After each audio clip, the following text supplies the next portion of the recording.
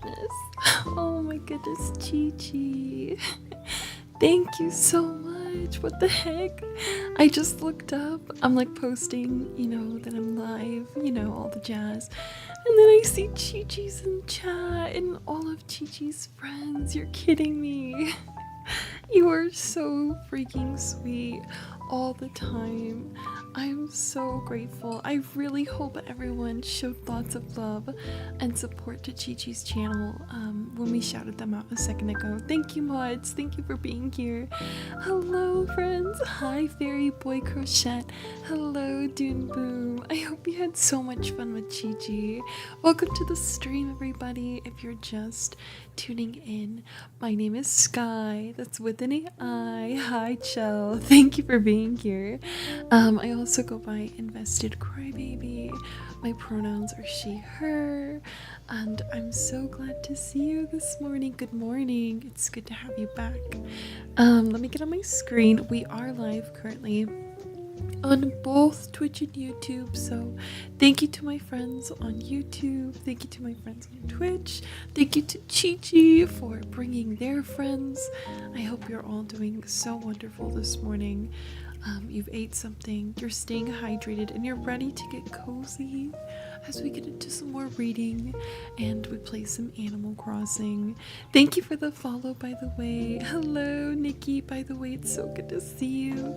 We have a little poll going at the start of the stream. If you want to let us know how you get ready for stream, we'd love to hear it. I hope you're doing amazing today. Thank you so much. Thank you for coming. So exciting. Oh my gosh. Listen, Jay was first to cry here on Twitch, and Ruby was first to cry on YouTube, so thank you to both of you for being here early, hanging out, relaxing. I hope you're excited to read more of The Summer I Turned Pretty, and just kind of chat with each other. Hello to Kalani and to Nyx. It's good to see you. Bryson's here. I'm so glad you made it. Mike is here. Chelsea's here. How was your night last night, guys? What did you end up doing? Thank you so much for coming. I believe Shisu's modding on YouTube.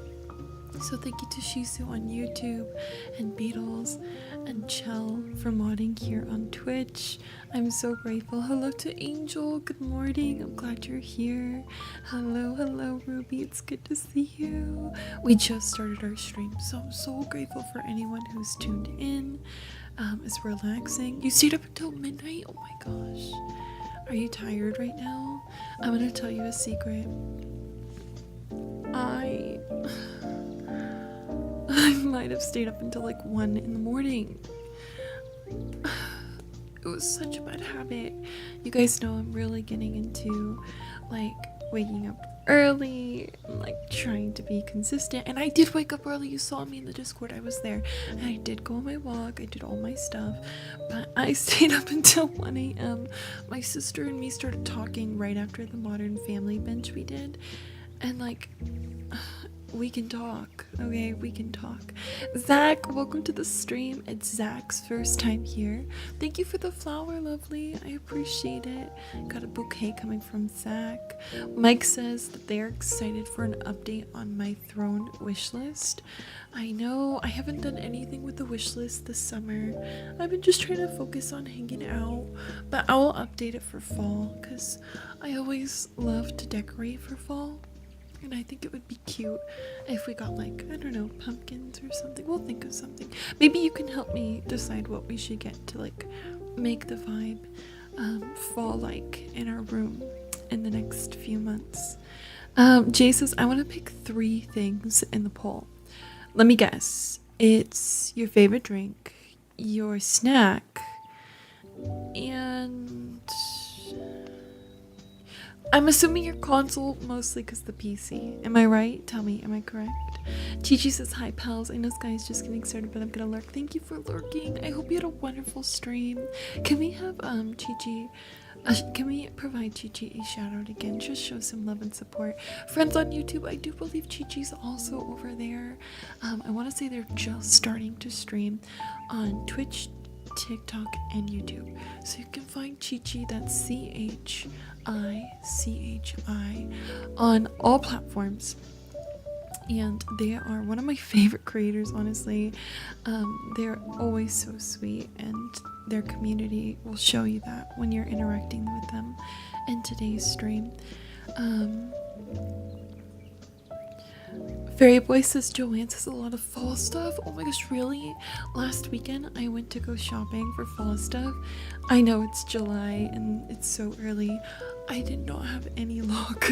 So I need to go to Joann's. I had no idea. I thought maybe I was like too early. I was like, oh, I'm just way too excited, honestly. Ruby, what did you do all the way up until midnight? What were you up to? I can't believe you're awake all the way up until midnight. And Kalani, thank you for being here. She says, Sky, I feel you, bestie. I'm currently trying to fix up my sleep schedule for the fall semester. If you know how to link Chi-Chi's channel, yeah, on YouTube, feel free, Shisu. Thanks for asking. Yeah, if you know how to do that. Thank you, Chill, for shouting out Chi-Chi again on Twitch as well. They're gonna shout out Chi-Chi on YouTube for the friends who are watching there. Anyway,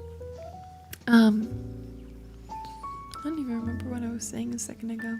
Hello to Crispy Spidey. Did you guys get good rest though? Were you like well rested today? I will admit, staying up until 1 in the morning was not my best decision. I really didn't even know it was going to be 1 a.m. when we were talking. We just kept going and going and going. And it was like one thing after another. It was really, really crazy. I was like, oh my gosh, next thing I know, it was like 10 p.m. and then it was 1 a.m. and I was like, I need to go to sleep. I have to wake up early. I still woke up early. Not as early as I wanted to. Woke up at 6:30 this morning and I went on a walk. And I did another 5 miles, so I was pretty happy with that. Oh my gosh, I have a story. Oh my gosh, I'm talking too much. Tell me, what did you do last night? Remind me, I have a story later. Logan, thank you for being on YouTube. You did an all-nighter? Oh my goodness. It must have been something in the air then. If everyone was awake, like super late. Were you all awake super late? Or is it just me, Logan, and Ruby? I'm curious. Chell, almost at 60 love letters. I'm so excited to see you hit 60 soon. And Chi-Chi, thank you so much for lurking and reminding our friends to refresh. If you came in with Chi-Chi, please consider to refresh the page. It definitely supports our community greatly, and I appreciate you for refreshing for us. 6:30 is when you went to bed. Oh my gosh, why though? Why? What were you doing? I'm so curious. Nikki says, I miss you guys so much. I'm feeling sick, so I'll be lurking and stream. We miss you more. You were up until 2 in the morning. Oh my gosh. Honestly, thank you for telling me, because that makes me feel a lot better that I was not alone when I stayed awake. You know what? I even drank kombucha. I usually try to drink some kombucha before going to sleep because that really mellows you. And I walked too. I drank kombucha. I showered. I did a bunch of stuff, and I don't know how. My sister, she told me right when I was done with the Modern Family Bench with all of you in the Discord last night, she was like, I really want to have some spicy noodles, and it sounded so good, and I was like, I'll go sit down there with you. And then yeah, she made some spicy noodles and we started talking, and oh my gosh, we were basically coming up with a new language. We were talking about specific topics, but we were utilizing you know what's funny is I don't think Johnny's here, but we were utilizing Star Wars as reference to what we were talking about, just in case somebody heard us. So we were getting into it. I think we were just really into each other, talking to each other, you know what I mean, and trying to find words in Star Wars terminology that would align with what we were actually talking about, which is nothing to do with Star Wars actually. Anyway, have you ever done that? Have you made up words? Have you put in, what is that called? Gamer King, it's good to see you. Good morning. I hope you're doing well. Anyways, so I'm pretty tired, okay? I have a coffee, I have a green tea, I have some water. So I'm going to be taking in all the different liquids in hopes that I can build up some energy today. I had a really good day yesterday. It was my first morning stream back, so I'm really happy that I did that. And I don't know, I was so happy when I ended and it was like still early and I got to make like a nice meal. And I had like so much time. I just had so much time, so I was really happy about it. So I really wanted to make sure I was here today so I could be happy again. Thank you for saying you love it here. I appreciate the redeems. Chill says, yes, you're giving me throwbacks 2 times with my sister when we were younger. Yeah, so I'm glad you can relate. I'm like, do I sound crazy? But that's what we were doing last night, and yeah, it just got a little too out of control, I guess. Luna, how are you? It's good to see you. Friends, Luna's here. They have a command. So if you're on Twitch, you can greet them kindly with the command Luna. And Chelsea, thank you for being here again this morning. It's so good to see you. Chelsea says, I love your fit and hair. It's so cute. Thank you. One of the conversations me and my sister had is how I've always had an obsession with headbands. And I was like, watch, I'm going to wake up tomorrow and put a headband on. And that's exactly what I did. I was like, yeah, she's back. And so are the headbands. Angel says, oh wow, every time I see you, it's like light shines. Your beauty is blinding. Thank you. I'm also really into yellow right now. I've done multiple streams. I feel like wearing yellow. I don't know, I just really like yellow right now, like a lot. It's a bright, happy color. Mike says, I did a 4-mile walk this morning, Sky, and it felt good. Oh, I'm happy for you. Was it really hot? Out of curiosity, I'm so glad that you are out, you know, and active. That's really good. Did you drink a lot of water too? Chelsea says I stayed up until 3 in the morning and I woke up at 11. I can't believe everyone was awake. That's crazy. Mike says it was warm for sure. It was really warm for me too. It's still warm. I'm like warm right now. I'm like, oh my gosh. Luckily I'm not wearing much. Johnny says, Sky. Hi, my gorgeous bestie. Good morning. How are you?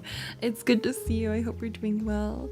Jay says, I had a pleasant day yesterday, but then had a small freak out last night for 3 hours.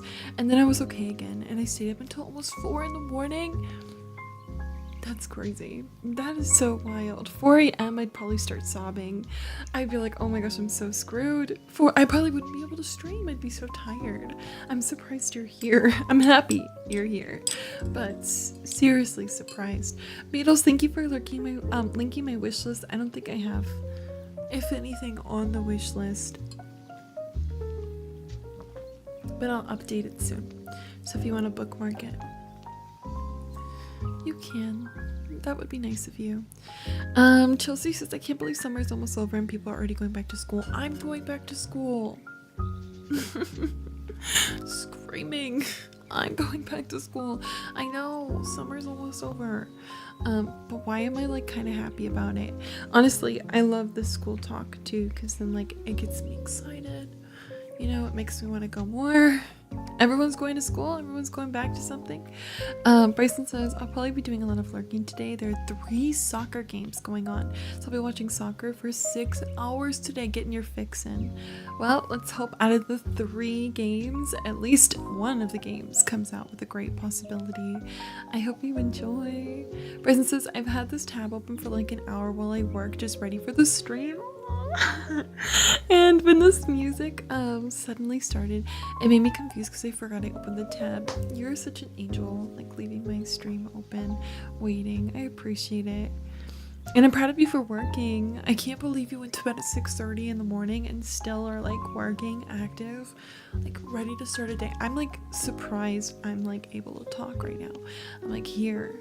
I never stay up until 1 a.m. so honestly, I'm not happy about it. I'm still not happy about it, as you can tell. Fairy Boy says that they were up until 2 in the morning. Is it a regular thing for you all to stay up super late though? Like that's my question. Because for me, like I just said, it's not a regular thing. And I don't want it to become a regular thing at all. I definitely am going to try to go to sleep a lot earlier tonight. Joe says I wasn't up super late, but I was a little bit mentally going through it. No! I hate to hear it.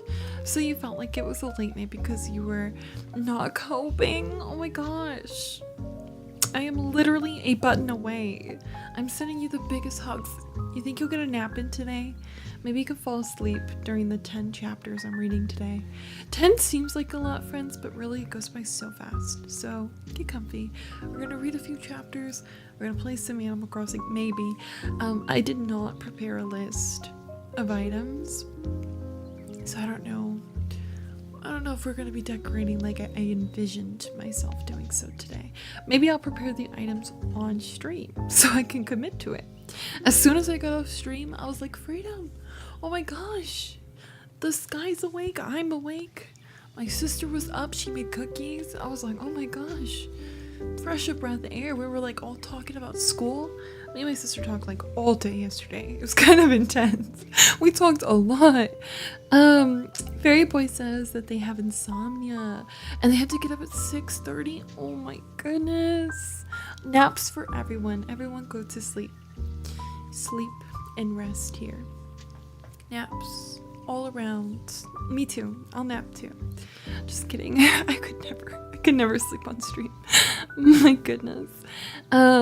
Between 6 and 7 tends to be your bedtime. I can't believe you stay up until like the sun comes up. Honestly, I'm too anxious for all that. Like, I would be like freaking out if I saw the sun come up while I was sleeping. Like, while I should be asleep, I should say. 61 love letters for Beatles. It is such a flex, honestly. I think they have the highest count for love letters. Slay.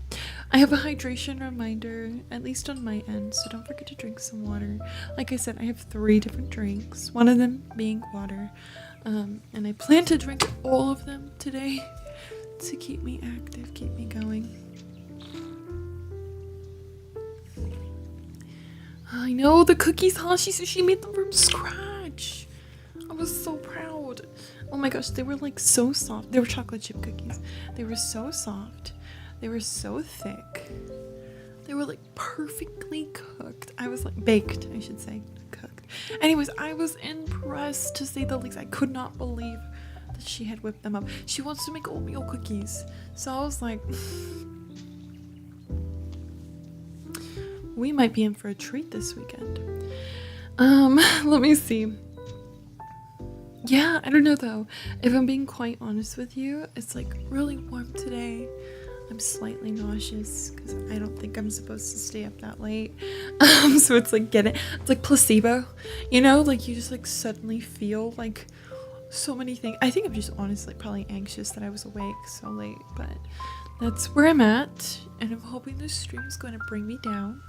And like when I read, I'll like get really into the story, and then I'll get really into the island, and I'll get really into whatever you're telling me, and it'll all like balance itself out. Johnny says, I just got in from soccer workouts. Yay! Was it hot for you? You said, Bestie, I had the worst eye strain while grinding a Maple Story. No! I hate to hear it. Do you have eye drops? Sorry, I forgot I needed to charge my phone. Hello again, Luna, and hello, Uwu, on YouTube. How are you two? How's it going? Welcome, welcome, welcome to the stream. Sorry. Anyway, let's see. I do have one thing on my wish list. It's lighting, so we can have more, options as far as like color goes for the background, proper lighting. So hopefully we can get that crowdfunded. Then I'll add some more stuff, contribute to the lighting for our background here on Throne. The link is in my about section, I believe. Johnny says, I literally spent 10 minutes of the grind sesh not being able to see Johnny. You would have stopped, but you had EXP. Oh my god, no. I'm about to use the full name. Jonathan. Jonathan, when your eyes are straining and you cannot see the screen, I don't care how deep you are into a journey, you need to step away. You need to close the computer, turn it off, put the phone across the room, snuggle up with Rosie, and go to sleep. I'm concerned for your eye health, please. Oh my gosh, I'm so stressed. Hold on. Catterpuff is here. Use the parkour commands. I freaking miss you so much. I miss Catterpuff so much. Oh my gosh. They said, hi, I got to work early to do a color blindness test, and now I'm waiting in the parking lot to go in. I got Starbucks for the first time in years. I'm living. Miss your beautiful face. I miss you. Listen, it's the last week of July, and we're getting back into things, okay? That means we're starting a show. You, me, and the rest of the besties.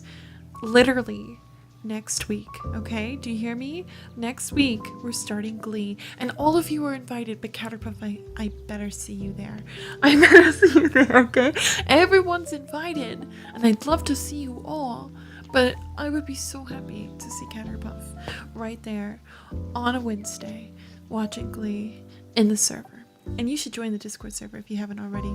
Hello, by the way, thank you so much for the cheers. You needed to reach 1,000 total bits. Oh my gosh, slay. Thank you for 1,000 cheers towards the channel in total. You were so invested. I appreciate you, Luna. So sweet. Hello to Colton on YouTube. I'm not starting with Animal Crossing today, but I love the title. Thank you. I cannot wait. That's going to be so nostalgic for you. So is it good? Because, like, I've never seen Glee, and I'm like a little bit scared. Dude, part of me was like, should we just restart Gilmore Girls? But that's just a really bad trait. That's just a toxic, like, attachment. Like, I know we can't do that. But, like, part of me was like, should we just? Maybe we could. Or The Office. Like, why was I, like, becoming nostalgic? I was like, you know what? We could just go back to one of the comfort shows. Maybe. You gonna match me and my energy? Alright, let me see. Mike says, I love learning and being educated on stuff from school. I just don't like waking up insanely early. And the social aspect of school, I've always appreciated, not necessarily the social aspect, Mike, but the academic environment. I really like that, at least when you're older, you know, and you're like out of primary, the people who go to school, they want to be there, and most times they're paying to be there, just like me. So I appreciate the atmosphere because I know that everyone who's there wants to be there. One, is paying to be there. Two, and has a purpose for being there, you know? So I appreciate it a lot. I love also, you know, just learning, expanding our minds, and I'm hopeful that, you know, being here, you get similar benefits. I'm not a teacher, but, like, you know, like, as far as the atmosphere goes, you feel inspired, you feel creative when you come to our channel. You want to do something, you're like, wait, I want to read now, or I want to build something, or I want to color, or I want to draw, or I want to do something creative. Angel says, I got a package incoming, Sky, and it's free shipping with overnight shipping. The package is my never-ending love. Cute. I wasn't expecting that. You got the Xbox? Oh my gosh, you got the Xbox. You've been playing Fortnite, X Defiant, college football, MLB The Show, and Super Mega Baseball. Slay. Congrats. That's awesome. That's so exciting. That's so exciting. Oh my goodness. And all the games. I'm glad that you're enjoying it. That's so iconic. Bryson says, I went to bed at 6:30. I woke up around 12. I went to work at 1. Now we're here. First of 3 soccer games is starting in 30 minutes, so there's no time for a nap. An early bedtime, hopefully, maybe. Johnny says, late is when I get the most of my gaming fix in. I get that. I get a gaming fix. But again, if you cannot see and your eyes are literally, like, straining and you're, like, struggling, and that's when you call it. That's what you would not want me to do that, right? Like, let's be honest. Like, if I was up on here and I was like, yeah, guys, I can't even read the chat right now. Like, my eyes, they're just dying. You're gonna tell me to get off stream, right? You're gonna tell me, get away from the computer, turn off the lights. I'm telling you the same thing. Because we're friends, okay? I care about you. Berry Boy says, cleaning up is done. Oh, good. Let's go. You try hard to go to bed early because 2 of your kiddos have summer school and their buses come between 7 and 7:45 in the morning. Oh my gosh. Criminal to come in the middle of summer at that time. If they're gonna do summer school, I wish it would start a little bit later. Like, please give them a small break if they're gonna go. At least they're going. I'm so sorry for your 2 kids. That makes me really sad. But I'm glad, you know, that you have a balance in your schedule, and I'm happy that you were able to clean up. Chell says, me forever never, I'm reaching out. She's working on it ish, but just being here brings me right back up. A phone works both ways, I'm just saying, and I'm always using the phone, so I really hope that you remember yours works too. Screaming. I'm glad being here is a good vibe overall. She says, I took a small nap before the stream started. You squeezed a nap in? If I squeezed a nap in, I wouldn't be here. I would like probably sleep the whole day for being. I probably wouldn't wake up. I'm impressed with you. You know what? It has been a minute since I napped. That's probably part of it. You know, she naps. Yeah, Chell was the very first person, like, I can remember that was like, I nap. Like, casually nap. Like, I take care of myself. Thank you. I rest. And I was like, what? You sleep? Not me, no. I think at the time when I met Chell too, I really didn't sleep. Like, I was like taken back to read a nap. I was like, I'm doing 6-hour days, and I'm not sleeping. And she was like, you should rest. I've been a different person ever since. I've been a happier person ever since, let me tell you. Okay, let me tell you. Johnny, thank you so much for your 43rd love letter. So many love letters. Fairy Boy says, I was able to take a nice nap after the bus picked up my kids. It made me late for my own stream, but sleep is always worth it. Sleep is priorities, okay? Priorities. I know, grounding us, humbling. You don't have to work all the time. Yeah, prioritize your sleep and you'll become happier. Jay's speaking facts over here. Jay's also having breakfast. What's for breakfast this morning? I was really lazy. Okay, I was honestly proud of myself because I woke up at 6:30, like I said. I wanted to wake up at 6. I'm 30 minutes late today. Like, I'm 30 minutes off everything, as you can tell. I was going to be here at 10:30. I showed up at 11. The 30 gap is just going. I'm pushing the 30, like, every, like, point that I'm supposed to make, unfortunately. Anyway, so I did not want to make breakfast today, unfortunately. It happens. I hope you eat on behalf of me. Eat to make yourself happy, healthy. I'll be eating after this for sure. Bryson says, that's actually the problem for me most of the time. I stay up late because of anxiety. It's so bad at night, but then seeing the sun and hearing the birds and stuff calms me down enough to sleep. Wow. I'm sending you big hugs, Bryson. Fairy Boy says, oatmeal raisin cookies are my favorite. That's literally what my sister wants to make. I will be so happy if she does. And then Luna redeemed for us to sip some water. So we're gonna drink some water. I can't wait for the fall. I can't wait for it to not be like super warm. I can't wait to where I can just wear a sweater. Yeah, I can't wait for fall. I'm really looking forward to it. Are you excited for fall? Cat lover, welcome in. It's good to see you. I'm Sky. I don't. I guess I was just staring at a screen for too long. Yeah. Alright, I'm skimming through. You're Uwu on YouTube. Uwu! Thank you for joining me on Twitch. So sweet. So sweet of you. So screens are definitely not good for your eyes. As a fairy whose vision is slowly deteriorating, please don't do that. I cry. I know, right? Like, oh my goodness. Intense. Let me see. Johnny says, to be fair, I have been going way hard on my wind archer since he's a fresh 6th job. Fair. I get it. But I'm like, boundary, okay? Set a boundary.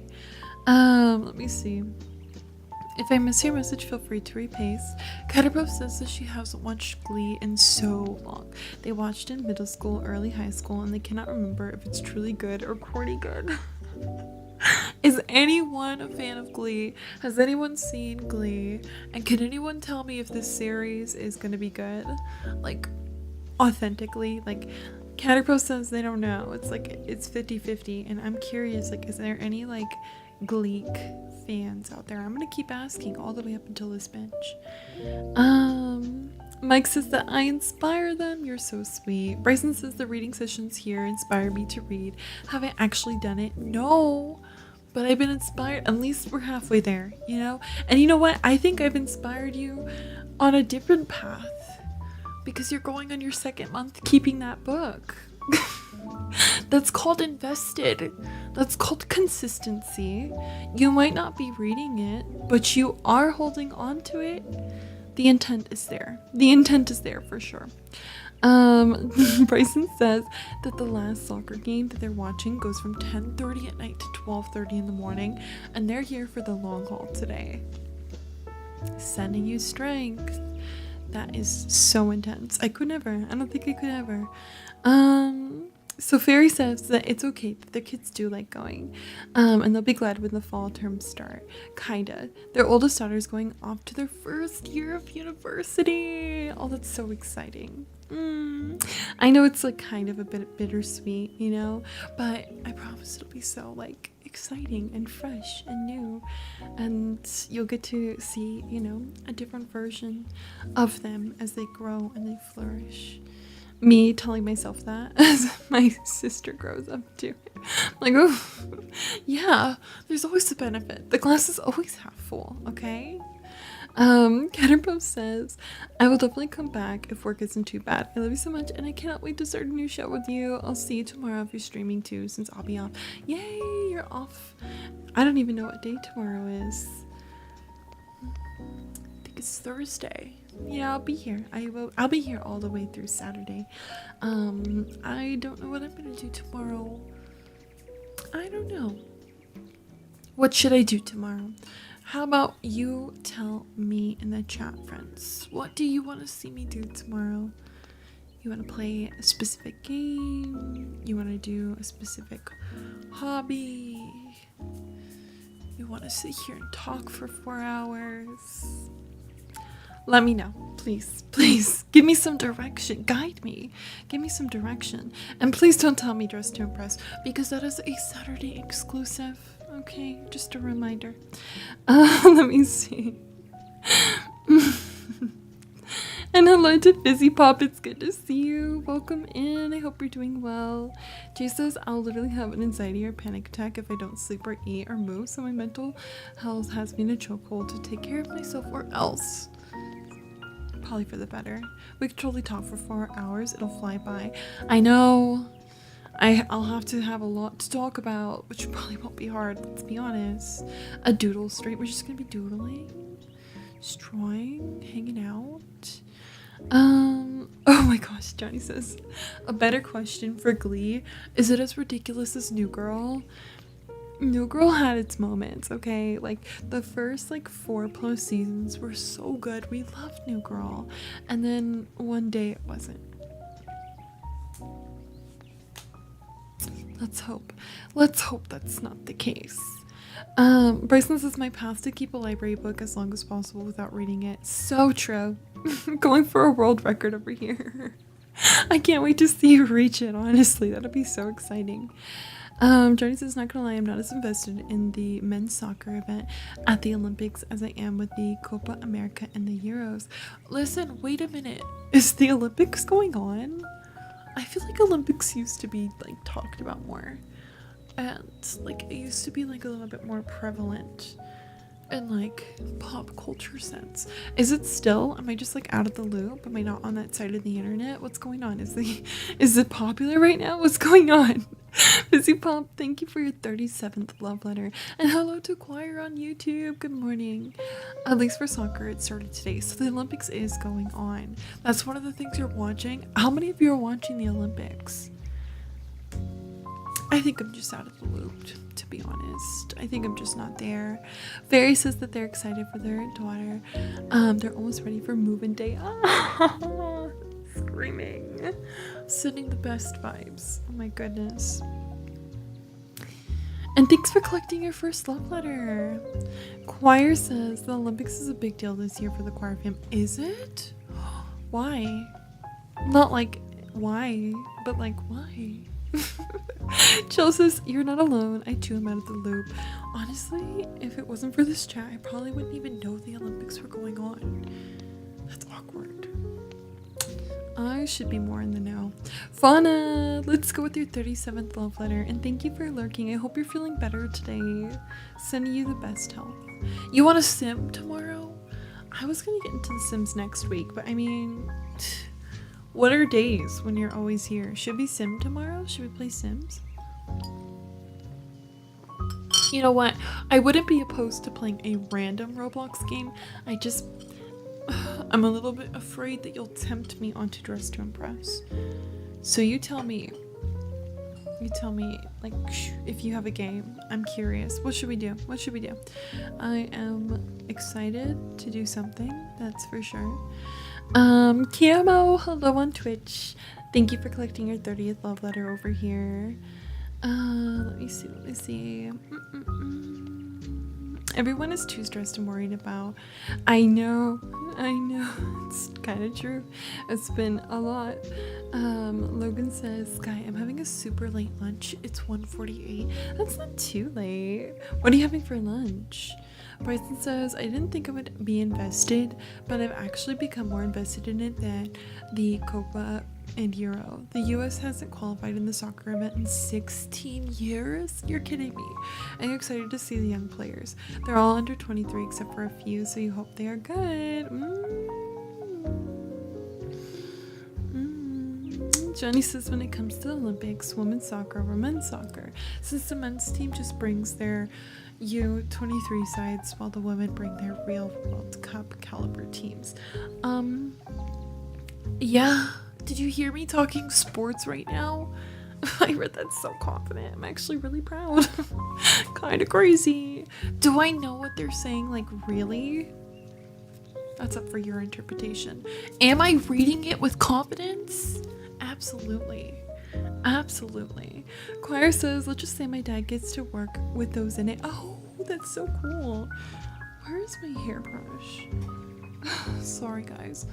My hair is really, like, a mess, in my opinion, and I'm not really feeling it. I'm like, whoa, it's getting a little chaotic here. Brenna, hello on YouTube. You said you love my videos, and you love to play Animal Crossing as well. Thank you. I'm so glad you're here.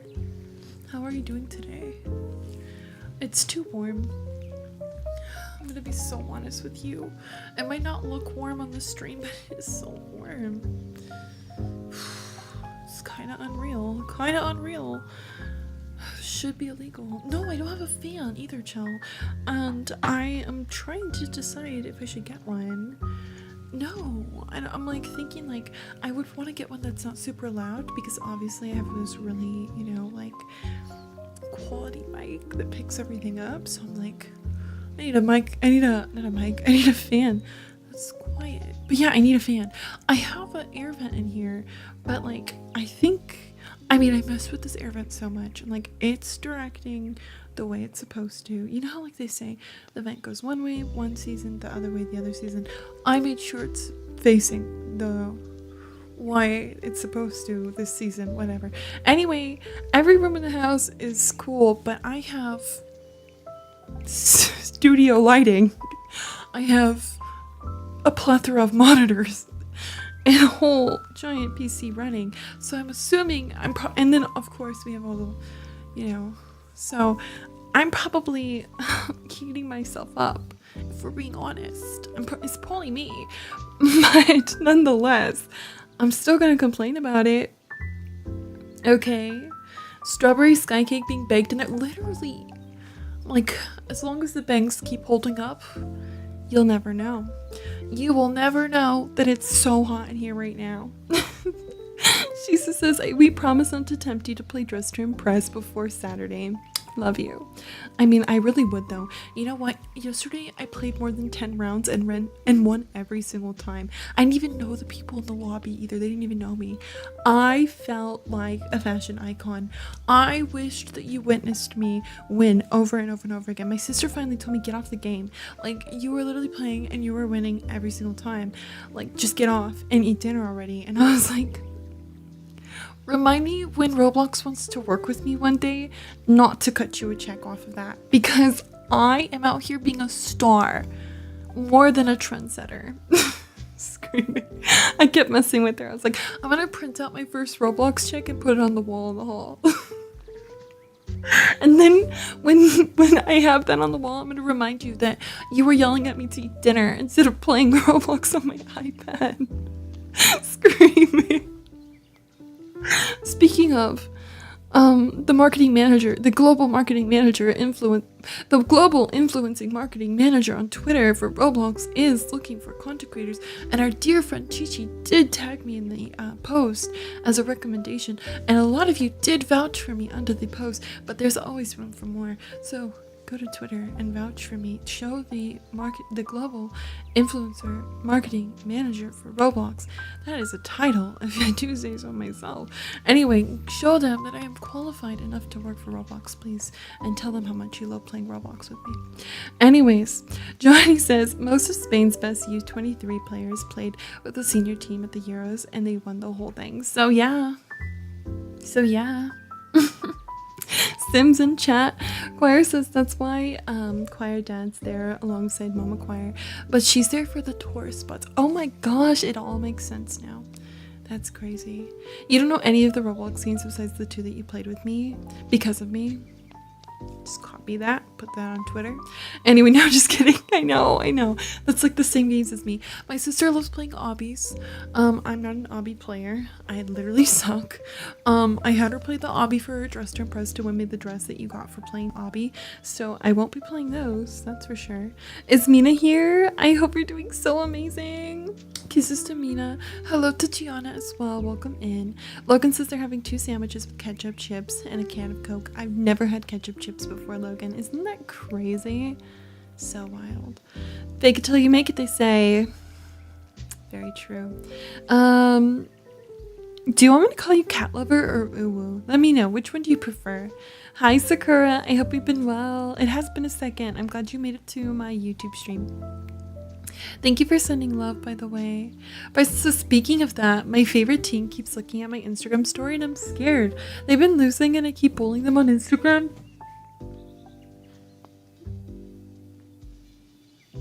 Bryson says they weren't supposed to actually read it. Bryson, what the hell?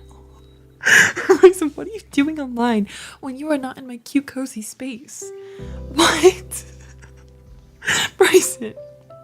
I feel like every single day I have a conversation with you and every single day you tell me something that just really takes me back. I just like back up from the computer, I'm leaving. Like, what? Literally, like, who are you? I've known you for like 2 years. Who are you? Do I know you? That used to be a running joke in my channel. Do I know you? This is crazy. Oh my gosh, I lost my chat. No. Oh. Yeah, well, that happens. Let me see. Brenna says they're doing fine today. Good, Brenna. I'm glad you're doing well today. Camo says, look at Sporty Sky. Who is she? I love it. I know, I'm so well educated. Would you ever have looked at me and thought that? I bet not. Don't forget to drink some water. It's time to stay hydrated. Which of the 3 drinks did I drink? Just kidding. I'm gonna drink the green tea. Johnny says easy translation. Oh, you're coming in with the translation now. I fully understood it. Did you not hear me read that with confidence? I'm just kidding. The men's event, the reserve teams, the women's event, the World Cup not organized by FIFA. Did you hear that, folks? That didn't understand the proper terminology that I read with confidence 5 minutes ago? Well, now you know what it meant. Jay says the lighting monitor PC, it's gonna be so warm. My PC keeps my room really warm, so I have my AC set to 70. You know, I cannot drop the AC to 70 when most days it is just me in this home. Like, It's quite bold, especially when, again, I'm running so much equipment and lighting. The electric bill is gonna be ran up and fast, very fast. I wish I could even have my door open, but you know, with my sister here, I'm like, do I really want to give her a front row seat to my stream from like a third person perspective? And I decided I didn't, so I have to keep my door closed too, so there's like no like airflow. We need some airflow. That's what we need. Anyways, Logan says, Sky, I came up with ideas for stories. Oh, let's hear your ideas. I'm so excited. Wow. It's almost been an hour and I have not stopped talking. Thank you for being here. Stay tuned. So many hours more of just hearing me going and going. It won't always be just chatting though. I will be reading a book today and maybe I'll be playing some Animal Crossing. We'll see what happens. Mike says, wow, I almost forgot. Mike says, what's crazy is, Sky, that the Copa America finals, wait, hold on. What's crazy, everyone, is the Copa America finals, there were people who didn't have tickets climbing into the stadium to see the game. They were climbing into vents, climbing onto walls everywhere. They had to delay the game for an hour. Wait, that actually happened? That's actually really crazy. People are feral for the Copa America finals. They're feral out there. They're feral. It's crazy. Have you ever tried Teddy Together? No. What is that game? Is it good? Oh my gosh, there is a game I could try. Should I play a new game? Like, should I do The Sims? Should I just chat? Should I have no other options. What should I do? Tell me. Tomorrow. This is for tomorrow's stream. Let me know. Johnny says, to be fair though, when it comes to the Olympics, I want to watch Spain's women's team play again. They dominated and won the last Women's World Cup. I saw that. Choir says, also I was on the phone with my best friend, so that's why I was late here. No, you weren't late. No worries. I'm glad you're here. Sakura says, I feel so cozy today, even though it's the middle of summer. I forgot how much I loved your stream, Sky. Thank you. So sweet. I know, I really wish it was fall. Fall plus me equals ultimate cozy. But you know, we'll pretend, even though it's literally probably scorching hot outside. Wait, Johnny, I heard something crazy about him just the other day. Kind of wild. Did not believe it. It's a little awkward. I'm not gonna talk about it here though. But you know, you should look into that. That was a little intense. If you know what like message I'm responding to. Listen, says Bryson. Their team has lost 8 games in a row. This is their fault.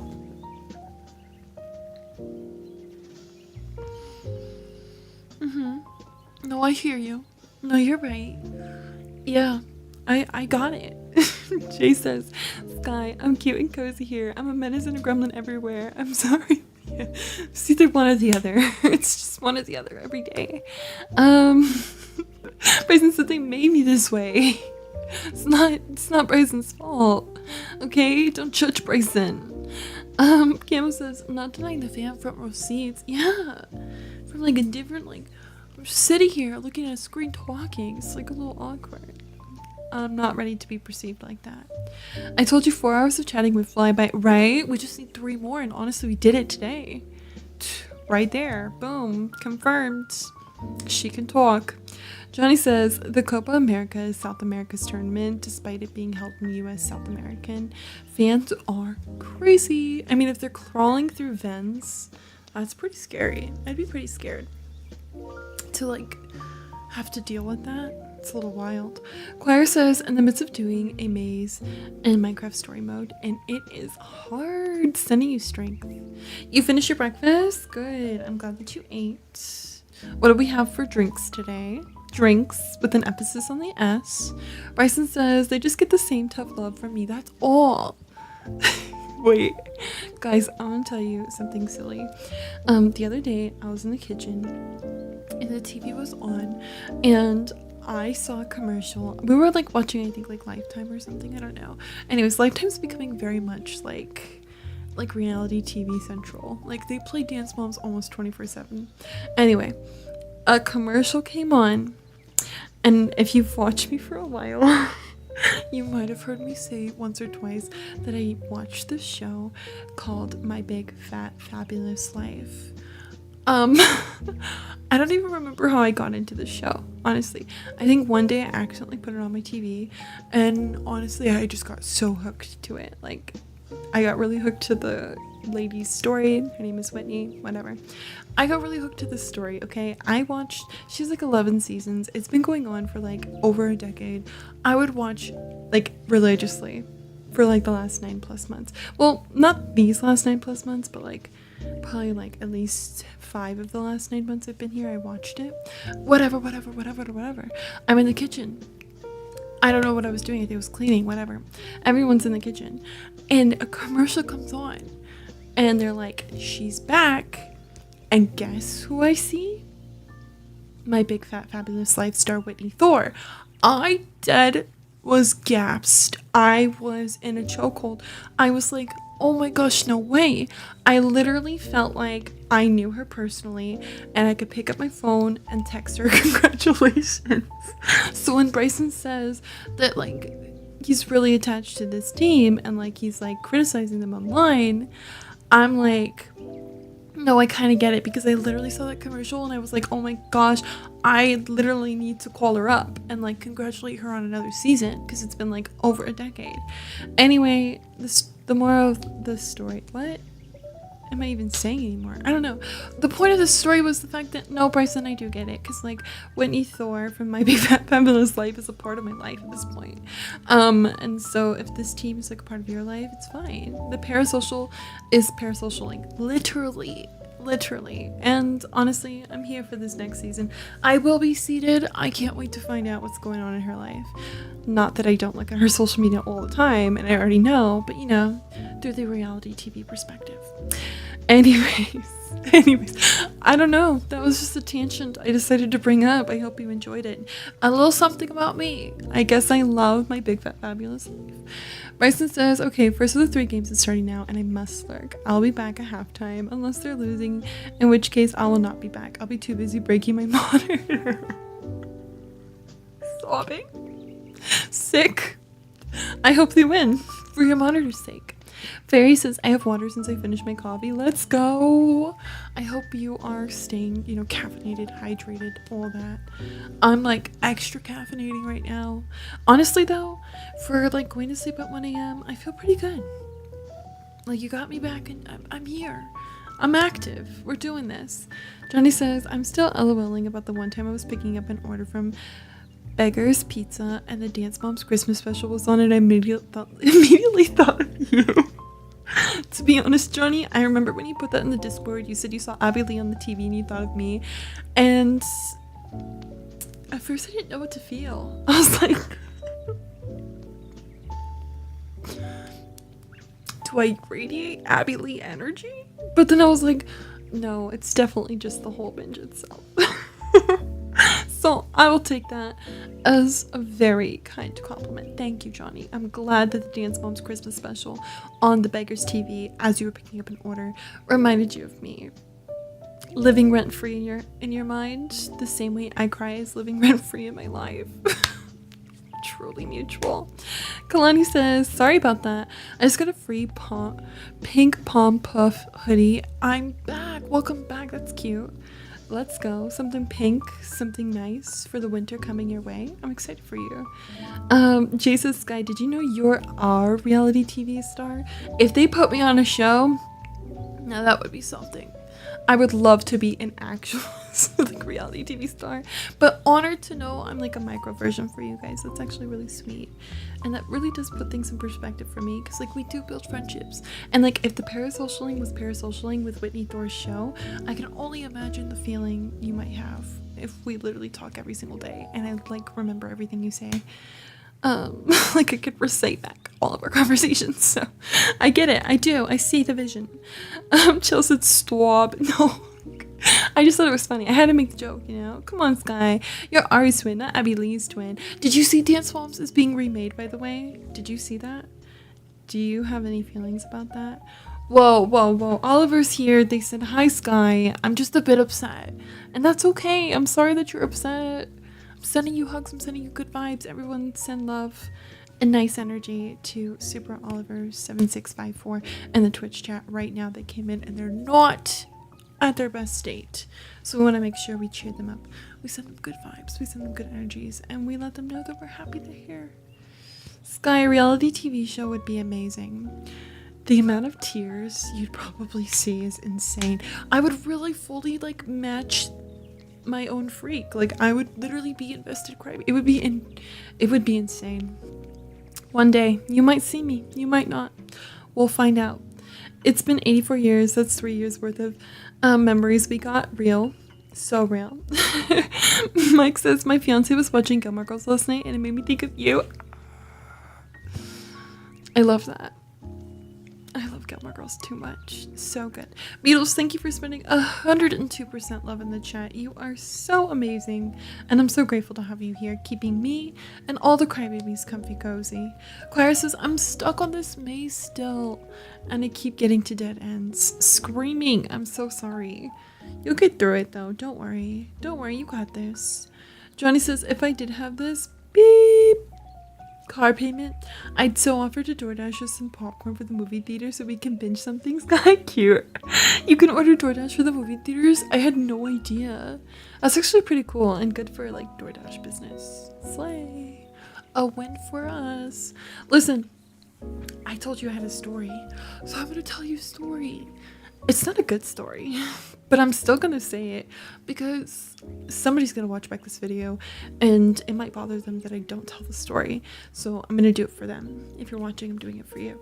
Anyway, so last night I went on a walk. I did like 7 miles yesterday, by the way. I was really happy about it. Let's go. Okay, I did 5 in the morning and 2 in the night. But let me tell you why it was 2 instead of 1. Because I usually wouldn't do 2 miles in the night. I've already done 5. I don't really need to do 2 more. Like, it just felt like really unnecessary. But let me tell you why I ended up. I was on a walk last night. It was nice. It wasn't even hot. There was a nice breeze. There was crunchy leaves. It was feeling like fall. And I was really happy about it. I was like, wow. Maybe my delusion isn't that far off, and autumn really does start in August, unlike everybody else's opinion, where it starts in September. Nonetheless, I'm crunching leaves, I'm walking, I'm relaxing, and I usually do like the same walk. In the morning, I do the walk, and then I do it backwards. Whoa, she's getting crazy. Anyways, in the night, I sometimes walk by like a little park area. There's usually cute kids. They're like playing, whatever. It's cute, it's sweet. Especially on Tuesdays. Very nice. Anyways. I'm walking past the park and there's these 2 guys. And they did look pretty scary. But that doesn't stop Sky. I have sunglasses on. So simply they can't see me, obviously, right? Like you put the sunglasses on and they just don't see you. You're invisible. Completely gone. At least that's what I think. Anyways, so I walked past them.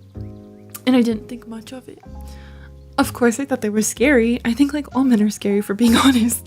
So I wasn't that much fazed by my feelings. Nonetheless, I walked past them. And then I turned around to walk back. Because I like do like a loop. And I was like, boop. Anyways, whatever. I'm walking back. And I see these guys again. And I'm like, oh no. They're walking really slow. That's bad because I walk really fast. So I was like they were noticing me and I was noticing them, and I don't like conflict. We all know that. Let me see. So I was like, oh man, they're noticing me and they keep looking back. I don't want them to think I'm following them or something. Like that's super weird. That's just anxiety. Who knows what they were thinking? That's what my brain told me. So I was like, you know what? I'll just walk up this super tall hill that I walk up like every single day. Incline, baby. Let's go. Another flight added to the little Apple tracker thing on my phone. Slay. So I'm going up that hill. Better safe than sorry, as Jay said. And I saw that they turned on my street. And they were just sitting at the corner of my street. And I was like, damn, that really sucks because I need to go down that street once I get back from this big tall hill. Let's hope they're gone by the time I come back down, right? Please. Because I really don't want these guys to know where I live. That's like fear. That's nightmare-esque, right? So I'm going up this hill. And You think it can't get worse than the two men sitting at the bottom of your street. But as I'm going up this hill, I see 3 girls. Okay, woman, let's go, slay. No, there's 3 girls and they're like in a group like this. And I'm like right here. And like low-key, they were taking up the whole sidewalk. So I was like, oh my gosh, I'm a little bit scared. But then I noticed there was a car next to them. And they had their hazard lights on. So it's like blinking like this. And I heard music, specifically Drake. I was like, oh, I'm on the wrong side of town or something. What's going on? So I hear this music bumping, and then I see the car next to the girls. And obviously, as a woman, my first thought is, oh my gosh, there's a car following these girls. Right? So before looking at the car that was literally next to the girls, driving next to them, I look at the girls, right? To be honest, I didn't even look at all the girls. I looked at the girl in the middle. I don't know why. Like, we just kind of... and I'm still wearing my sunglasses. But, like, we kind of just locked eyes through my sunglasses. And I was, like, very, very quickly, like, super, super quickly, like, I didn't even stop walking. I just looked at the girl, and I was like, do you know them, right? Girl, you gotta keep each other safe. There's 2 men at the end of my street. If I don't ask these girls if they know the person in the car, then I might be at the bottom of the street in like 10 minutes. So I asked them if they know the car that's literally following them right next to them with hazard lights on. And the girl quickly tells me yes. So I'm like, okay. I then side-eye the car, right? Because obviously I want to see who's in the car. And I see county of... So they are literally a part of legal stuff. And I was like, what's going on here? Then I clock that the music's not coming from the car. It's coming from one of the 3 girls, and they have like a speaker on their back. And I was like, oh my gosh, I instantly regretted interacting with them. Well, then I really, really regretted interacting with them because then the 2 girls on the side of the girl that I asked clocked that I asked the girl in the middle if she knew the people in the car, and they were like, no, we don't know them, trying to scream, trying to like get me to like interact with them, like trying to get me to come back and like be a part of whatever drama they were in. And I started speed walking so fast because I clocked that was like a county car, and I was like, obviously these girls are not good, like they're troubled. Okay, they were young too, so they're like troubled girls. They're literally troubled girls. And I was like, oh my gosh, this is bad. They literally look like they could beat me up. I was like, I am so screwed. I can't fight. And I know they can. Like, they literally have a speaker on their back. They're bumping Drake, and they're like trying to cause a scene. They were like screaming at the car, throwing stuff at the car. It was insane. So I kept walking. And walking, and I honestly was so scared to go home because now there's 2 guys at the bottom of the street by my house, and then there's 3 girls and they're all trying to mess with me. Well, the one in the middle really wasn't, but the other 2 were trying to mess with me and try to tell me that they don't know the car, but obviously they know the car's following them for a reason. I was so stressed, you have no idea. And I was like, what am I gonna do right now? What am I gonna do? What am I going to do? So I crossed the street, and inevitably I'm going down this tall hill I came up and past these 3 girls on, and I know at the bottom there's gonna be 2 guys, and I'm just praying that nothing happens to me, because I'm like, wow, I'm really out here in the midst of it today. And I even thought to myself, I said, is there like a Friday or something? What day is it? It's a Tuesday night. Who's out here like this on a Tuesday night? Well, it's summer, so apparently these kids are. Anyways, the car is still following the girls. They're on the opposite side of the street. I'm going down the street. I'm walking pretty fast because I really just want to go home where there's cameras and locks to my house. And honestly, my father's here, you know, so I'm like, I'll be safer there than I will be out here with just my phone and my water bottle. Anyways, I'm going down the hill, and the girls are screaming at the car, and I see the guys at the bottom of the street, but they're not paying attention to me anymore. And I'm like, bless up, I'm safe. You know what happens next? The girl that I asked in the middle she's like running across the street. I'm like, oh my gosh, please don't be coming to me. But she runs to the guys waiting for them. And then the guys and her like talking, and then the car's still following the other two girls, and they're like looking back, like trying to get the guys to come, and the guys just end up going with that girl.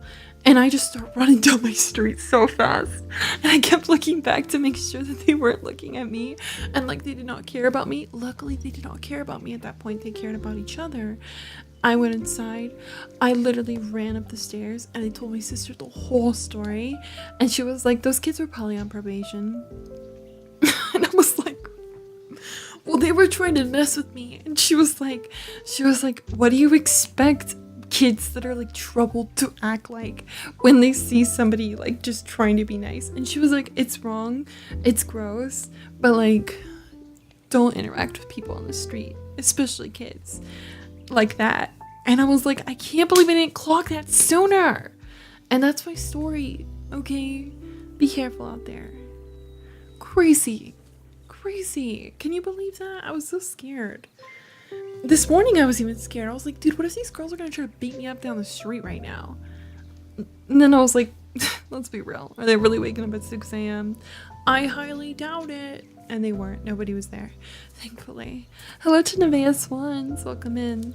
Yeah. She said, chill sis, here's a sound explanation. Literally, I was like, what do you think? I was like, are they orphans or something? What's going on? Mind you, the county car that I saw, I know the woman who drives it. I've seen her like every day when I would take my sister to school. So I knew her. I've seen her like all around. So I was like, I knew she lived in the neighborhood. So when I saw her, that's when I was like, oh yeah, this is bad. Like this is just drama. Like she's on duty or whatever. Anyway, crazy, huh? Neighborhood characters. Wild vibes.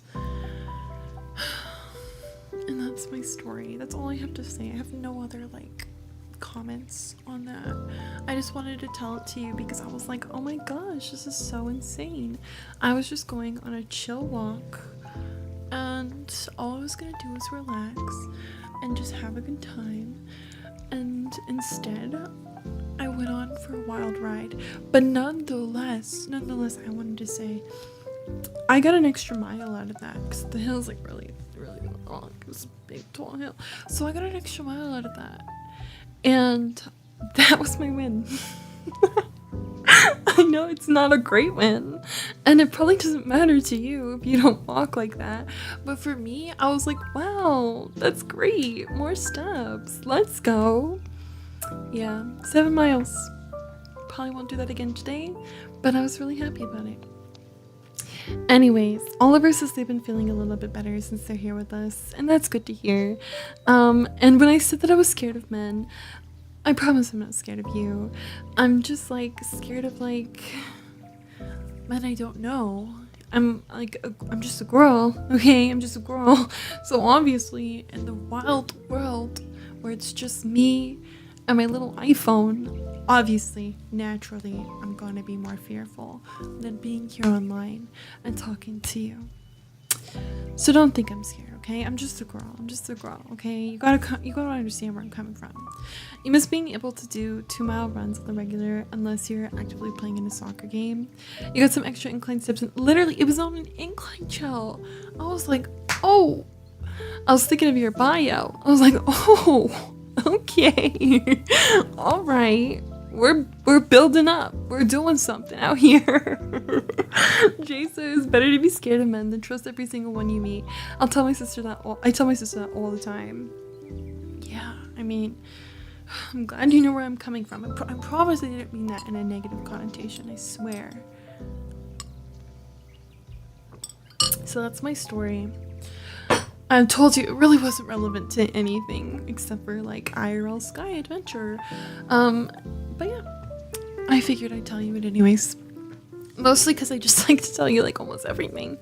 And it gave me an extra 15 minutes before I actually get into a story that I have to pay attention to, that I actually follow along with, you know? I don't just like check out while I'm talking. All right, well, I've been here for like almost an hour and a half, and I've said a lot of stuff. Too much stuff.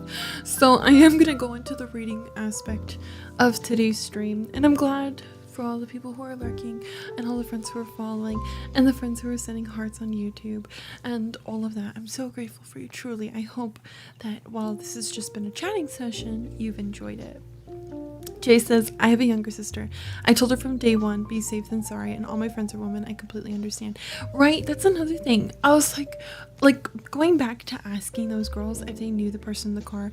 I really wish I looked at the car first, because if I saw the car first and I saw who was in it, I wouldn't have said anything, if we're being honest, because I see that lady all the time, like I said, like, and it's literally like the law, like it's borderline a cop, you know what I mean? So like, that's not my business. That's what I would have told myself. That's not my business. Clearly there's more to this than I'm perceiving.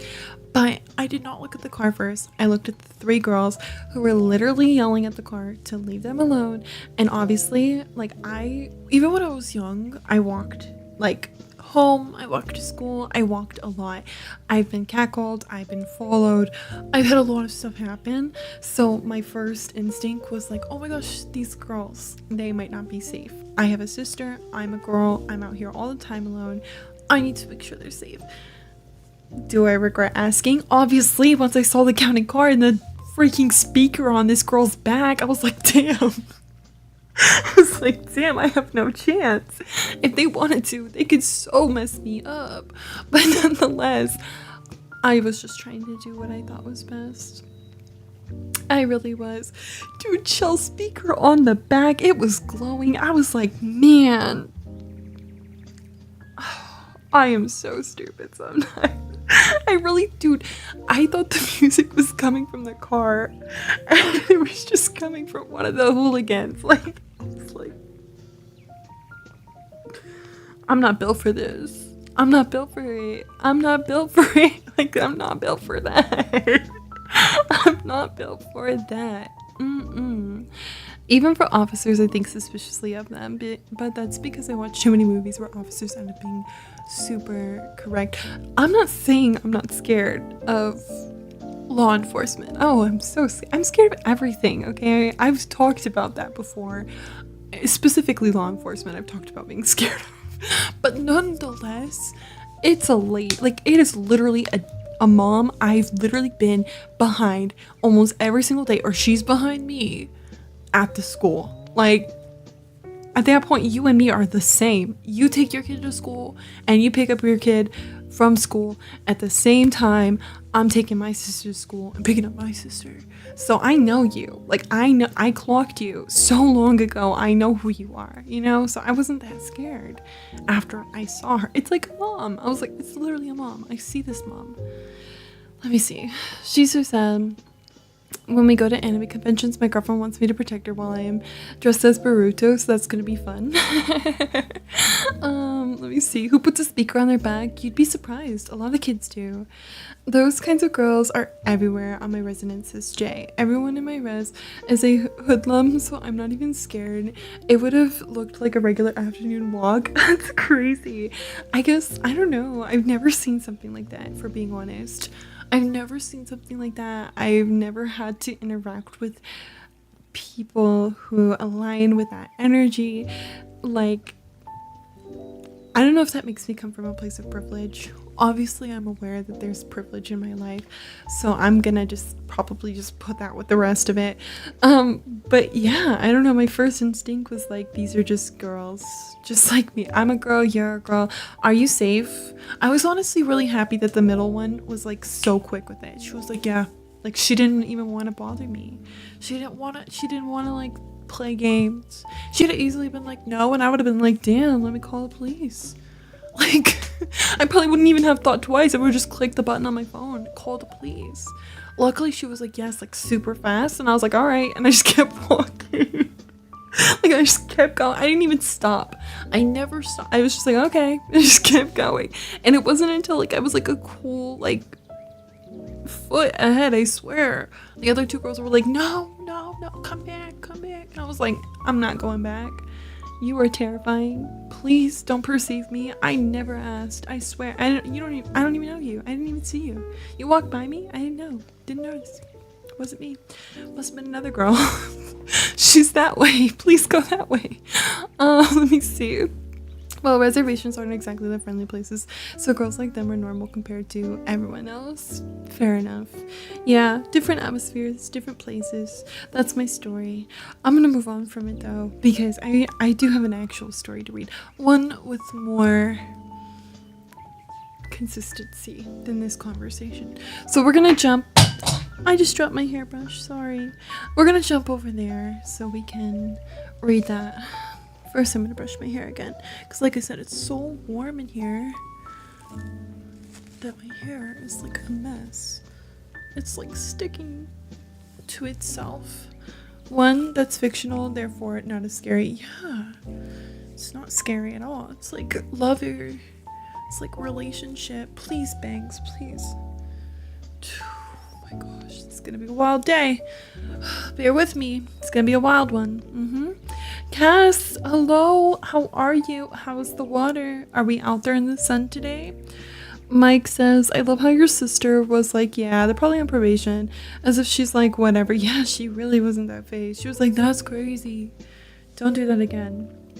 She was like, don't even talk to people. She was like, you should not talk to anyone in general. Like, what are you doing? I was like, I don't know. I don't know what I was doing. I don't know. I wasn't thinking. I'm sorry. Anyway, I'm over it. And I'm going on to the book. Far more interesting, I swear. You'll be so into this. I'm so into this. Last time we read The Summer I Turned Pretty, I read chapters 5 through 15. You can always go back and listen to me read. I have all my VODs up. So you can go and read them if you want to, or you can go and listen to me read them. They're very short. It takes like an hour to listen to the chapters that I've already read, but if you don't want to do that, that's okay too. Basically, there's some characters I will introduce to you briefly and then give you a little bit of a backstory, and then we'll go from there. Okay, so that's what I'm gonna do in just a second. Sky had no survival instincts in that moment. It's okay, we've all had a moment like that. I was not built for that. I was not prepared. That's all I'll say. Sky's hair is gorgeous. My hair looks like I just rolled out of bed. That's how my hair feels. I even straightened my hair today. Did you notice? My hair is not naturally straight, but you always see it done because I refuse to not have it done. I feel like it's just not the same without my hair done. Nonetheless, so straightened hair, and it's like a little bit warm in here. I'm actually disappointed. I'm like, please get it together. Cass says, so I think with going in and out from places hot and cold. Oh no, you've caught a small cold. That's so likely. Like if you're going from warm to cold to warm to cold and you're moving around a bunch and you're interacting a bunch, like I can see that for sure. I'm sending you so much good health and healing, and honestly, relaxing in the hotel is so nice. When I went to Vegas, the first day, as soon as we got there, me and my sister went to our hotel room and we took like a 2-hour nap. That's something I didn't include in the newsletter. We just went right to bed. We stayed up though, like before we went to Vegas. We stayed up until like 5 in the morning. We were trying to get on that Vegas schedule. We were on Vegas hours the whole time. Hello to Straub Jens. It's good to see you. Welcome in. Thank you for supporting me. I appreciate it.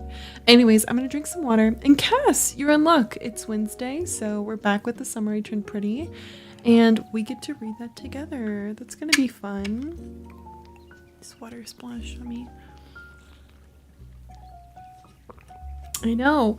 So last time I was here, there were some insinuations. Hello to Fantasia. Cute. Welcome in. All right, listen. Last time I was here, I read chapters 5 through 15, and there was some insinuation that Belly, who's the main character of The Summer I Turned Pretty, was into not only Conrad, but also Jeremiah. There was like insinuations. Who was it? She's more into Jeremiah than Conrad right now, I believe. Jeremiah stayed behind with me. We watched TV and played cards.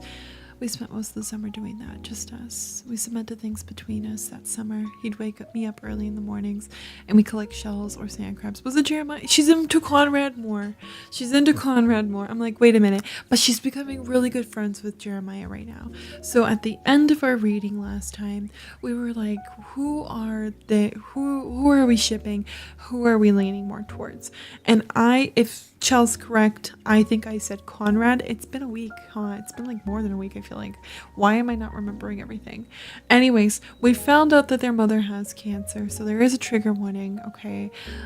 Recently, I had somebody in my family pass away from cancer, so I do want to let you guys know that there is that type of conversation in this story, and if that's triggering for you, I recommend to turn down the volume and join us in an hour or so when I jump into Animal Crossing. We'll be playing Animal Crossing as well. Other than that, the mom is sick, okay? The dads are not that involved. I think one of the dads is coming soon. The boys are boying.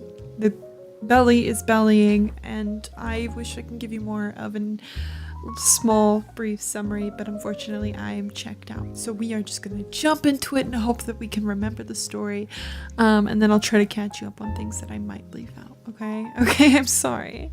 Happy wedding. Oh, did you mean Wednesday?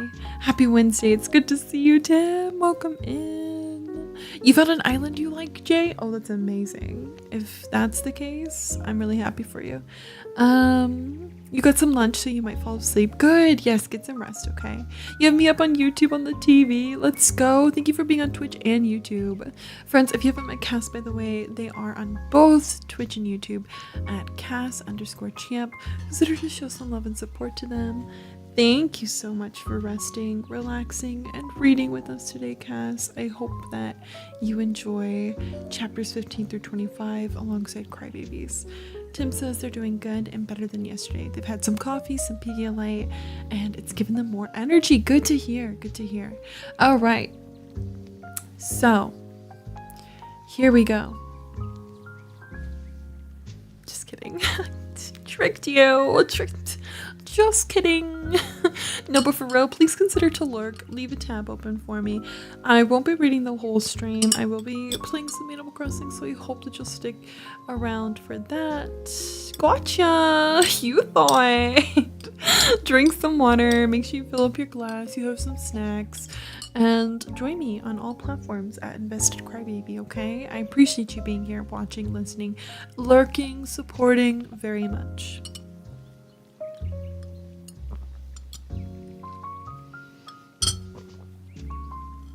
Sorry, just getting extra caffeinated before we start.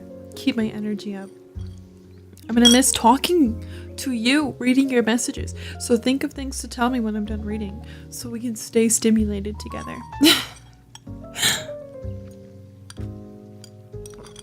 Honestly, the coffee's really good today. It's strong, but it's good. Anyways, this is chapter 15, The Summer I Turned Pretty. It had been raining for 3 days. By 4 o'clock the third day, Jeremiah was stir crazy. He wasn't the kind of person to stay inside. He was always moving, always on his way somewhere new.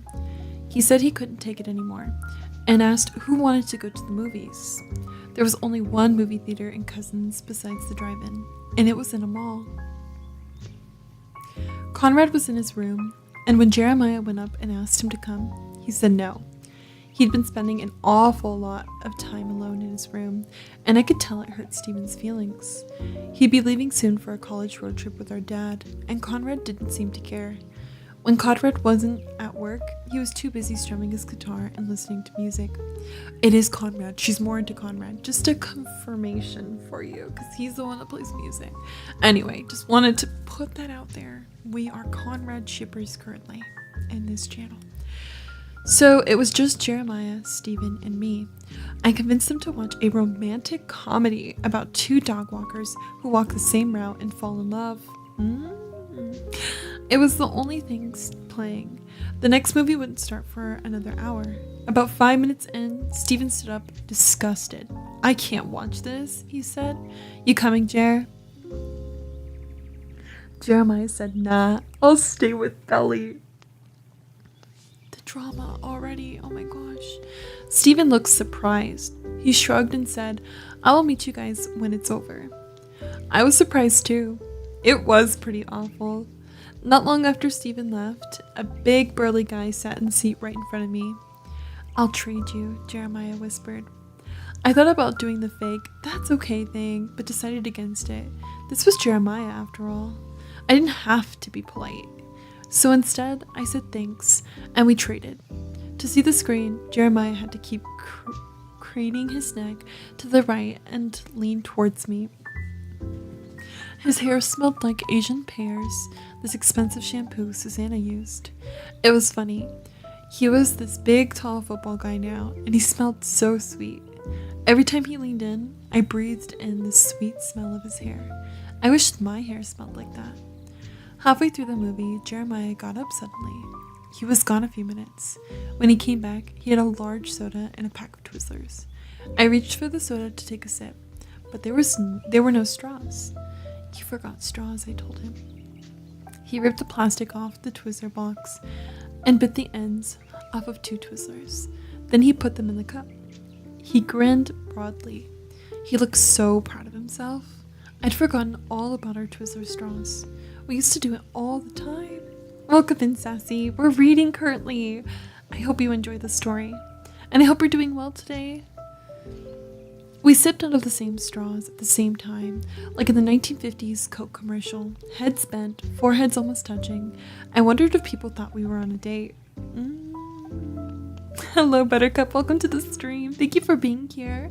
We're currently reading The Summer I Turned Pretty. Jeremiah looked at me, and he smiled in this familiar way. And suddenly, I had this crazy thought. I thought Jeremiah Fisher wants to kiss me, which was crazy. This was Jeremiah.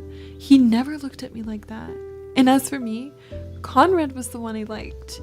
Even when he was moody and inaccessible the way he was now, it had always been Conrad. I never seriously considered Jeremiah, not with Conrad standing there. And of course, Jeremiah had never looked at me that way before either. I was his pal, his movie-watching partner, the girl he shared a bathroom with, shared his secrets with. I wasn't the girl he kissed. What do you think? That was chapter 15. So quick. We're already going to be on chapter 16. What do you think? Do you think he was trying to kiss her?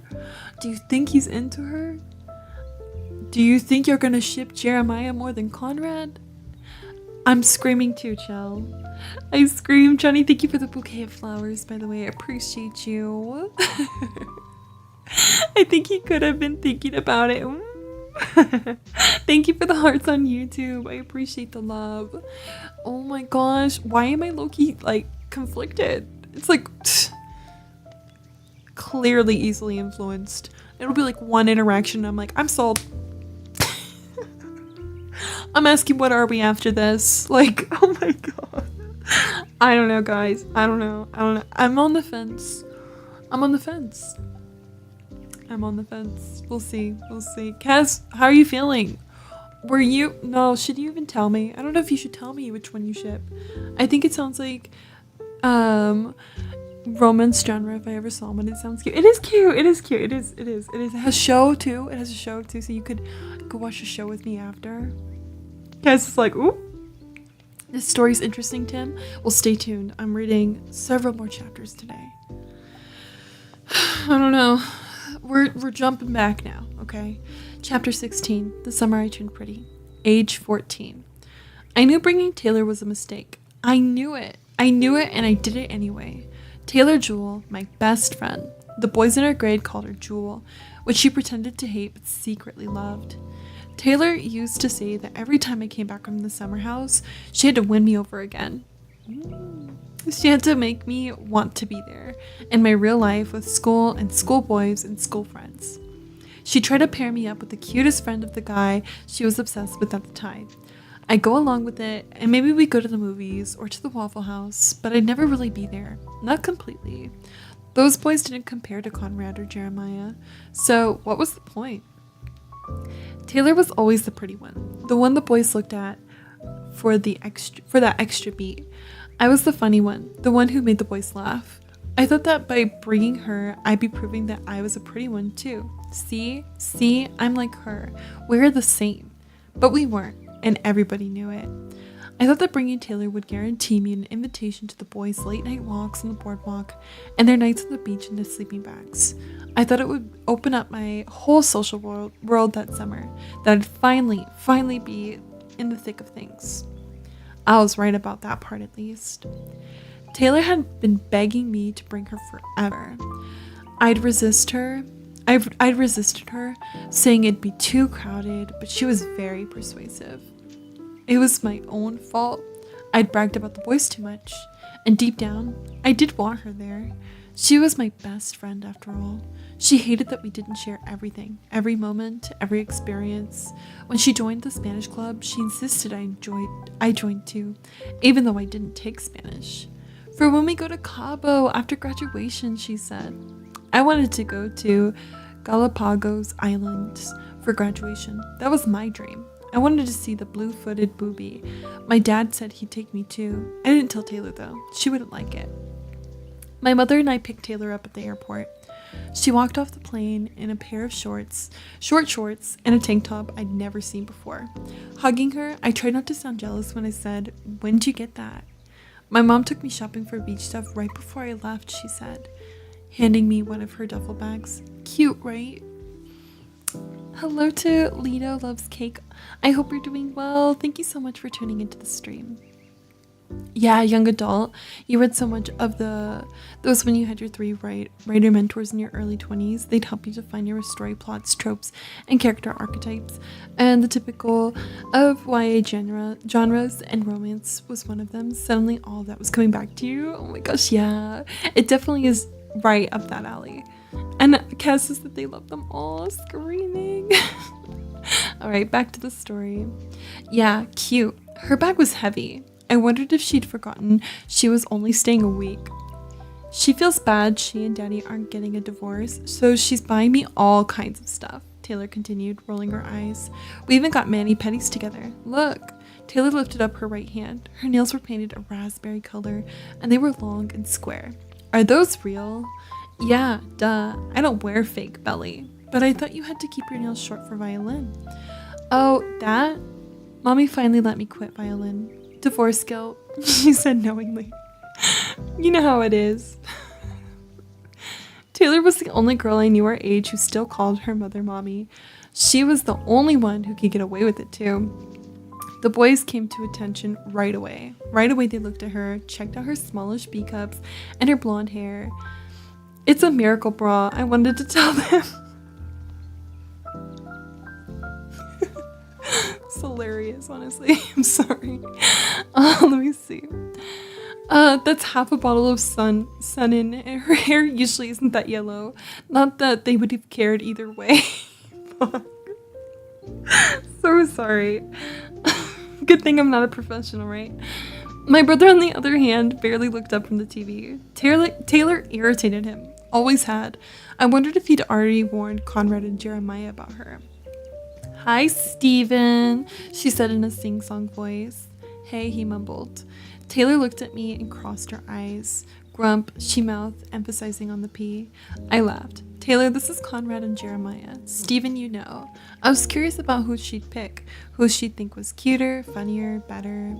Hey, she said, sizing them up, and right away I could tell Conrad was the one. And I was glad, because I knew that Conrad would never, ever go for her. This is crazy. Oh my gosh. I've never seen like a storyline with girl energy like this. Like clocked. This is girl energy clocked right here. I know, isn't that intense? Like this is so right, Jay? Like this is clocked. This is clocked tea. I've never ever witnessed this. Like yeah, I know. Like this I've been a girl. I've definitely seen this. I've seen this story before. Hey, they said. Then Conrad turned back to the TV just like he knew he would. Jeremiah treated her to one of his lopsided smiles and said, So you're Belly's friend, huh? We thought she didn't have any friends. I waited for him to grin at me to show he was just joking, but he didn't even look my way. Shut up, Jeremiah, I said, and he grinned at me then. But it was a quick, cursy one. Like, he went right back to looking at Taylor. Belly has tons of friends, Taylor informed him in her breezy way. Do I look like someone who would hang with a loser? Yes, my brother said from the couch. His head popped up. You do. Taylor glared at him. She turned to me and said, why don't you show me our room? Yes, why don't you do that, Belly? Why don't you go be Tay-Tay's slave? Stephen said. Then he laid back down again. I ignored him. Come on, Taylor. Don't forget to drink water, friends. We have a hydration reminder. As soon as we got to my room, Taylor flung herself onto the bed by the window. My bed, the one I always slept in. Oh my god, he is so cute. Which one, I said, even though I knew. The dark one, of course. I love my men dark. This is intense, guys. This is intense. Inwardly, I rolled my eyes. Men? Taylor had only ever gone out with 2 boys. Neither of them anything close to being men.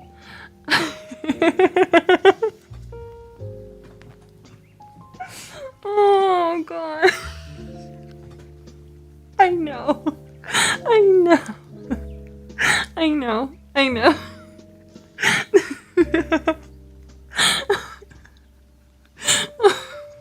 I can't believe I willingly chose to do this. Oh my gosh. I'm gonna drink some water. Thank you for the hearts on YouTube. Suddenly, it's a lot warmer in here than it was before. Anyways.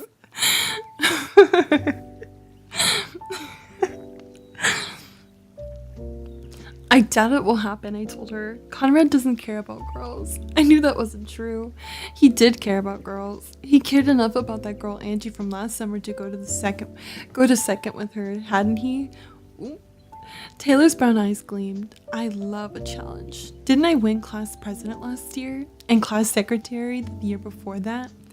Of course I remember. I was your campaign manager. But Conrad's different. I hesitated, searching for just the right word to scare Taylor off. Almost like disturbed. What? She shrieked. I quickly backtracked. Maybe disturbed had been too strong of a word. I don't mean disturbed exactly, but he can be really intense, serious. You should go for Jeremiah. I think he's more your type. And just what does that mean, Belly? Taylor demanded. That I'm not deep? Well, she was about as deep as an inflatable kiddie pool. Don't answer that. Taylor opened up her duffel bag and started pulling things out. Jeremiah's cute, but Conrad's the one I want. And I'm gonna make that boy's head spin. Wow, I'm saying things I'd never say in real life. Don't say I didn't warn you. I was already looking forward to saying I told you so whenever that moment should arrive. Hopefully sooner than later. Buttercup, I just looked up the story for free. And it was just on a website. I could put the link in the Discord if you would like to catch up personally. Let me know, okay? Alright, let's see. She lifted up a yellow polka dot bikini. Itsy bitsy enough for Conrad, don't you think? The bikini wouldn't fit Bridget, I said. Her little sister Bridget was 7 and she was small for her age. Exactly. I rolled my eyes. Don't say I didn't warn you. And that's my bed you're sitting on. The two of us changed into our suits right away. Taylor into her tiny yellow bikini and me into my black tankini with the support bra and the really high neckline. Damn. As we changed, she looked me over and said, Belly, your boobs have gotten really big. I threw my t-shirt over my head and said, not really. But it was true. They had. Overnight, almost. I didn't have them the summer before. That was for sure. I hated them. They slowed me down. I couldn't run fast anymore, and it was too embarrassing. It was why I wore baggy t-shirts and one pieces. I couldn't stand to hear what the boys would say about it. They'd tease me for sure. And Stephen would tell me to go put some clothes on, which would make me want to die. I know, Jay, I know. What size are you now? She asked accusingly. B. I lied. It was more like a C. Taylor looked relieved. Oh, well, we're still the same then, because I'm practically a bee. Why don't you wear one of my bikinis? You look like you're trying out for the swim team in that one piece. She lifted up a blue and white striped one with the red bows on the sides. I am on the swim team, I reminded her. I'd done winter swim with my neighborhood swim team. I couldn't compete in the summer because I was always at cousins. Being on the swim team made me feel connected to my summer life, like it was just a matter of time before I was at the beach again.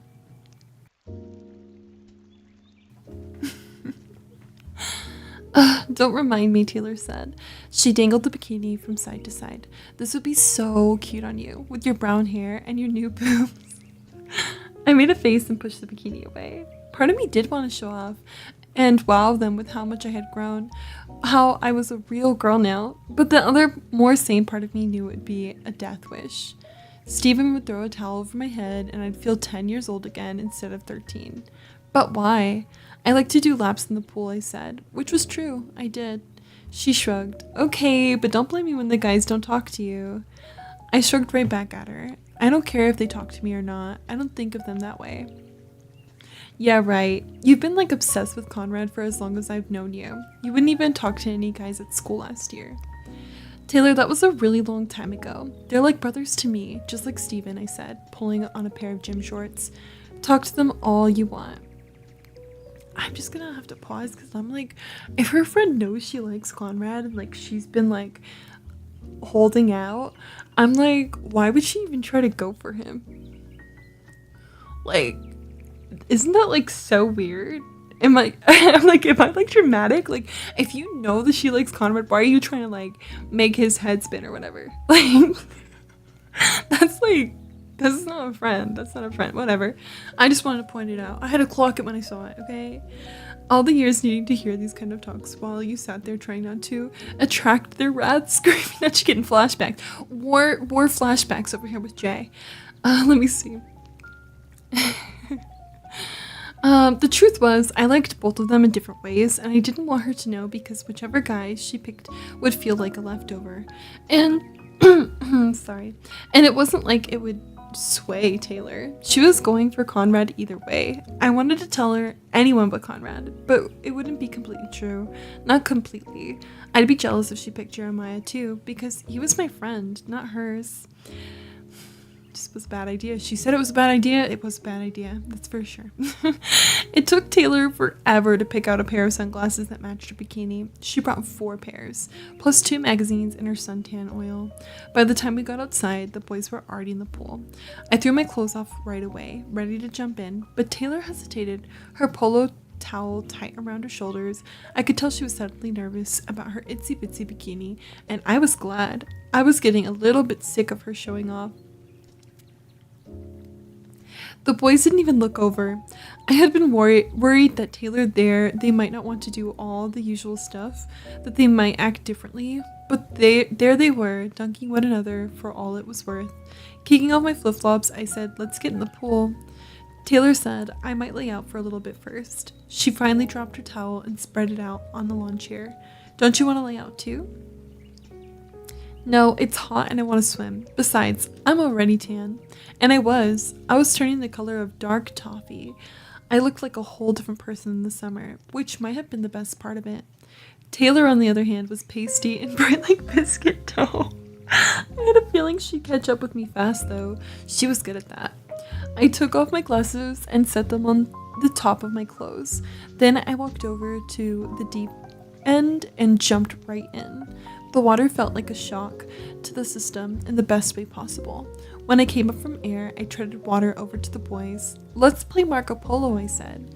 Steven, who was busy trying to dunk Conrad, stopped and said, Marco Polo's boring.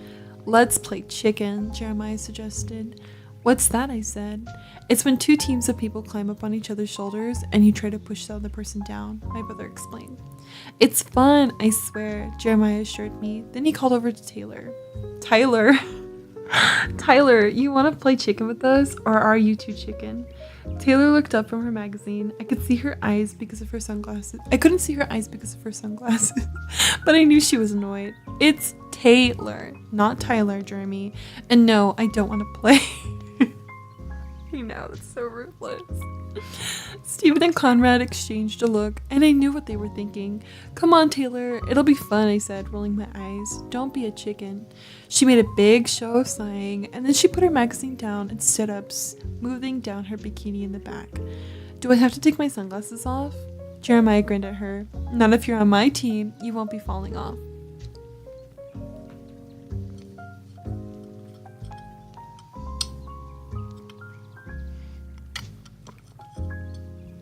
Taylor took them off anyway, and I realized then that the teams were uneven and someone would have to sit out.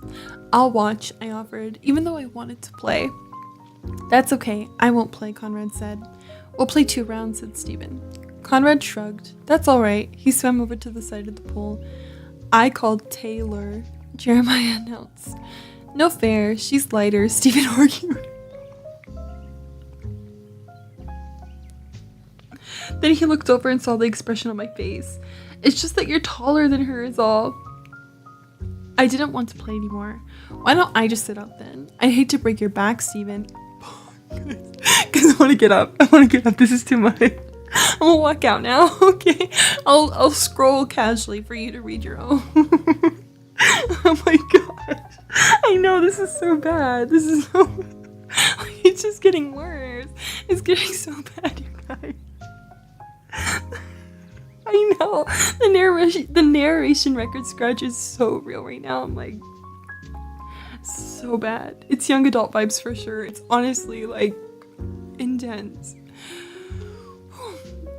Oh my gosh, no, I'm not ready. Jeremiah said, aw, I'll take you, Belly. We'll take those guys down. I think you're probably a lot tougher than little Taylor. Taylor walked down the steps and into the pool slowly, cringing at the temperature.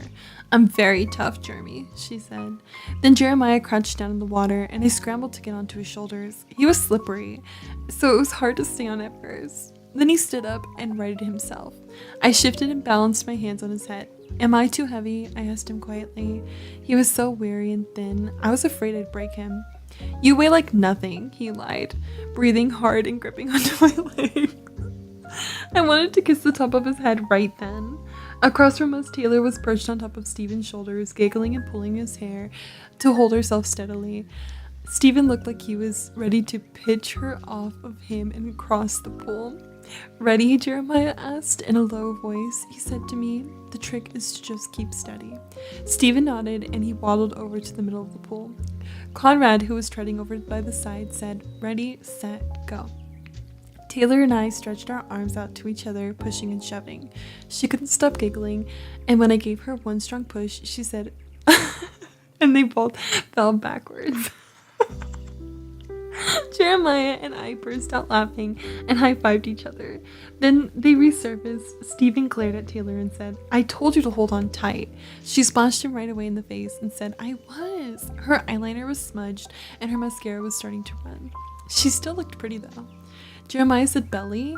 And I said, I was starting to get pretty comfortable up there. So high. Watch out. Then he lurched forward and I was flying into the water, and so was he. I couldn't stop laughing and I swallowed about a jug full of water, but I didn't care. When both of our heads popped up, I went straight for his and took him by surprise with a good dunk. Then Taylor said, let's play again. I'll be with Jeremy this time. Steven, you could be Belly's partner. Steven looked grumpy and he said, Con, take my spot. All right, Conrad said, but his voice said he didn't want to at all. When he swam over to me, I said defensively, I'm not that heavy. Oh, dude, this is so crazy. Oh my gosh. I never said you were. Then he stopped in front of me and I climbed on top. His shoulders were more muscular than Jeremiah's, more weighty. You okay up there? Yeah. Across from us, Taylor was having trouble getting onto Jeremiah's shoulders. She kept slipping right off and laughing. They were having a lot of fun. Too much fun. I watched them jealously, and I almost forgot to be aware of the fact that Conrad was holding onto my legs, and as far as I can remember, he had never so much as accidentally grazed my knee before. Let's hurry up and play, I said. My voice sounded jealous even to my own ears. I hated that. Conrad had less trouble moving into the center of the pool. I was kind of surprised by how easily he moved around with my extra weight around his shoulders. Ready, Conrad? I said to Jeremiah and Taylor, who had finally managed to stay put. Yes, Taylor shouted. In my head, I said, you're going down, Jewel. Yes, I said out loud. I leaned forward and used both my hands to give her a hard push. She swayed to the side but stayed on and said, hey. I smiled. Hey, I said, and pushed her again. Taylor narrowed her eyes and pushed me back. Hard, but not hard enough. Then, when we were both pushing at each other, only this time it was so much easier because I felt steady. I pushed her once firmly and she tipped forward, but Jeremiah was still standing. I clapped loudly. This was pretty fun. I was surprised when Conrad held out his hand for a high five. He wasn't a high five kind of person.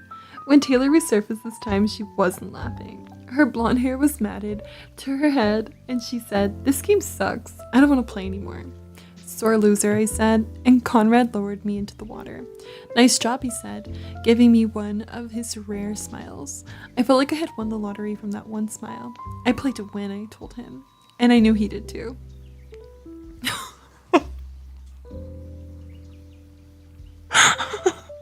I was just gonna ask you. I was gonna ask all of you, have you played chicken before? I want to say I have, but honestly, I can't picture it, like, in my head, like, who I've played with. I want to say I've played before. Like, there's no way. I literally lived in the pool, like, my whole childhood. So I'm gonna say yes, but, like, I can't picture a scenario where I'm, like, playing, unfortunately. You've played chicken? You have? You've always, you're always the one on the bottom because all your friends were girls. Screaming. Chell, did you win? Or were you pushed in the water like Taylor? Also, their friendship is not good. By the way, it's really, really toxic. Like, the more we read, I'm like, this is bad. Like she shouldn't have came. This is bad. The flashback was not good. Chapter 16 was probably the most intense read I've had in this whole story with you guys.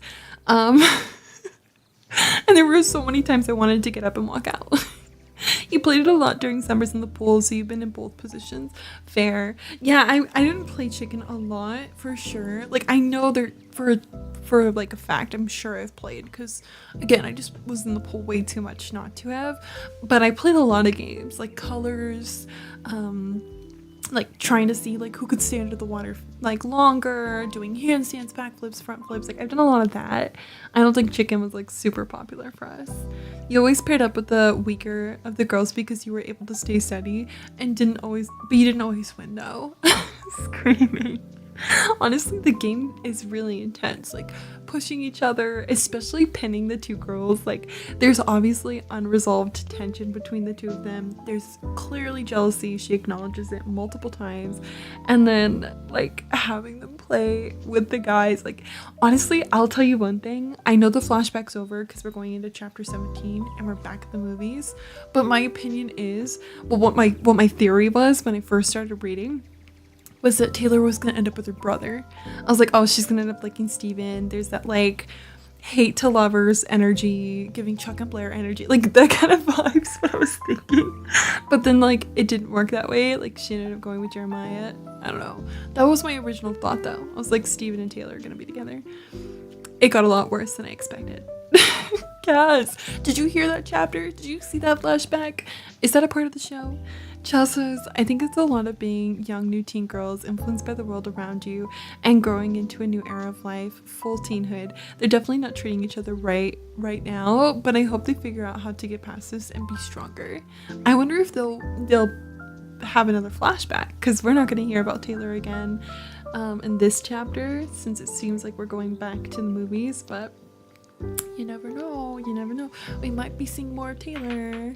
You think that scene was in the movies? That one was wild. Yeah, that chapter was really intense. Like, the most intense.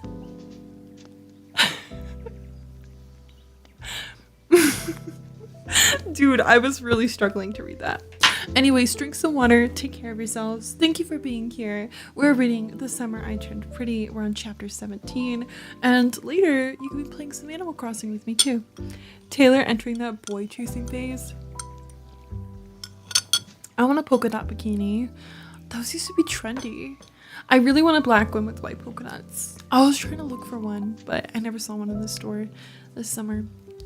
Remind me next year. I've been trying to get polka dots on me for like literally 6+ months. I remember for my birthday, this last birthday, I wanted to wear a polka dot dress, but it wasn't trending. So there was like no polka dot dresses. Now I see polka dot dresses and I'm like, should have bought a polka dot dress. Maybe I will. Jay says, typical middle school story. One summer I ended up at the lake with 12 other girls and I only knew 4 of them. So the other 8 I never met before until then. So guess what my friends decided to do? Their own personal dating show of which girl would catch my attention. Spoilers, not because of me being ace, but it was acting. That's intense. That's a lot of girls too. I don't think I've ever been like in a group of like in an out of school setting with that many girls. Thankfully. I don't know if I can handle that. It's a lot. I was like, too many girls and not enough boys. Salem, hi. I hope you're doing well. We're reading The Summer I Turned Pretty, and we're currently going on chapter 17 right now. I hope you're doing well today. When you're the only boy, yeah, it was weird. I thought I was going with my 4 friends. Yeah, and you didn't know? That's even worse, honestly. Like, being greeted by so many girls is intense. Even for a girl, I couldn't imagine being a guy. I was like, crazy. Anyways, thank you to my lurkers who are watching. Thank you to my friends on YouTube who are listening in, and all my VOD watchers who may be following along with the Summer I Turned Pretty story. I appreciate you so much for supporting me in any endeavor I decide to go on stream. I'm enjoying reading you the story, and I hope that this next chapter will be good. Johnny says, me if I was in a room full of girls like that actually happened because I had a class in college where I was literally the only male in there. Oh my gosh, Johnny, that's crazy. Alright friends, chapter 17, The Summer I Turned Pretty. A few days after we shared Twizzlers at the movies, Jeremiah announced, I'm gonna teach Belly how to drive stick shift today. Do you mean it? I said eagerly. It was a clear day, the first all week, a perfect day for driving. It was Jeremiah's day off, and I couldn't believe he was willing to spend it teaching me how to drive stick. Does anyone know how to drive stick in real life? Tell me. Anyway, I'd been begging him since last year to teach me. Steven had tried and had given up after our 3rd lesson. Steven shook his head and took a swig of orange juice from the carton on the table. Do you want to die, man? Because Belly will kill you both.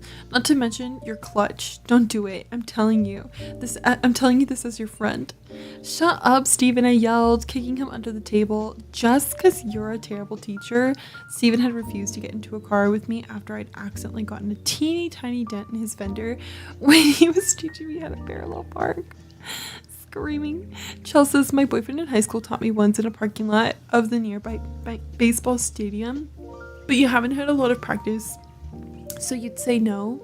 You don't even know how to drive in general. Do you know how to parallel park, friends? Do you know how to parallel park? Californians are infamous for not being able to parallel park. Here, at least. Jay says it was a bit uncomfortable because people I don't know, and now let me see, I have to swim with them and talk to them, and my friend's trying to tell them I'm such a catch. I was not. I ignored people, and now I suddenly have all these girls wanting to ride on my shoulders, but I'm tired and annoyed. Yeah, I bet it wasn't fun. You don't drive for the safety of the world. You're a queen at parallel parking. Slay. Hello, Wolfie. It's good to see you. I hope you're having a wonderful day. We're currently reading a book, bestie. We're reading The Summer I Turned Pretty. I don't know how to drive stick shift, and I can hardly parallel park. So yeah, that's I know, great job at driving. Definitely such a good driver. Screaming. Alright, let me see, what do we got? I'm confident in my teaching skills, Jeremiah said.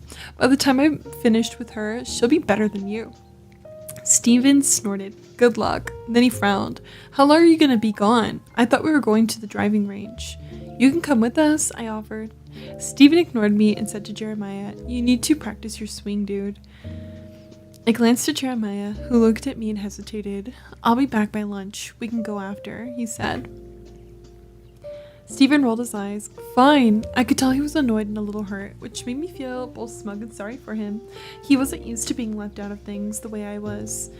We went out to practice on the road that led down to the other side of the beach. It was quiet. There was no one else out on the road, just us. We listened to Jeremiah's old Nevermind CD from a million years ago. Is that an actual, like, CD? Is that an actual band? Let me see. Chell says, I had to practice so much. One summer when I was working at this place downtown, it was the only parking spaces. Chell, I'd rather just get an Uber. Dude, I see people, I see videos of girls and they have like strangers park their cars. And I'm like, that would so be me. That would so be me. Like, please park my car for me. I wouldn't even know how to get out, for being honest. What would you do if I told you I just woke up an hour ago and I went to bed at 9 p.m? I'd say, wow, you got a lot of rest in. I'm happy for you. The only point off on your driving test was the parallel parking. Really? I scream. Jesus, when I was being taught to drive, I kept reversing without looking back or at the mirror, and my parents would joke that I drove with thoughts and prayers. So real. It sounds like me when I first started driving. Anyone know Nevermind? Nevermind CD. Nevermind. Why does it sound familiar? Nevermind.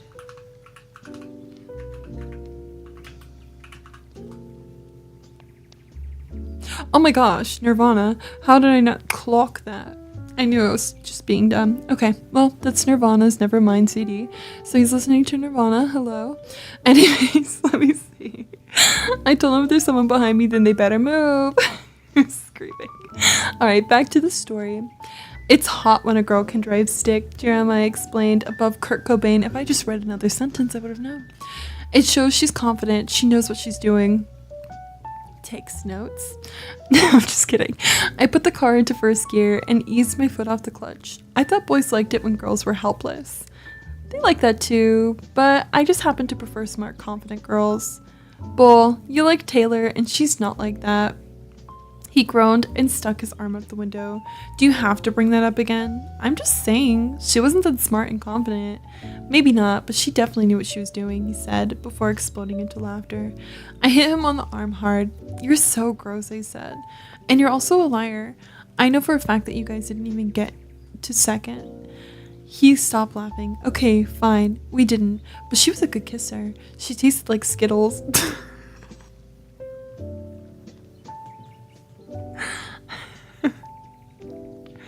Taylor loves Skittles. She was always popping them into her mouth like vitamins. Like they were good for her. I wondered how I'd stack up against Taylor if he thought I'd been a good kisser too. I sneaked a peek at him, and he must have seen it on my face because he laughed and said, but you were the best, Bells. So they've kissed? So they've kissed. Have they kissed? Jeremiah and Belle have kissed? Is this a reference? Screaming. Taste the rainbow is crazy, so Salem. Stop, Salem. Stop. I sense another flashback. Oh my gosh, this should be good. Alright, let's see. I punched him on the arm, and even then he didn't stop laughing. He just laughed harder. Don't take your foot off the clutch, he said, gasping with laughter. I was kind of surprised he even remembered. I mean, it had been memorable for me, but it had been my first kiss. And it had been Jeremiah. But the fact that he remembered, that sort of made his laughing okay. You were my first kiss, I said. I felt like I could say anything to him at that moment. It felt like how it used to be with us before we grew up and things got complicated. It felt easy and friendly and normal. He looked away embarrassed. Yeah, I know. I can't believe we're just finding this out. I can't believe this is crazy. Oh my god, I'm like, what? You guys freaking out like me? Anyways, let me see. How did you know? I demanded. Had I been that awful at kissing that he suspected? How humiliating. Taylor told me afterward. That bitch. Anyway, what? I can't believe she did that. That's Judas. I almost stopped the car actually. I could believe it, but it still felt like betrayal. It's no big deal, but his cheeks were patchy and pink. I mean, the first time I kissed a girl, was a joke. She kept telling me I was doing it wrong. Who was your first kiss? You don't know her. It doesn't matter. Come on, I wheedled. Tell me. We stalled out then, and Jeremiah said, just put your foot on the clutch and put it in neutral. Not until you tell me. Fine, it was Christy Turnduck, he said, ducking his head. You kissed Turnducken? Now I was laughing. I did so know Christy Turnduck. Turnduck. She used to be a Cousins Beach regular just like us, only she lived there year-round. She had a big crush on me, Jeremiah said, shrugging his shoulders. Did you tell Con and Steven? No, I didn't tell them I kissed Turnducken, he said. And you better not either, Pinky promise. I offered him my pinky and we shook on it. I wonder if her brother knows. My mind is in a different place, clearly. I'm like, does Steven know? Does anyone know that they've kissed? That was crazy. This book seems scandalous and I'm here sat, right, Salem? You should have seen the last chapter. I literally felt like getting up several times. It was actually crazy. Anyway, I offered him my pinky and we shook on it. Christy Turnduck. She did kiss nice. She taught me everything I know. I wonder whatever happened to her. I wondered if Turnducken had been a better kisser than me too. She must have been if she had taught Jeremiah. We stalled out again. This sucks. I quit. There's no quitting and driving, Jeremiah ordered. Come on. I sighed and started the car up again. 2 hours later, I had it. Sort of. I still stalled out, but I was getting somewhere. I was driving. Jeremiah said I was a natural. By the time we got back to the house, it was after 4 and Steven had left. I guess he'd gotten tired of waiting and had gone to the driving range by himself. My mother and Susanna were watching old movies in Susanna's room. It was dark and they had the curtains drawn. I stood outside their door a minute, listening to them laugh. I felt left out. I envied their relationship. They were exactly like co-pilots, in perfect balance. I didn't have that kind of friendship, the forever kind of friendship that will last your whole life through, no matter what. I walked into the room and Susanna said, Belly, come watch movies with us. I crawled into bed in between the two of them, lying on the bed in the semi-dark. It felt cozy, like we were in a cave. Jeremiah's been teaching me how to drive, I told them. Darling boy, Susanna said, smiling faintly. Brave, too, my mother said. She tweaked my nose. I snuggled into the comforter. He was pretty great. It had been nice of him to take me out driving when no one else would. Just because I'd bang up the car a few times, it didn't mean that I wasn't going to end up being an excellent driver like everyone else. Thanks to him, I could drive stick now. I was going to be one of those confident girls, the kind who knows what she's doing. When I got my license, I'd drive up to Susanna's house and take Jeremiah for a drive to thank him. That's funny. Oh my gosh, another flashback. I'm not ready. Oh no, I'm not ready for this one. Oh no, and Taylor's back. Oh my gosh, no, I'm kind of scared. I'm kind of scared for chapter 18.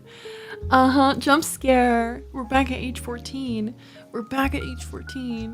Oh my goodness. Okay, wait. Okay, knowing that Jeremiah's her first kiss, knowing that he taught her how to drive, knowing that he's like doing all this stuff, going to the movies, whatever. Do you still ship her and Conrad? Or are you leaning more towards Jeremiah? Where are we at? I need the tea. Who are we shipping? Are we shipping anyone? Are we not shipping anyone at all? Knowing he's kissed Taylor too? Clock it. Ooh, this is getting crazy. Well, Salem, stay seated for a few more chapters. You'll have it all down. I promise. You will. You can always watch back my VODs too. I've read 2 other times, so you can see the first 5 chapters very fast, and then I think like the second read, which is 5 through 15, took like an hour, if even. Wow, I can barely talk when I'm not reading. Anyways, stay seated. I'm sure you'll pick up quick. But what do you think, guys who have been listening? Jeremiah, Conrad, holding out, have no opinion? I think I'm with you. I think I'm scared. What do I think? I think I'm scared, okay? I think I'm scared right now. Back of my mind, will they drop a Conrad Taylor kiss?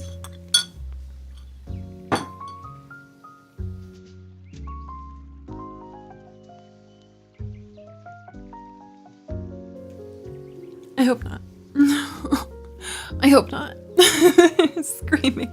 Jay says, you can ask me because Jeremiah's role in her life I've had in all my female friends' lives, and I was not interested in them at all. It was the boys that were distant that ended up getting the girls. So you think it's gonna be Conrad?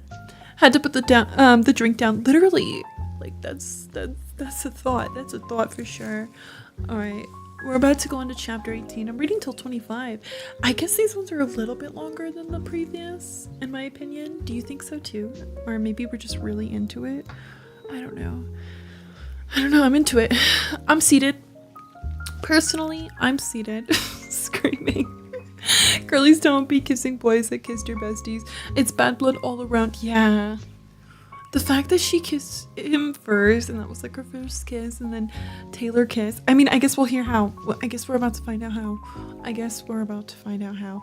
Honestly though, if it's like a situation like Gossip Girl where like they're like sharing him and like there's an agreement. I mean, even that turned out bad, but like if that's how you move, okay, go for it. Let me see. Wolfie says they have to go soon because their girlfriend wants to be Roblox. Wolfie, you have a girlfriend? I have so much fun playing with them. I'm so glad you were here to at least catch me read a bit. The fact they kissed was crazy, says Shizu, right? Alright. Are you ready for chapter 18? Have you drink water? Drink some water. Take care of yourselves. I'm gonna drink some water too.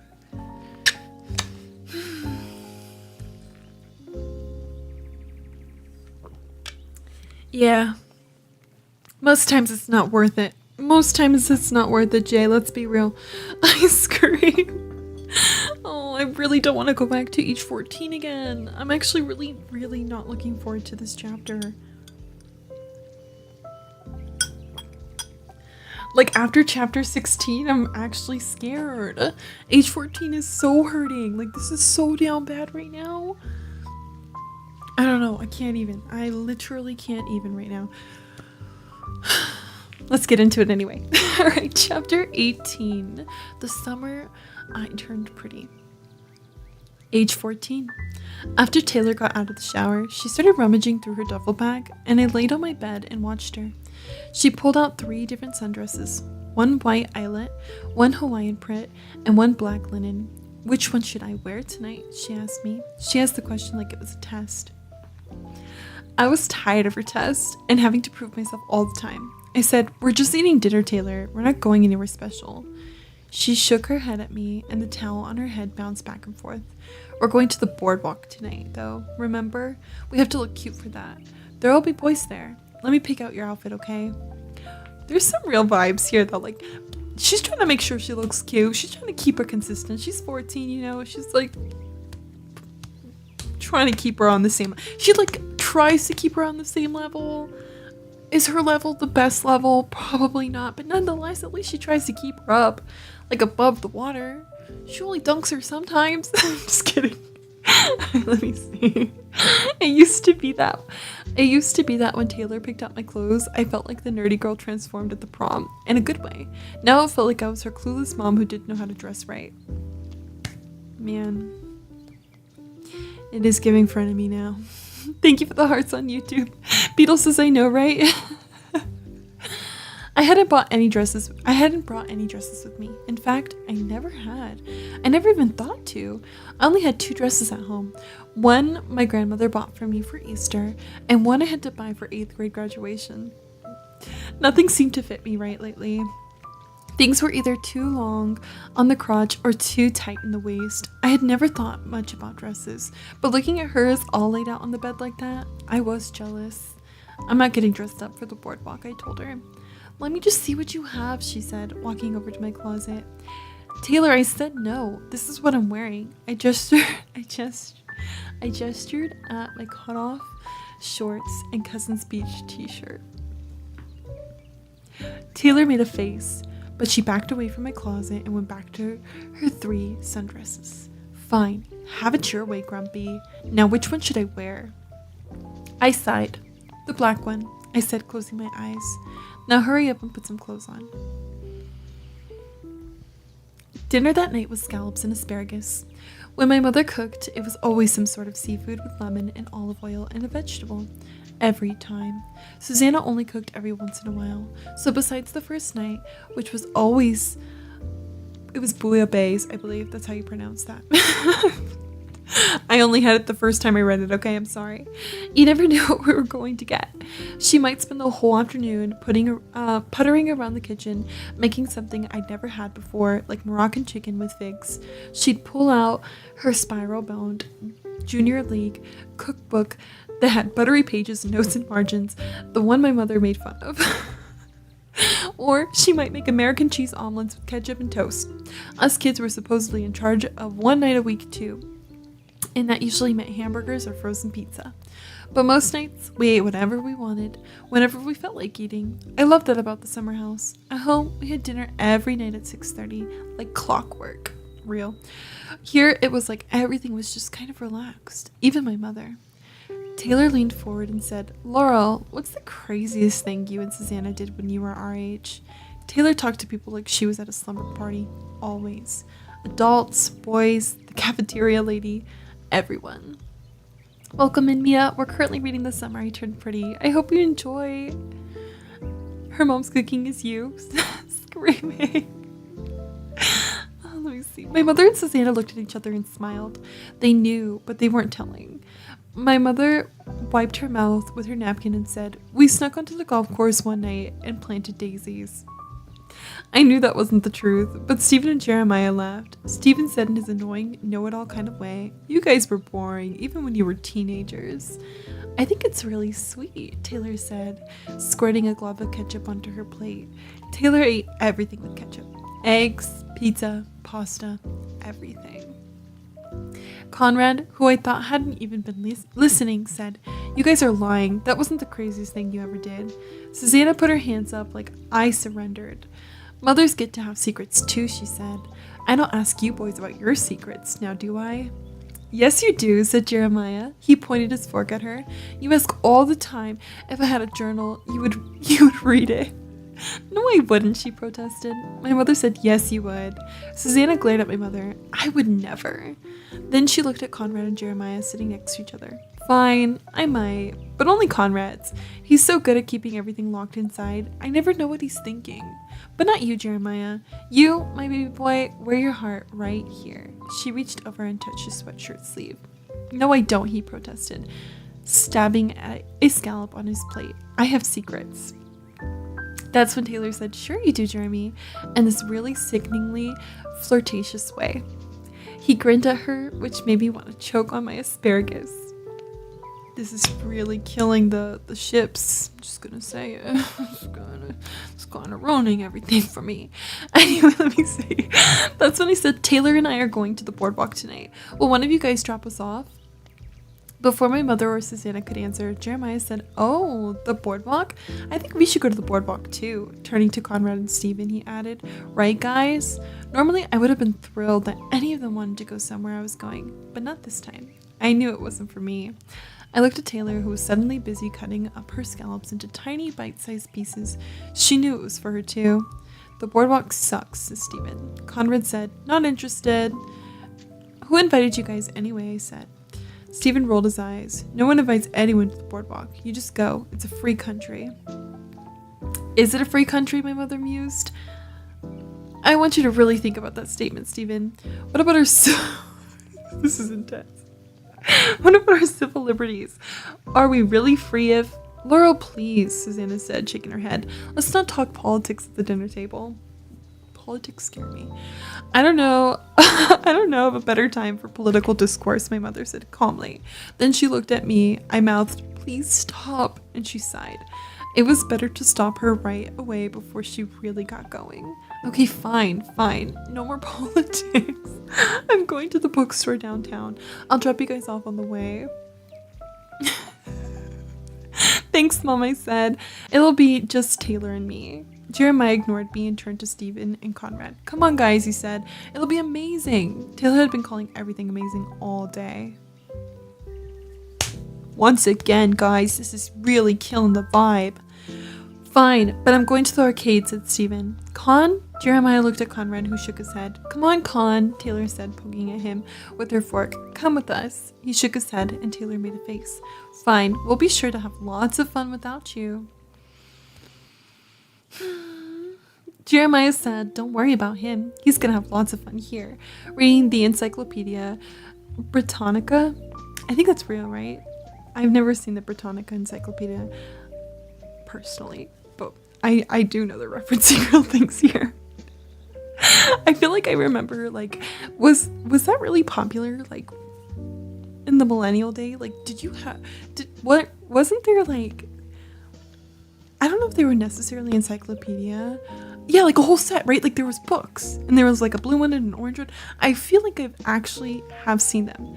Like I want to say like my uncle or my aunt, somebody had like the set of those. One of the pet friends' house you visit has a whole set from like the 90s. Yeah. So I'm picturing the same thing. Okay. Thank you. I don't know. Flashback. Okay, cool. Cool. Yeah, my aunts and uncles also own them. Like a lot of them. Like I remember seeing like an orange one and a blue one specific. If those are like actual colors. I remember seeing something, I believe, with that on it as a kid. Yeah, Wikipedia is like our encyclopedia. Sorry. I'm just kidding. No. Anyways, Conrad ignored this, but Taylor giggled and tucked her hair behind her ears, which is when I knew that she liked Jeremiah now. This girl's wishy-washy. I'm just gonna say she's wishy-washy. Anyway, then Susanna said, "Don't leave without some money for ice cream." I could tell she was happy we were all hanging out, except for Conrad, who seemed to prefer hanging out by himself this summer. Nothing made Susanna happier than thinking up activities for us kids to do. I think that she would have made a really good camp director. Yeah, literally. In the car, we waited for my mother and the boys to come out, and I whispered, "I thought you liked Conrad." Taylor rolled her eyes. "Blah, he's boring. I think I like Jeremy instead." "His name is Jeremiah," I said sourly. "I know that." Then she looked at me, and her eyes widened. "Why, do you like him now?" "No." She let out an impatient breath of air. "Belly, you've got to pick one. You can't have them both." "I know that," I snapped. "And for your information, I don't want either of them. It's not like they look at me like that anyway. They look at me like Steva does, like a little sister." Taylor tugged at my t-shirt collar. "Well, maybe if you showed them a little cleat." I shrugged her hand away. "I'm not showing any cleat. And I told you, I don't like either of them. Not anymore." "So you don't care that I'm going after Jeremy?" she asked. I could tell the only reason she was asking was so she could absolve herself of any future guilt. Not that she would have even ever felt guilty. So I said, "If I told you I cared, would you stop?" She thought for like a second. "Probably, if you really, really cared. But then I would just go after Conrad. I'm here to have fun, Belly." Oh my god. I'm here to have fun.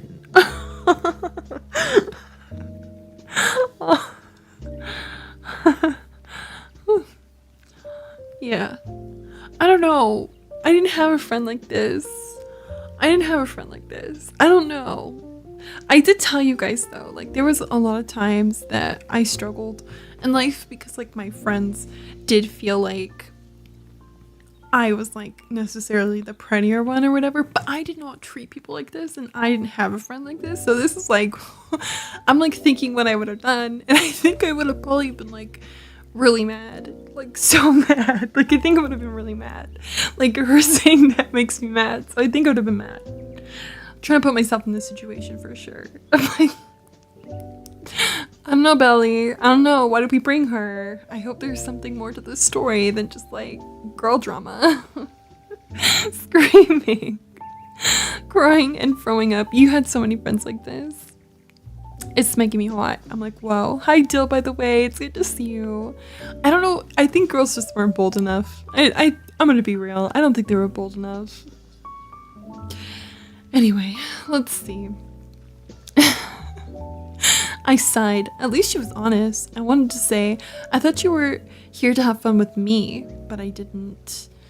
Wait, hold on. Chelsea says, "I had a friend like this in middle school, but luckily she never cared about who I liked. Not that I liked, that I talked about it. And we weren't friends after middle school." Good riddance. Good riddance. Screaming. Mean girl vibes. I know. That boy is mine. Anyway, let me see. All right. Go after him, I told her. "I don't care." Taylor wiggled her eyebrows at me, her old trademark move. Yay, it's so on.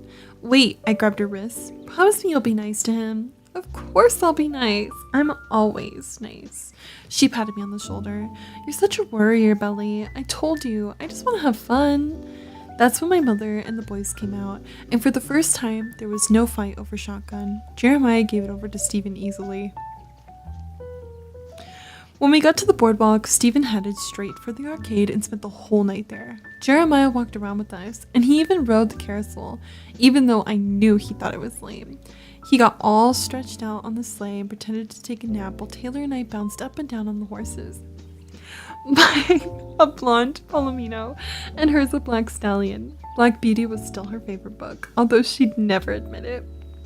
Then Taylor made him win her a stuffy Tweety bird with the quarter toss. Jeremiah was a pro at the quarter toss. The Tweety bird was huge, almost as tall as she was, and he carried it for her. I should never have gone along. I could have predicted the whole night, right down to how invisible I'd feel. All the time I wished I was at home, listening to Conrad play the guitar through my bedroom wall, or watching Woody Allen movies with Susanna and my mother. I didn't even like Woody Allen. Good. I wondered if this was how the rest of the week was going to be. I'd forgotten that about Taylor, the way she got when she wanted something, driven, single-minded, and determined as all get out. She just arrived and already forgotten about me. All right, I wanted to finish this. I can't wait to try it. Let's go, Jill. I think it's different for Jesus. I think it's different for me because I wasn't a girl. I was in competition, so I just heard it from the sidelines while they talked to each other like this. Intense. Chelsea says, my sister and I were just talking about that friend actually, and my sister said back then, I would say when it was just us, yeah, she's not very nice. I don't want to be her friend, but I don't want her to start focusing on me either. Fair enough. Luckily, everyone else in that friend group was cool, but I just quietly dipped, switching friends after middle school. I'm glad. Girl drama is intense. It's ruthless. It's ruthless for sure. So, I'm glad you escaped early on. We're about to go into chapter 19, and honestly, I'm really surprised these chapters are like lengthy compared to the first few. I do have some messages I need to check, so I'm gonna take a second real quick to check those. Okay, my sister's just sending memes. Let's see.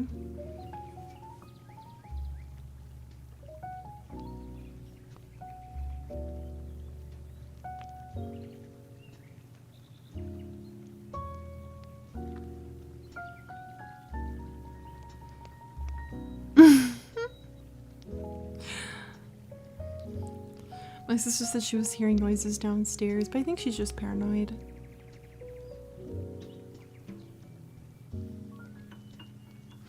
Okay. Anyways, just had to check on that real quick, see what's going on outside of I Cry.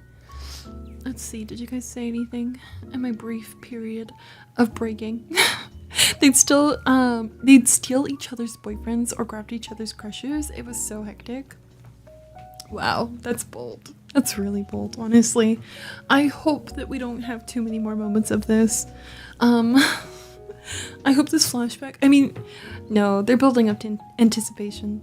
Like, after, I'm sure chapter 20 is going to be like another flashback to this moment, and I'm sure we're going to get to this kiss at some point. So, there's that. Brace yourselves, prepare yourselves, okay?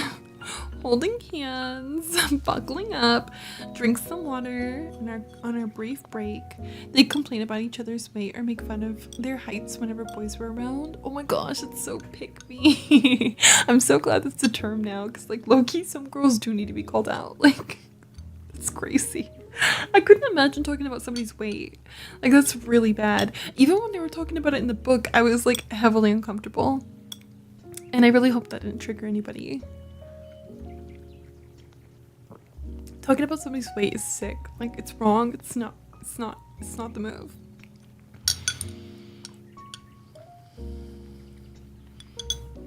Yeah, it was a necessary term. I'm sorry. I'll admit it. It was necessary.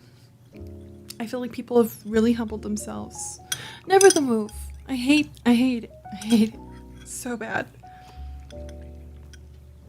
Especially in this day and age. Alright, are you ready again? Every time there's a new chapter, I'm gonna just brush my hair, okay? I'm sorry. It's too warm and my hair is not loving it. Jay says, it was like the ultimate KO when they brought up weight. Then it would sour the mood and the girl would leave or everyone would disperse. Oh my gosh. So bad. That's so bad. That's so bad. I can't believe you've witnessed that. Dude. That's bad. I'm not going to get into it. Chapter 19, The Summer I Turned Pretty. We'd only just gotten there, and it was already time for Stephen to go. He and her dad were going on their college road trip, and instead of coming back to cousins after, he was going home. Supposedly to start studying for the SATs, but more likely to hang out with his new girlfriend. Whoa, we're 19 chapters deep and we're barely finding out that her brother has a girlfriend? This whole time we've never heard that he has a girlfriend. Chapter 19, he's got a girlfriend now. I had a theory that Taylor was gonna get with him, so this really blows out of the water. Well, I mean, that's a flashback, so maybe. Whatever. Nonetheless, we never heard about this girlfriend in all the other chapters. Also, this is a really bad summer for her brother. Like, thinking of his perspective, which is probably not necessary, but I'm here and I'm doing it. I'm like, he came to Cousin's Beach just like Belly. He had his expectations per usual because, you know, they've been going. They both had expectations, I'm sure, going into it. And the boys are Belly focused. Like, both boys are Belly focused. And the brother seemed really cut out of this summer. So for him to like already be leaving, going on this trip, and then going home, I'm like, dang, this was a bad summer for Steven. Is there a spinoff? I'm just kidding. No. But for real, I do feel bad for Steven. As a sibling, as a sibling. Jay says, being in the middle of girl drama sucks. I'm just glad I was always spared when they split up their friendships. Yeah, that's crazy. Alright, here we go. Once again, I went to his room to watch him pack up. He hadn't brought much, just a duffel bag. I was suddenly sad to see him leave.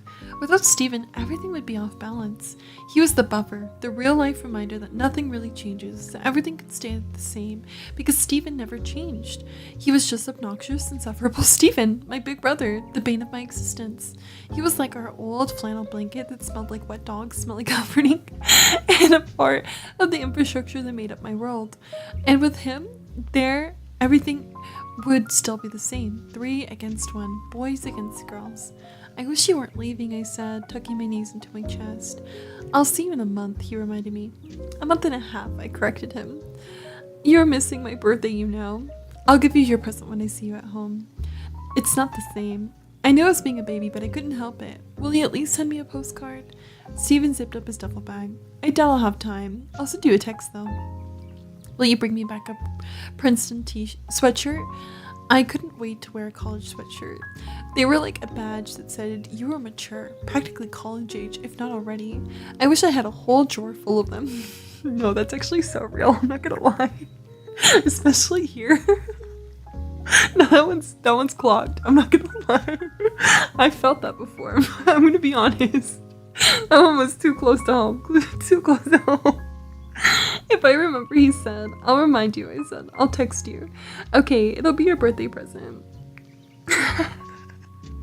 Deal. I fell back into his bed and pushed my feet up against his wall. He hated when I did that. I'll probably miss you a little bit. You'll be too busy drooling over Conrad to notice I'm gone, Steven said. I stuck my tongue out at him. Steven left really early the next morning. Conrad and Jeremiah were going to drive him to the airport. I went down to say goodbye, but I didn't try to go along because I knew he wouldn't want me to. He wanted some time, just them, and for once I was going to let him have it without a fight. When he hugged me goodbye, he gave me his trademark condescending look, sad eyes, and half grimace, and said, "Don't do anything stupid, alright?" He said it in a really meaningful way, like he was trying to tell me something important, like I was supposed to understand. But I didn't. I said, "Don't you do anything stupid either, bud." He sighed and shook his head at me like I was a child. I tried not to let it bother me. After all, he was leaving, and things wouldn't be the same without him. At the very least, I could send him off without getting into a petty argument. Tell Dad I said hi, I said. I didn't go back to bed right away. I stayed on the front porch a while, feeling blue and a little teary. Not that I would ever admit that to Steven. In a lot of ways, it was like the last summer. That fall, Conrad would start college. He was going to Brown. He might not come back next summer. He might have an internship or summer school, or he might backpack across Europe with all his new dorm buddies. And Jeremiah, he might go to football camp. He was always talking about. There were a lot of things that could happen between now and then. It occurred to me that I was going to have to make the most of the summer, really make it count, in case there wasn't another one quite like it. After all, I'd be 16 soon. I was getting older too. Things couldn't stay the same forever. Oh, that's actually so sad. Oh, this is sad. I hope she's wrong.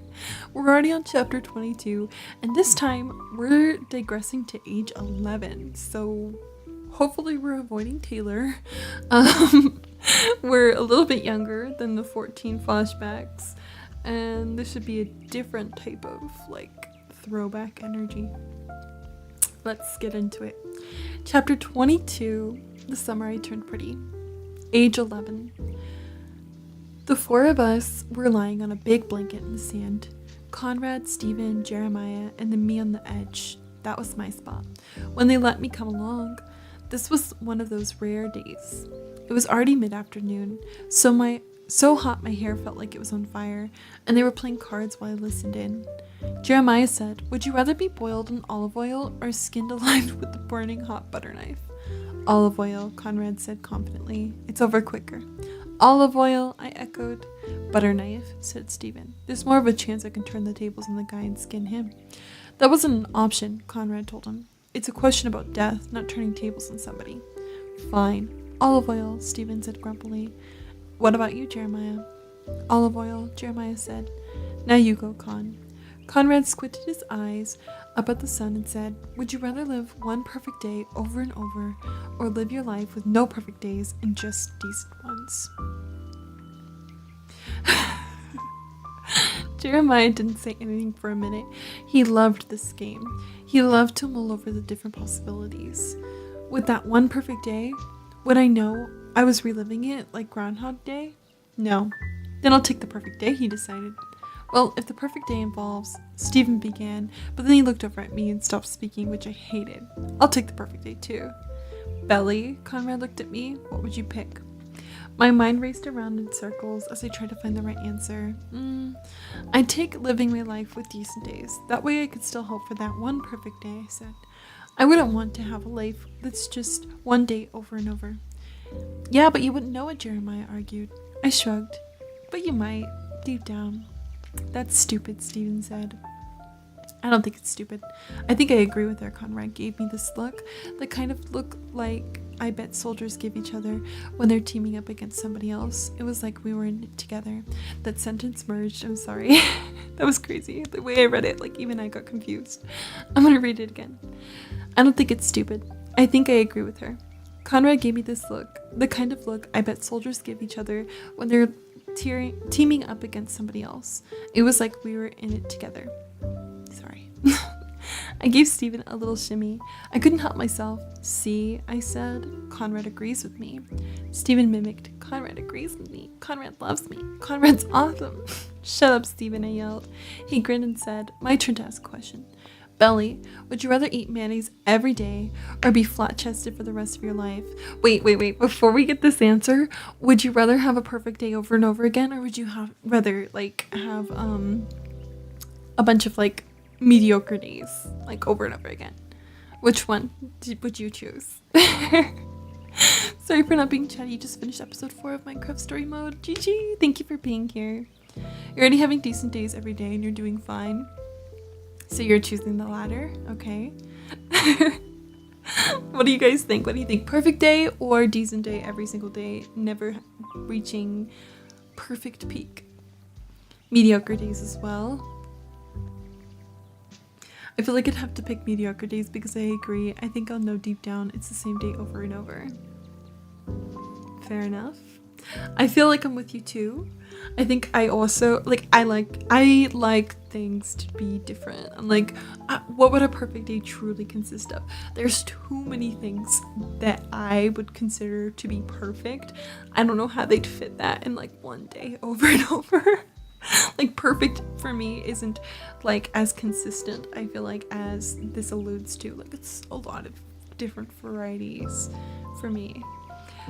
Shisu says they choose the perfect day, to be honest. Jay says a perfect day every day with no growth, no change, no knowledge, no learning who I am when I'm older, not knowing which streams I went after. Yeah, so you get the vibes.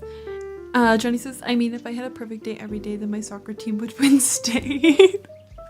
No, it's the same perfect day. It's the same perfect day over and over and over again. Screaming. So they would not they just win the game, or they just win state every single day. Like, they would never progress. It'd be like the same thing. Also, thank you to my lurkers. Don't forget to leave a tab open if you have to go. We're currently reading The Summer I Turned Pretty, and we're on chapter 22, I believe. Anyways, I think I'm with you guys. I think at least a decent day every day is probably better than just one perfect day. For being honest, I agree. I'm with you on that. And I don't really like mayonnaise that much, so I'll take a flat chest. I'm fine. I'm good on that. Win-win for us. You also think your perfect day doesn't exist because you don't believe in perfection. That's an unhealthy mindset in the art world, sis J.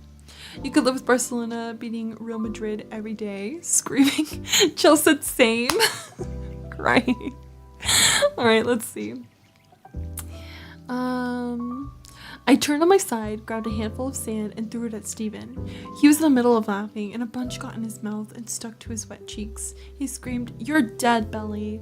Then he lunged at me, and I rolled away from him. "Leave me alone," I said, defiantly. Sorry. "You can't hurt me, or I'll tell Mom." "You're such a pain," he spat out, grabbing my leg roughly. "I'm throwing you in the water." I tried to shake him off, but I only succeeded in kicking more sand into his face, which of course made him madder. Conrad said, "Leave her alone, Steven. Let's go swim." "Yeah, come on," said Jeremiah. Steven hesitated. "Fine," he said, spitting out sand. "But you're still dead, Belly." He pointed at me and then made a cutting motion with his finger. I gave him the finger and flipped over, but inside I was shaking. Conrad had defended me. Conrad cared whether or not I was dead. Steven was mad at me the whole rest of the day, but it was worth it. It was also ironic, Steven teasing me about being flat-chested, because 2 summers later, I had to wear a bra, but for real.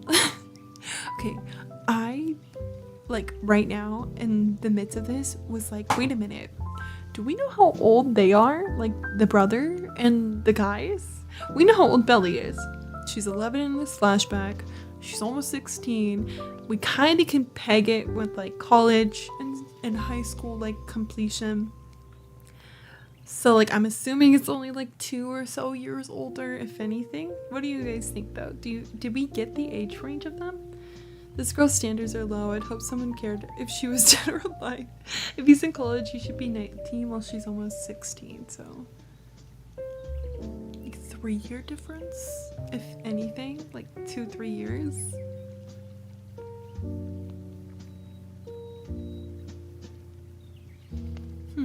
Okay. I was just wondering if we knew. If Conrad's going to college after that summer, he's 18. So 18, 19, around 2 years older. We'll call it 2 years older. That's not terrible. It's not awful. It could be a lot worse. So, alright, we'll take it. Alright. Chapter 21, friends. Chapter 21. The Summer I Turned Pretty. Aww. We're back to reality. The night Steven left, I headed down to the pool for one of my midnight swims, and Conrad and Jeremiah and this neighbor guy, Clay, were sitting on the lounge chairs drinking beer. Clay lived way down the street, and he'd been coming to Cousins Beach for almost as long as we had. He was a year older than Conrad, so he's 20, that means? No one had even liked him much. He was just a person to hang out with, I guess. Right away, I stiffened and held my beach towel closer to my chest. I wondered if I should turn back. Clay had always made me nervous. I didn't have to swim that night. I could do it the next night, but no. I had as much of a right to be out there as they did, more even. I'm a little bit scared too. I'm a little bit nervous too, screaming. Thank you for lurking. Thank you to my lurkers. Alright, let's see.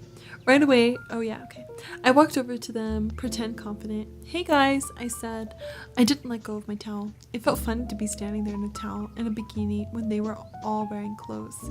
Clay looked up at me, his eyes narrow. "Hey Belly, long time no see." He patted the lounge chair. "Sit down." I hated when people said long time no see. It was such a dumb way to say hello, but I sat down anyway. He leaned in and gave me a hug. He smelled like beer and a polo sport. So, how have you been? He asked. Before I could answer, Comrade said, she's fine, and now it's time for bed. Good night, Belly. I tried not to sound like a 5-year-old when I said, I'm not going to sleep yet. I'm swimming. You should head back up, Jeremiah said, putting his beer down. Your mom will kill you for drinking. Hello, I'm not drinking, I reminded him. Clay offered me his Corona. Here, he said, winking. He seemed drunk. I hesitated, and Conrad snapped irritably. Don't give her that. She's a kid, for God's sake. I glared at him. Quit acting like Steven. For a second or two, I considered taking Clay's beer. It would be my first, but then I would only be doing it out of spite of Conrad. I was going to let him control what I did. No thanks, I told him. Hello! Welcome in! We have visitors, friends. Wake up, wake up, wake up. We have sad little Acorn here with so many wonderful people. How are you? My name is Sky, that's with an AI. My pronouns are she, her, and we're reading today. Thank you for choosing to come to my live. I see Plants is here, and Hootie Hoo, and Starfire, thank you for following. I appreciate you. And Red Dragon, and Yukimoro, and Hootie Hoo says, God, Steven. And then we have Trust No Witch here, and Red Dragon followed. Thank you so much. Plants recommended me. Oh, thank you so much, Plants. You're so sweet. Let me drop a follow for Sad Little Acorn. I love the username. I'm a sad girl too. Get it? Because I'm invested crybaby. No, but for real, how was your stream? Plants, I've missed you. I hope you've been amazing. Thank you for welcoming in our streamers. And hello to McLovin on YouTube. Hello, hello. I'm doing well. We're just reading The Summer I Turned Pretty on today's stream. I am live on both Twitch and YouTube. I'm so grateful for all the friends who came in with Sad Little Acorn, and for Plants for recommending me. It's been so busy at work. It's okay. It's been summer too, so things have been all over the place. I'm so glad to see you though, and I'm so glad that you're here today to get cozy. Sad Little Acorn says that their stream was good and they wanted somewhere cozy to land. Well, I hope that you like the vibes here. We are pretty deep into the story of The Summer I Turned Pretty. I've never read the books, I've never seen the show. I know it's very popular. And we're currently on chapter 22. I still have a couple more chapters to read today, so hopefully you can get cozy, drink some water, and enjoy what I can read for you. McLovin on YouTube says, I've been listening to you read for a little bit. Thank you, McLovin. I appreciate you so much. I hope that you've been enjoying the story. It's pretty crazy, huh? There's intense moments. There's moments where I just want to hide. I'm like, oh my gosh, no, don't look at me. Like it's me doing it. Anyways, we have Daddy Draws here. Thank you for supporting our friend. I'm so glad that you made it in the raid. Starfire says your voice is so satisfying. Thank you, Star. Appreciate it. Hello, welcome in. And then Plant says, I love you so big. Kiss. Hopefully everyone dropped a follow to Sad Little Acorn if you're on Twitch with us. Showed some love and support. I'm very grateful for the visit that you've paid us here on the stream, and all the amazing friends that stuck around for the raid so far. If you do plan to listen into the story, please consider to refresh for me. That way you can count for my viewership today. It supports my community and our growth here on Twitch. Mike, thank you for still being here listening to the story. And Bryson, welcome back. I hope the game's been going well for you.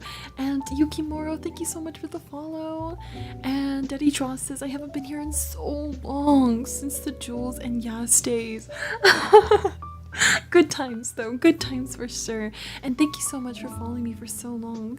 I really appreciate it. 3 years, it's like almost my whole career here.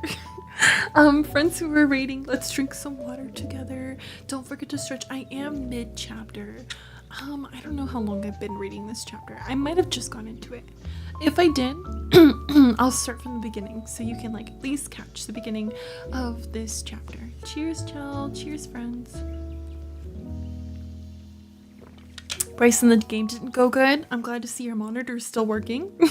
You didn't break it. You need a stretch break. Oh my gosh, yeah, we've been here for 3 hours, huh? Let me see how long we have been reading the latest chapter. So what were we doing with Acorn today? What did you end up doing? I know that they said their stream was good. They wanted to relax in a cozy space. You want to share what they were up to for me if they have to take a break themselves? Let's see. Okay, I haven't been reading, like, let me see. Where am I? That was chapter 20, so we did the flashback. 21. I could start with 21 again. It was really short that we got into before you came. So I'll start with chapter 21. Once again, for all the friends who plan to stay and hear the story. Has anyone seen the show, The Summer I Turned Pretty? And Red Dragons, thank you for saying you love it here. That's so sweet of you. Okay, so Bryson's been watching a soccer game. They're going to be watching soccer for 6 hours today. That's what they told me. They said if the game did not go the way they wanted it to, they were not going to be happy. And here is the tea on that. The first game they saw, the team did in fact lose 3-0. They couldn't break their monitor because their parents were watching them. If one of your other teams you watch today loses, the monitor will not survive. Let's manifest that somebody wins today, so Bryson can keep watching the streams, obviously. Alright friends, really quickly before we get into chapter 21, I hope you'll take a second to stretch. Again, I'm on both Twitch and YouTube, so like the live stream if you're watching on YouTube, and hit the subscribe button for me. I'm pushing for 1,000 subs before the end of the year. Drink some water, get yourself ready as we jump into the next chapter, which is chapter 21 of The Summer I Turned Pretty. Again, my name is Sky, that's with an AI, my pronouns are she, her, and I'm live Tuesday through Friday every single week. You can learn more about me on my website, icrybaby.com, or in my about section here on Twitch. Bryson says, my dad came home from work and was like, who's playing? So then we all got to watch them lose. Oh no. What a terrible way to come home. Oh man. That's unfortunate. Screaming, crying, throwing up. Thank you for linking my website and my Discord.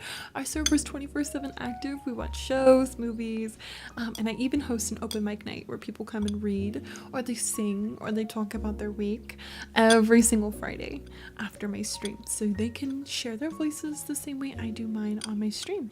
Join our Discord to be a part of all of those activities and more.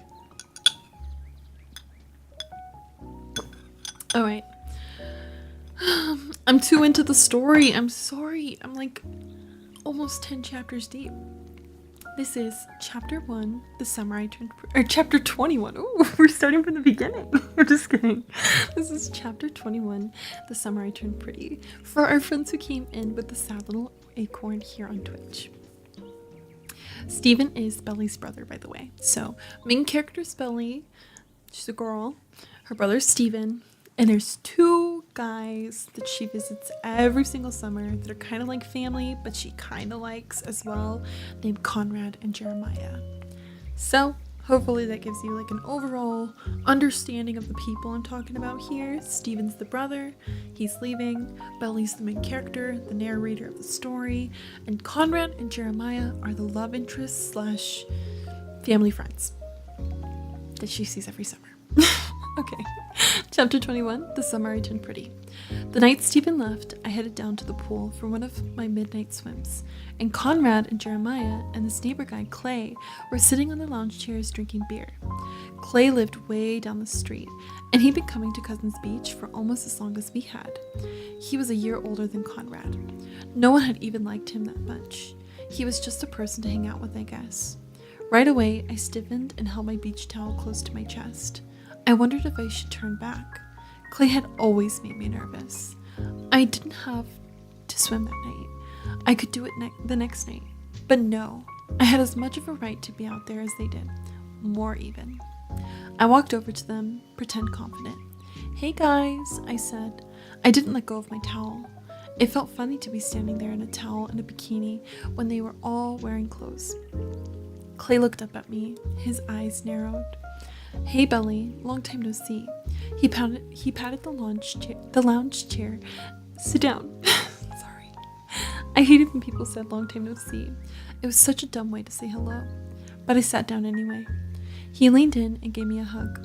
He smelled like beer and a polo sport. So, how have you been? He asked. Before I could answer, Conrad said, she's fine. And now it's time for bed. Good night, Belly. I tried not to sound like a 5-year-old when I said, I'm not going to sleep yet. I'm swimming. You should head back up, Jeremiah said, putting his beer down. Your mom will kill you for drinking. Hello, I'm not drinking, I reminded him. Clay offered me his Corona. Here, he said, winking. He seemed drunk. I hesitated, and Conrad snapped irritably. Don't give her that. She's a kid, for God's sake. I glared at him. Quit acting like Steven. For a second or two, I considered taking Clay's beer. It would be my first, but then I'd only be doing it to spite Conrad, and I wasn't going to let him control what I did. No thanks, I told him. Thanks, Cav, for supporting our stream. Welcome in. Conrad what? Sorry. Conrad nodded imperceptibly. Now go back to bed like a good girl. It felt like... I'm sorry, I didn't read this yet. And I realized now I have a bunch of new people hearing me say that. I'm saying a lot of stuff I would never say, I swear. This book brings a different vibe. Oh my gosh. It just felt like when he and Steven and Jeremiah used to leave me out of things on purpose. I could feel my cheeks burning. As I said, I'm only 2 years younger than you. Confirmed. Confirmed. We were just trying to figure that out. Anyway, 2 1/4, he corrected me automatically.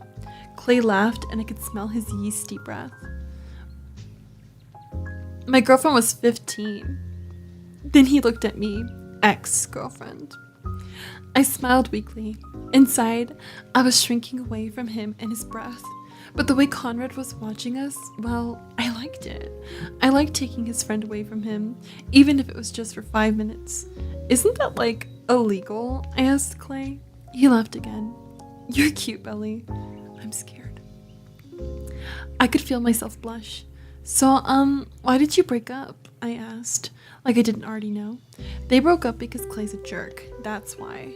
Clay had always been a jerk. He used to try to feed the seagulls Alka-Seltzers because he heard it made their stomachs blow up. I know, right? So bad. So bad. Oh my gosh. Clay scratched the back of his neck. I don't know. She had to go to horse camp or something. Long distance relationships are BS. But it would just be for the summer, I protested. It's dumb to break up over a summer. I'd nursed a crush on Conrad for whole school years. I could survive for months, years on a crush. It was like food. It could sustain me. If Conrad was mine, there was no way I'd break up with him over a summer. Over a school year, for that matter. Clay looked at me with his heavy-lidded, sleepy eyes and said, Do you have a boyfriend? I'm so scared. I'm so scared. Oh my gosh. Yes, I said. I couldn't help myself. I looked at Conrad when I said it. See, I was saying, I'm not a stupid 12-year-old girl with a crush anymore. I'm a real person with an actual boyfriend. Who cared if it wasn't true? Conrad's eyes flickered, but his face was the same, expressionless. Jeremiah, though, he looked surprised. Belly, you have a boyfriend? He frowned. You never mentioned him. It's not that serious. I picked at an unraveling thread on the seat cushion. I was already regretting making it up. In fact, we're really casual. See? Then what's the point of a relationship during summer? What if you meet people? Clay winked at me in a jokey way. Like right now. We've already met, Clay. Like 10 years ago. Not that he'd ever actually paid me any attention. He nudged me with his knee. Nice to meet you. I'm Clay. I laughed, even though it wasn't funny. It just felt like the right thing to do. Hi, I'm Belly. So, Belly, are you gonna come to my bonfire tomorrow night? He asked me. Sure, I said, trying not to sound too excited.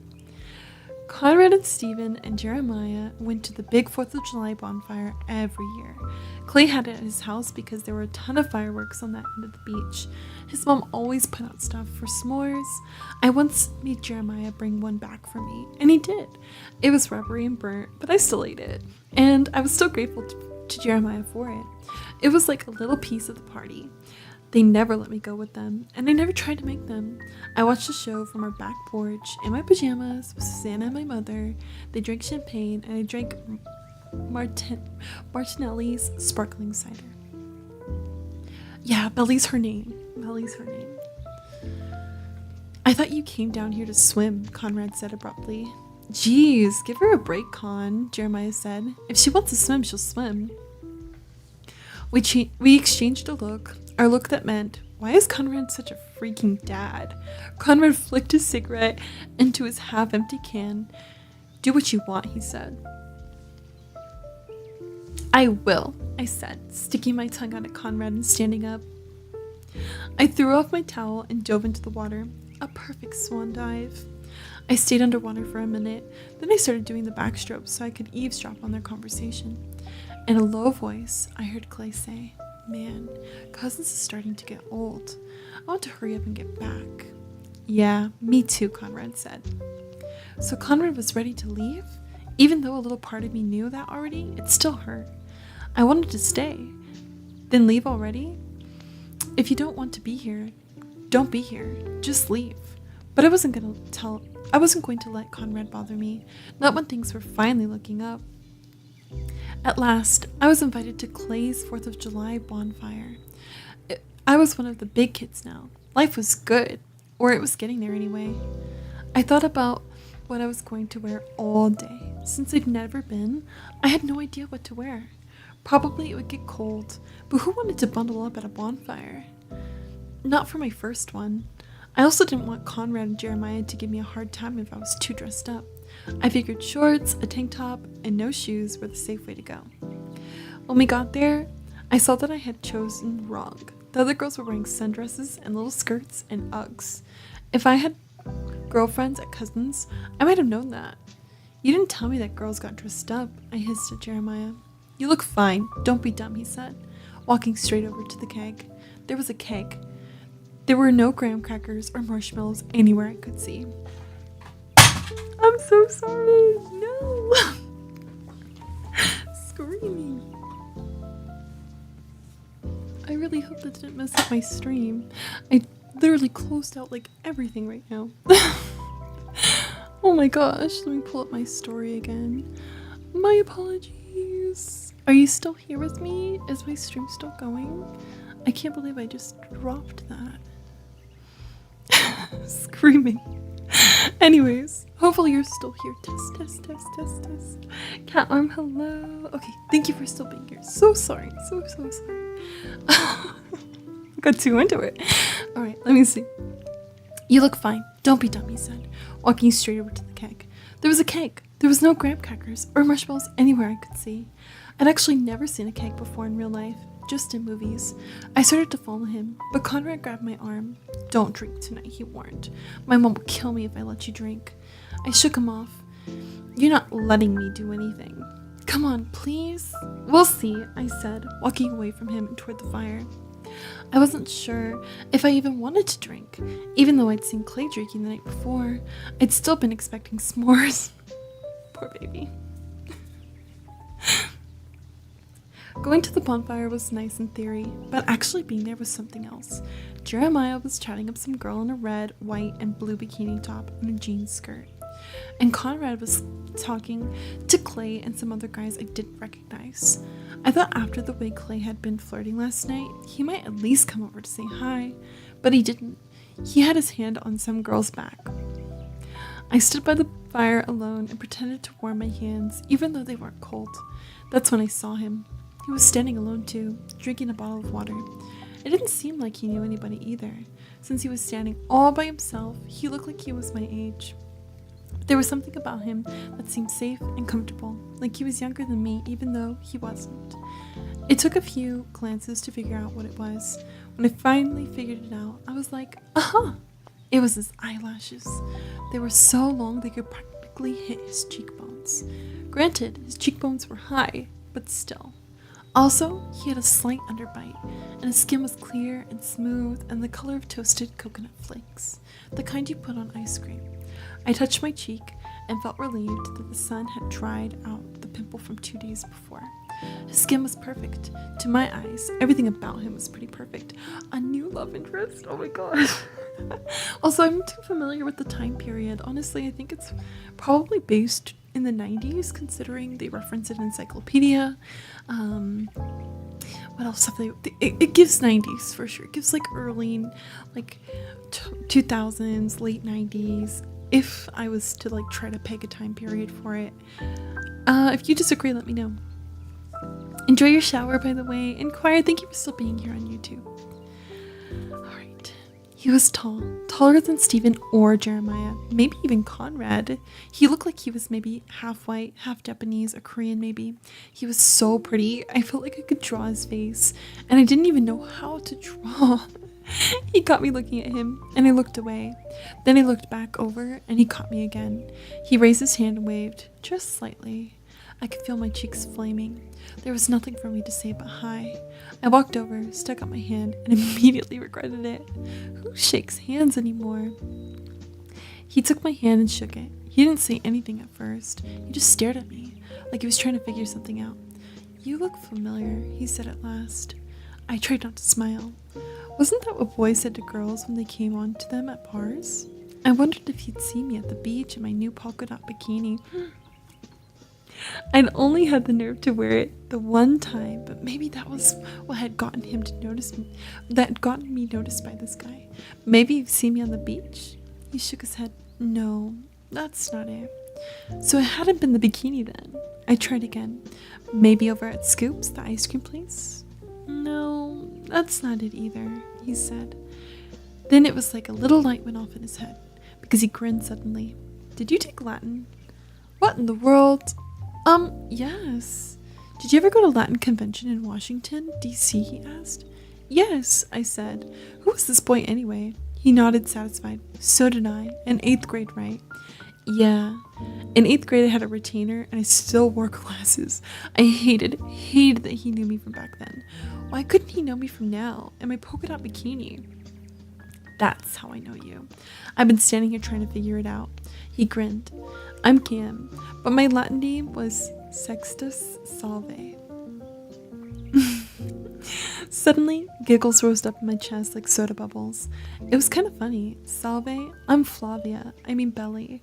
I mean, my name is Isabel, but everyone calls me Belly. We finally know. Oh my gosh, she's not just Belly, she's Isabel, but they call her Belly. Oh my goodness. Why? He looked at me like he really wondered why. It's my dad's nickname for me from when I was little. He thought Isabel was too long a name. I explained. Everyone just still calls me that. It's dumb. He ignored the last part and said, why not Izzy then? Or Belle? I don't know. It's partly because jelly Belfies are my favorite. And my dad and I used to play this game. He'd ask me what kind of mood I was in, and I would answer him in Jelly Belly flavors. Like plum, if I was in a good mood. My voice trailed off. I babbled when I was nervous, and I was definitely nervous. I had always hated the name Belly, partly because it wasn't even a real name. It was a child's nickname, not a real name at all. Isabel, on the other hand, was the name of an exotic kind of girl. The kind of girl who went places like Morocco and Nope, I can't say it, I'm sorry. Who wore red nail polish year-round and had dark bangs. Belly was the kind of name that conjured up images of plump children or men in wife-beaters. Anyway, I hate the name Izzy, but I do wish people called me Belle. It's prettier. He nodded. That's what it means too. Beautiful. I know, I said. I'm an AP French. You did clock that. I'd die if my nickname was Belly, to be honest. One of my nicknames is Belle. Really? Oh my gosh, I'm surprised. Alright, Kim said something in French so fast I couldn't understand him. What? I said. I felt stupid. It was embarrassing to speak French when it's not in a classroom. It's like conjugating verbs is one thing, but actually speaking it to an actual French person is a whole different thing. My grandmother's French, she said. I grew up speaking it. Oh, now I felt stupid for bragging about being in AP French. You know, the V is supposed to be pronounced W. What? In Flavia, it's supposed to be pronounced Flavia. Of course I know that, I snapped. I took second prize in oration, but Flavia sounds dumb. I took first prize, he said, trying not to sound smug. I had a sudden memory of a boy in a black t-shirt and a striped tie, blowing everyone away with his catalyst speech, taking first place. It was him. Why did you pick it if you thought it sounded dumb? I sighed. Because Cornelia was taken. Everyone wanted to be Cornelia. Yeah, everyone wanted to be Sextus too. Why, I said. Immediately I regretted it. Oh, never mind. Cam laughed. 8th grade boy humor isn't very developed. I laughed too. Then I said, so do you stay in a house around here? We're renting the house 2 blocks down. My mom sort of made me come. Cam said, rubbing the top of his head self-consciously. Oh, I wish I'd stop saying oh, but I couldn't think of anything else. What about you? Why'd you come, Isabel? Oh, he's the first one to call her something but Belly. Ooh, what's going on? Oh my goodness. I was startled when he used my real name. It just rolled right off his tongue. It felt like the first day of school, but I liked it. I don't know, I said. I guess because Clay invited me. I know, huh? It's so interesting. Thank you for saying you love it here. Everything that came out of my mouth sounded so generic. For some reason, I wanted to impress this boy. I wanted him to like me. I could feel him judging me, judging the dumb things I said. I'm smart too, I wanted to tell him. I told myself it was fine. It didn't matter if he thought I was smart or not, but it did. I think I'm going to leave soon, he said, finishing his water. He didn't look at me when he said, do you need a ride? No, I said. I tried to swallow my disappointment that he was leaving already. I came with those guys over there. I pointed at Conrad and Jeremiah. Loki kind of forgot about them. Oh my gosh. He nodded. I figured the way your brother kept looking over here. I almost choked. My brother? Who? Him? I pointed at Conrad. He wasn't looking at us. He was looking at the blonde girl in the Red Sox cap, and she was looking right back. He was laughing, and he never laughed. Yeah, he's not my brother. He tries to act like he is, but he's not, I said. He thinks he's everybody's big brother. It's so patronizing. Why are you leaving already anyway? You're gonna miss the fireworks. He cleared his throat like he was embarrassed. I was actually gonna go home and study.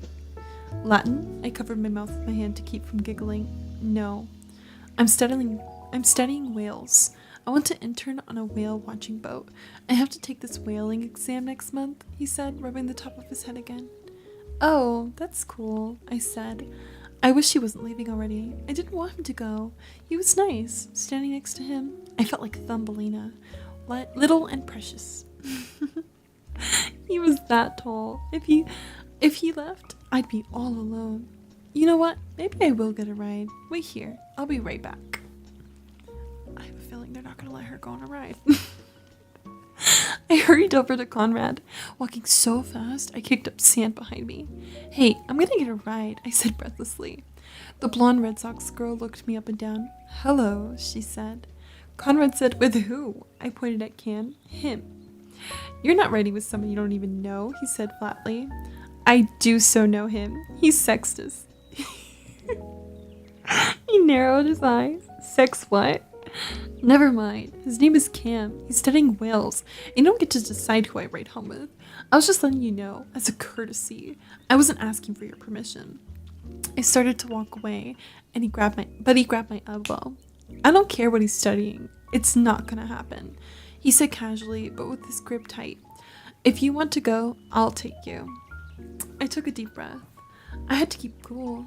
I wasn't gonna let him goad me into being a baby, not in front of all these people. No thanks, I said, trying to walk away again. But he didn't let go. I thought you already had a boyfriend. His tone was mocking. I knew he'd seen through my lie the night before. I wanted to so badly throw a handful of sand in his face. I tried to twist out of his grip. Let go of me, that hurts. He let go immediately, his face red. It didn't really hurt, but I wanted to embarrass him the way he embarrassed me. I said loudly, I'd rather ride with a stranger than with someone who's been drinking. Oh my gosh. Oh no. I've had one beer, he snapped. I weigh 175 pounds. Wait half an hour and I'll take you. Stop being such a brat. I could feel tears starting to spark my eyelids. I looked over my shoulder to see if Cam was watching. He was. I'm gonna say it. You're an asshole, I said. I tried to skip the bad words, but dang, this one was bad. He looked me dead in my eyes and said, and you're a 4-year-old. As I walked away, I heard the girl ask, is she your girlfriend? I rolled around and we both said no at the same time. Confused, she said, well, is she your little sister? Like I wasn't standing right there. Her perfume was heavy. It felt like it filled all the air around us, like we were breathing her in. No, I'm not his little sister. I hated this girl for being a witness to all this. It was humiliating. And she was pretty, in the same kind of way Taylor was pretty, which somehow made things worse. The flashback. Conrad said, her mom is best friends with my mom, so that's what all I was to him, his mom's friend's daughter. I took a deep breath, and without even thinking, I said to the girl, I've known Conrad my whole life, so let me be the one to tell you, you're barking up the wrong tree. Conrad will never love anyone as much as he loves himself, if you know what I mean. I lifted up my hand and wiggled my fingers. Shut up, Belly, Conrad warned. The tops of his ears were turning bright red. It was a low blow, but I didn't care. He deserved it. Red Sox girl frowned. What is she talking about, Conrad? To her, I blurted out, oh, I'm sorry. Do you not know what the idiom barking up the wrong tree means? Her pretty face twisted. You little skink, she hissed. The acting's coming out. No, but for real. I could feel myself shrinking. I wish I could take it back. I'd never gotten into a fight with a girl before, or with anyone for that matter. Thankfully, Conrad broke in then and pointed to the bonfire. Belly, go back over there and wait for me to come get you, he said harshly. That's when Jeremiah ambled over. Hey, what's going on? He asked, smiling in his easy, goofy way. Jeremiah's just coming through like nothing. He has no idea what's going on. Me, I'm Jeremiah. No, for real, actually, I was really into Belly's role right now. That was kind of crazy. Your brother is a jerk, I said. That's what's going on. Jeremiah put his arm around me. He smelled like beer. You guys play nice, you hear? I shrugged out of his hold and said, I am playing nice. Tell your brother to play nice. Wait, are you guys brother and sister too? The girl asked. This girl needs to go. Oh my gosh. Conrad said, don't even think about leaving with that guy. Con, chill out, Jeremiah said. She's not leaving, right, Belly? He looked at me and I pursed my lips and nodded. Then I gave Conrad the dirtiest look I could muster, and I shot one at the girl too. When I was far enough away that she wouldn't be able to reach out and grab me by the hair, I walked back to the bonfire, trying to keep my shoulders straight and high. When inside, I felt like a kid who'd gotten yelled at at her own birthday party. It wasn't fair to be treated like I was a kid when I wasn't. I bet me and that girl were the same age. I don't think they were. I'm just saying. Cam said, what was that all about? I was choking back tears, and as I said, let's just go. Oh my gosh, she's gonna go, guys. She's gonna go. Oh my goodness. Hi, Mango. Thank you for watching on YouTube. We're currently reading. And hello to Anna as well here on Twitch. Oh my gosh, she's gonna go. Oh my gosh, I'm scared. He hesitated, glancing back over at Conrad. I don't think that's such a good idea, Flavia, but I'll stay here with you and hang out for a while. The whales could wait. I wanted to kiss him then. I wanted to forget I ever knew Conrad and just be there, existing in the bubble of that moment. The first firework went off, somewhere high above us. It sounded like a tea kettle whistling loud and proud. It was gold and exploded into millions of gold flecks, like confetti over our heads. We sat by the fire and he told me about the whales, and I told him about stupid things like being secretary of French club and how my favorite food was pulled pork sandwiches. He said he was a vegetarian. We must have sat there for an hour. I could feel Conrad watching us the whole time, and I was so tempted to give him the finger. I hated when he won. The fact that she likes Conrad gets us so much better. Oh my gosh, this is so good. When it started to get cold, I rubbed my arms and Cam took off his hoodie and gave it to me, which was sort of my dream come true. Getting cold and having a guy give you his hoodie instead of gloating over how smart he'd been to bring one. Underneath his t-shirt said straight edge with a picture of a razor blade, the kind of guy shaves with. What does that mean? I asked him, zipping up his hoodie. It was warm and it smelled like boy, but in a good way. I'm straight edge, he said. I don't drink or do drugs. I used to be a hardcore, where you don't take over-the-counter medicine or drink caffeine, but I quit that. Why? Why was I a hardcore straight edge, or why did I quit? Both. I don't believe in polluting your body with unnatural stuff, he said. I quit because it was making my mom crazy.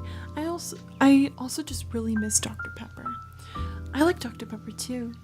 I was glad I hadn't been drinking. I didn't want him to think badly of me. I wanted him to think I was cool, like the kind of girl who didn't care what people thought, the kind of person he obviously was. I wanted to be his friend, but I also wanted to kiss him. Chelsea, this is my reality TV right now. So good.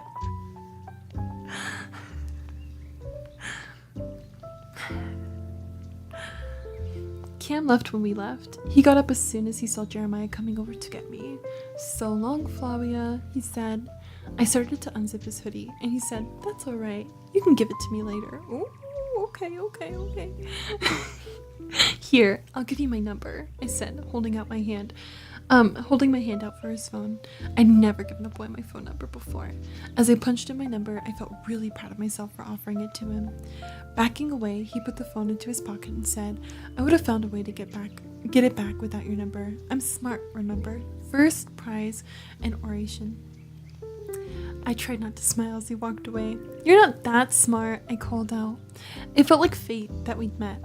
It felt like the most romantic thing that had ever happened to me, and it was.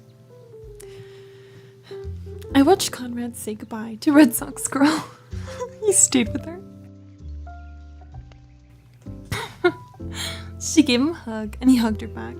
But not really. I was glad I had ruined his night, if only a little bit. On the way to the car, a girl stopped me.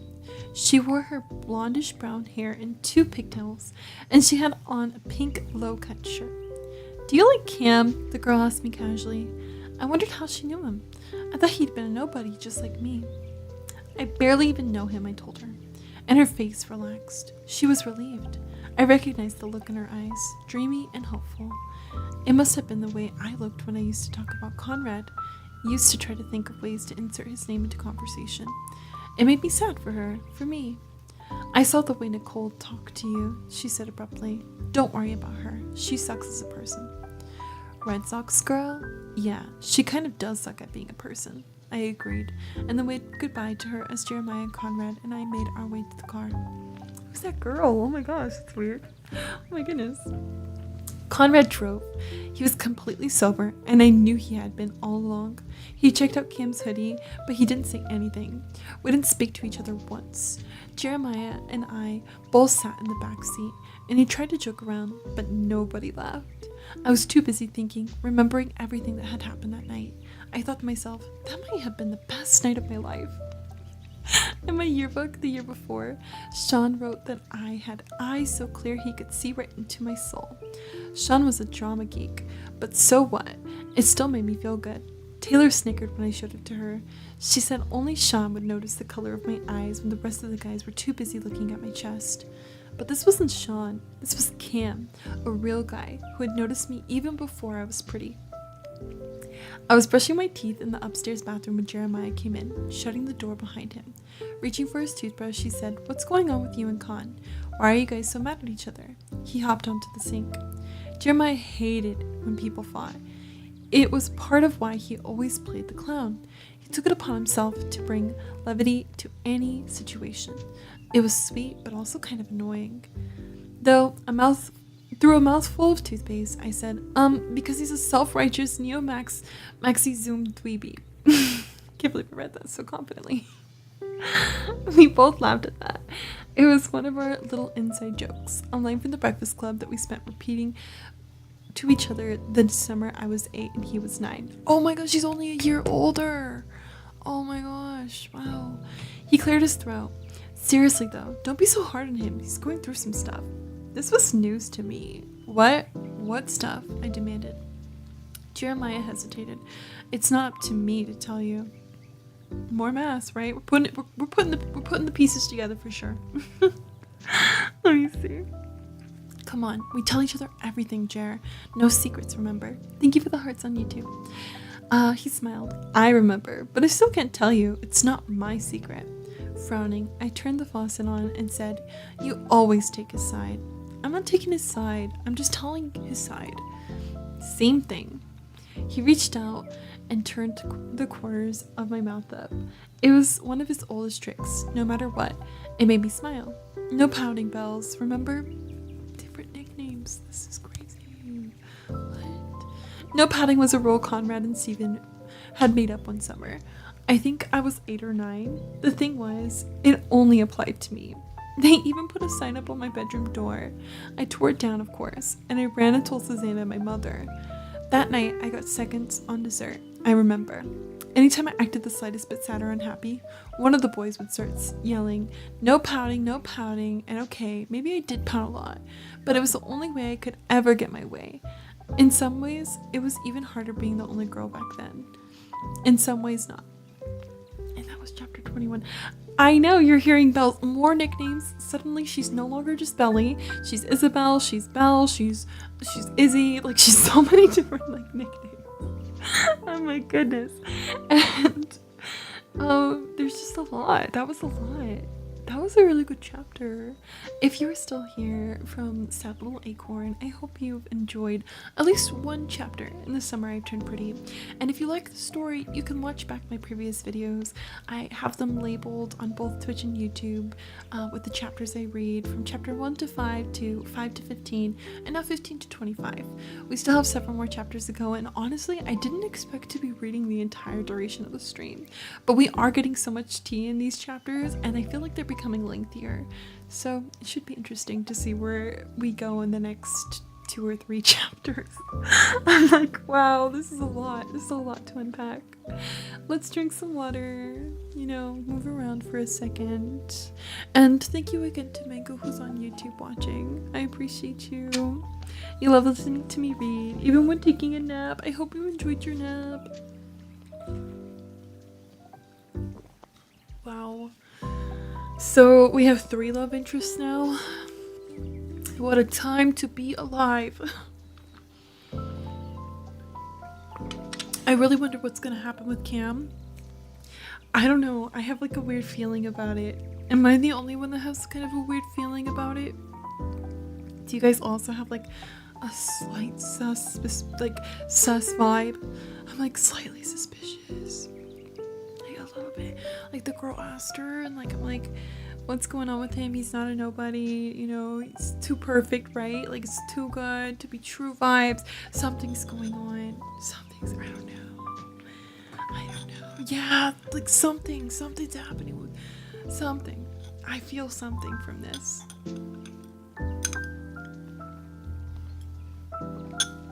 I hope you have a good shift, Johnny. Thank you for being here. Jay says, I'm glad I'm here listening to stream. I was fighting off some anxious thoughts a few moments ago. The last 3 nights I've been getting anxiety spells for a couple hours, and now suddenly I'm afraid of feeling that way again. Triggering my anxiety. I'm sorry. I'm sending hugs. I'm glad I can get you into the story a bit, and like we can share opinions and thoughts and ships. I don't know. It was cute though. That was cute. Chapter 21 was good. I think I'm still most fearful of chapter 60. That was the most ruthless of today's reading. Yeah, I agree. That was really cute, but I'm really scared. And I don't know how cute it was for them to be arguing either. But I guess it builds character. Cat Arm says there's so many chapters. Yeah, apparently. I don't know how many chapters this book holds. I'm kind of mindlessly reading it. And I'm probably going to be so sad when this one ends, but it is a part of a trilogy. So there's 2 other books I plan to read as we continue. I read every single Wednesday, friends, if you like reading streams like the one I have for you today. No worries, Bryson. I'm glad you're gonna nap, and I'm sorry about your stomach. Sending you the best vibes. I'm really happy you're sleeping, just even for a bit in between the games.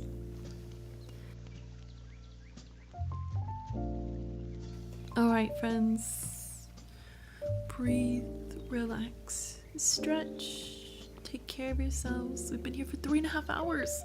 I've been reading for 2.5. Yeah, it's pretty good vibes. How do romance books last so long? Is what baffles me. I know, somebody should Google how many like chapters are in this book. I'm so curious, like, how long is this? It feels never ending, and I love that. I love that it feels like it's never gonna end. It's almost like actual summer, you know, you like never want it to end. Chell says, I love Belly finding her voice. Right? She's really standing her ground. Like I said, building character. There's 40 something, huh? Then I could be finishing this really soon. Because I'm reading 15 to 25 today. So I'm reading about 10 chapters per stream. There's 46. Oh my gosh, I could be finishing this next week. I had no idea it was so close. There's 46 chapters and you're just gonna go to sleep? Oh my gosh. You always drop bombs on me. Oh my gosh. That's crazy. That's actually really crazy. Oh, maybe I'll read chapter 25, so it'll be chapter 26 to 46, the final, next Wednesday. Let me know what you think about that. And I'm gonna get into chapter 22. Chapter 22, the summer I turned pretty. That night I slept in Cam's hoodie. Aww. It was stupid and kind of sappy, but I didn't care. And the next day, I wore it outside, even though it was blazing hot out. I loved how the sleeves were frayed, the way it felt lived in. It felt like a boy's. Cam was the first boy to pay attention to me like that, to be upfront about the fact that he actually wanted to hang out with me, and not be like embarrassed about it. When I woke up, I realized that I had given him the house number. I didn't know why. I could have given my cell phone number just as easily. I kept waiting for the phone to ring. The swallow. The phone never rang at the summer house. The only people who called the house phone were Susanna, trying to figure out what kind of fish we wanted for dinner, or my mother calling to tell Stephen to put the towels in the dryer or to get the grill going. I stayed on the deck, sunning and reading magazines with Cam's hoodie balled up in my lap like a stuffed animal. Since we kept the windows open, I knew I'd hear the phone ring. I slathered myself with sunscreen first, and then 2 layers of tanning oil. I didn't know if it was an oxymoron or what, but better safe than sorry is how I figured. I set myself up with a little station of cherry Kool-Aid in an old water bottle, plus a radio, plus sunglasses and magazines. The sunglasses were a pair that Susanna had bought me years ago. Susanna loved to buy presents. When she went off for errands, she'd come home with presents. Little things like this pair of red heart sunglasses she said I just had to have. She knew just what I'd love. Things I hadn't even thought of. I had certainly never thought of buying. Things like lavender foot lotion or a silk quilted pouch of tissues. My mother and Susanna had left early that morning for one of their art gallery trips to Dyerstown. And Conrad, thank God, had left for work already. Jeremiah was still asleep. The house was mine. The idea of towning sounds so fun in theory. Laying out, soaking up sun, and sipping on soda, falling asleep like a fat cat. But then the actual act is kind of tedious and boring and hot. I'd always rather be floating in the ocean, catching sun that way, than lying down sweating in the sun. They say you get tanner faster when you're wet anyhow. I'm the same way as her, I'm not gonna lie. I don't like just laying there. I feel like I get so like fixated on just like the heat, the sun. I always just like swim and naturally get the sun that way. I didn't need to put that in, but I'm relating. I relate nonetheless. But that morning, I had no choice. In case Cam called, I mean. So I lay there, sweating and sizzling like a piece of chicken on a grill. It was boring, but it was a necessity. Just after 10, the phone rang. I sprang up and ran into the kitchen. Hello, I said breathlessly. Hi, Belly, it's Mr. Fisher. Hi, Mr. Fisher, I said. I tried not to sound too disappointed. He cleared his throat.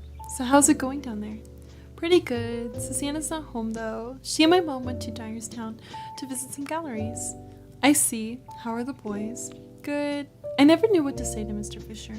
Conrad's at work, and Jeremiah's still asleep. Do you want me to wake him up? No, that's all right. There was this long pause, and I scrambled to think of something to say. Are you, coming down this weekend, I asked. No, not this weekend, he said. His voice sounded really far away. I'll just call back later. You have fun, Belly. I hung up the phone. Mr. Fisher hadn't been down to Cousins once yet.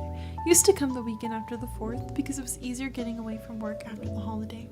When he came, he'd fire up the barbecue all weekend long, and he'd wear his apron that said Chef knows best. I wondered if Susanna would be sad he wasn't coming, if the boys would care. I trudged back to my lounge chair, sat back to the sun. I fell asleep on the lounge chair, and I woke up to Jeremiah sprinkling Kool-Aid onto my stomach. Quit it, I said grouchily, sitting up. I was thirsty from my extra sweet Kool-Aid. I always made it with double sugar, and I felt dehydrated and sweaty.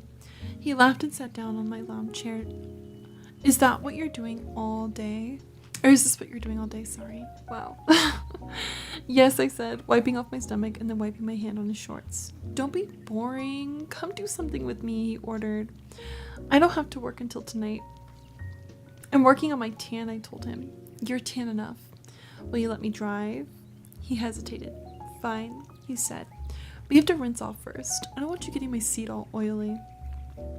I stood up, throwing my limp, greasy hair into a high ponytail. I'll go right now. Just wait, I said. Jeremiah waited for me in the car, with the AC on full blast. He sat in the passenger seat. Where are we going? I asked, getting into the driver's seat. I felt like an old pro. Tennessee? New Mexico? We have to go far so I can get good practice. He closed his eyes and laid his head back. Just take a left out of the driveway, he told me.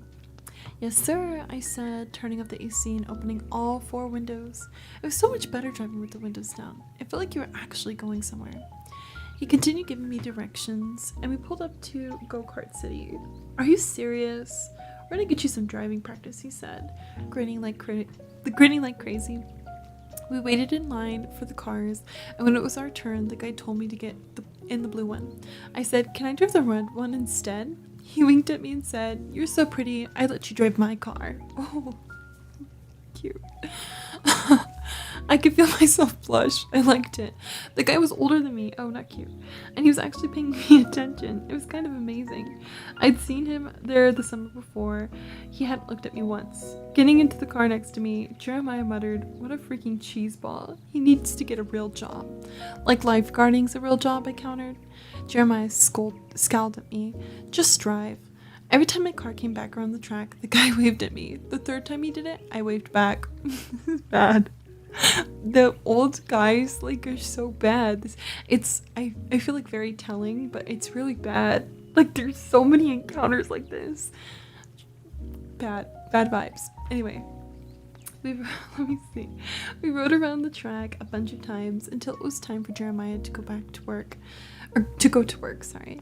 I think you've had enough driving for today, Jeremiah said, rubbing his neck. I'll drive us home.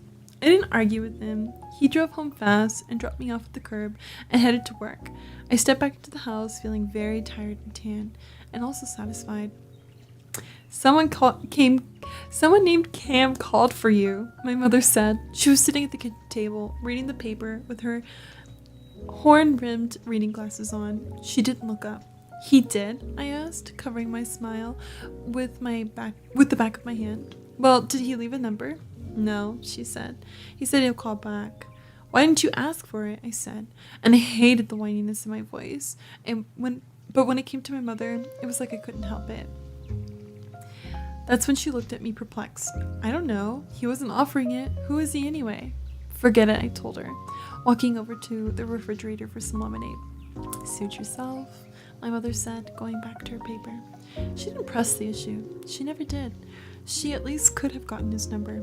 If Susanna had been down here instead of her, she would have been sing-songy, and she would have teased and snooped until I told her everything, which I would have gladly. Mr. Fisher called this morning, I said. My mother looked up again. What did he say? Nothing much, just that he can't come this weekend. She pursed her lips, but she didn't say anything. Where's Susanna? I asked. Is she in her room? Yes, but she doesn't feel well. She's taking a nap, my mother said. In other words, don't go up and bother her. What's wrong with her? She has the summer cold, my mother said automatically. My mother was a terrible liar. Susanna had been spending a lot of time in her room, and there was a sadness to her that hadn't been there before. I knew something was up. I just wasn't completely sure what. That chapter went by really fast. Thank you for the hearts on YouTube. Oh, I know she's sick, so I really hope she's okay. Like, I'm kind of scared with Susanna's story. And like what that will do to everybody in the story.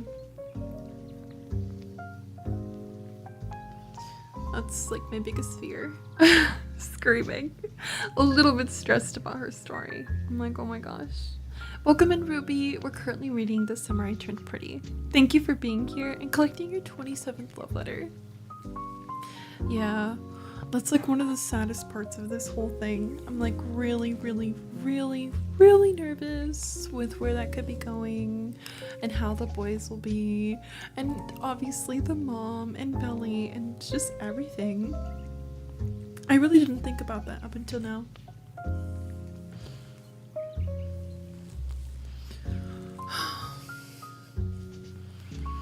Now I'm stressed. Jesus says the chapters have been amazing so far. I'm so glad you've been enjoying me reading them. And hello to Sora. Welcome in. Thank you so much for the support. I appreciate it.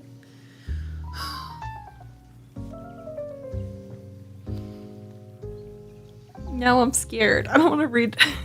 Especially knowing that like it ends on chapter 46. We're almost halfway through the book. I'm like scared.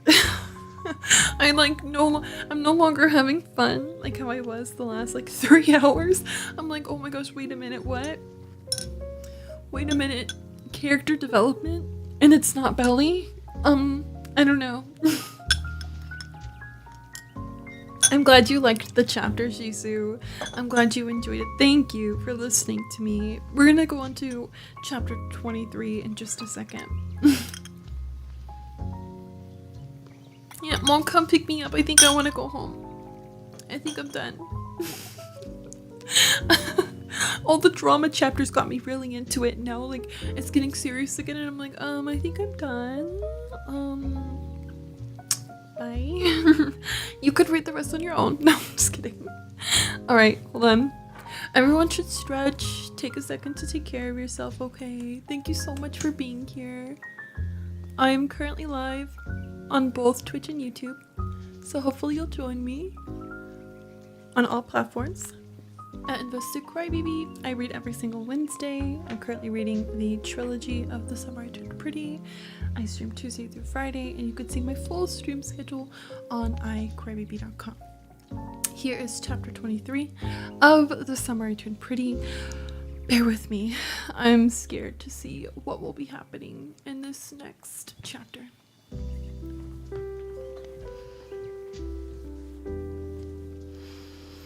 I'm actually scared, as you can tell. I'm like actually pausing. I'm like, wait a minute. I actually don't want to read it. That's the first one that I don't want to read. Alright, chapter 23, The Summer I Turned Pretty. Cam called again the next night, and the night after that. We talked on the phone twice before we met up again, for like 4 or 5 hours at a time. When we talked, I laid on one of the lounge chairs on the porch and stared up at the moon with my toes pointed toward the sky. I laughed so hard that Jeremiah yelled at his window for me to keep it down. We talked about everything, and I loved it, but the whole time I wondered when he was going to ask to see me again. He didn't. I'm telling you, this is too good to be true. I'm so scared. There's so much going on now. Oh my goodness. So I had to take matters into my own hands. I invited Cam to come over and play video games and maybe swim. I felt like some kind of liberated woman calling him up and inviting him over. Like, it was the kind of thing I did all the time. When really, I was only doing it because I knew no one was going to be at home. I didn't want Jeremiah or Conrad or my mother or even Susanna to see him just yet. For now, he was just mine.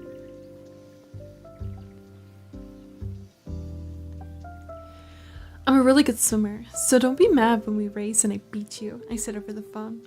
He laughed and said, at freestyle? At any style. Why do you like to win so much?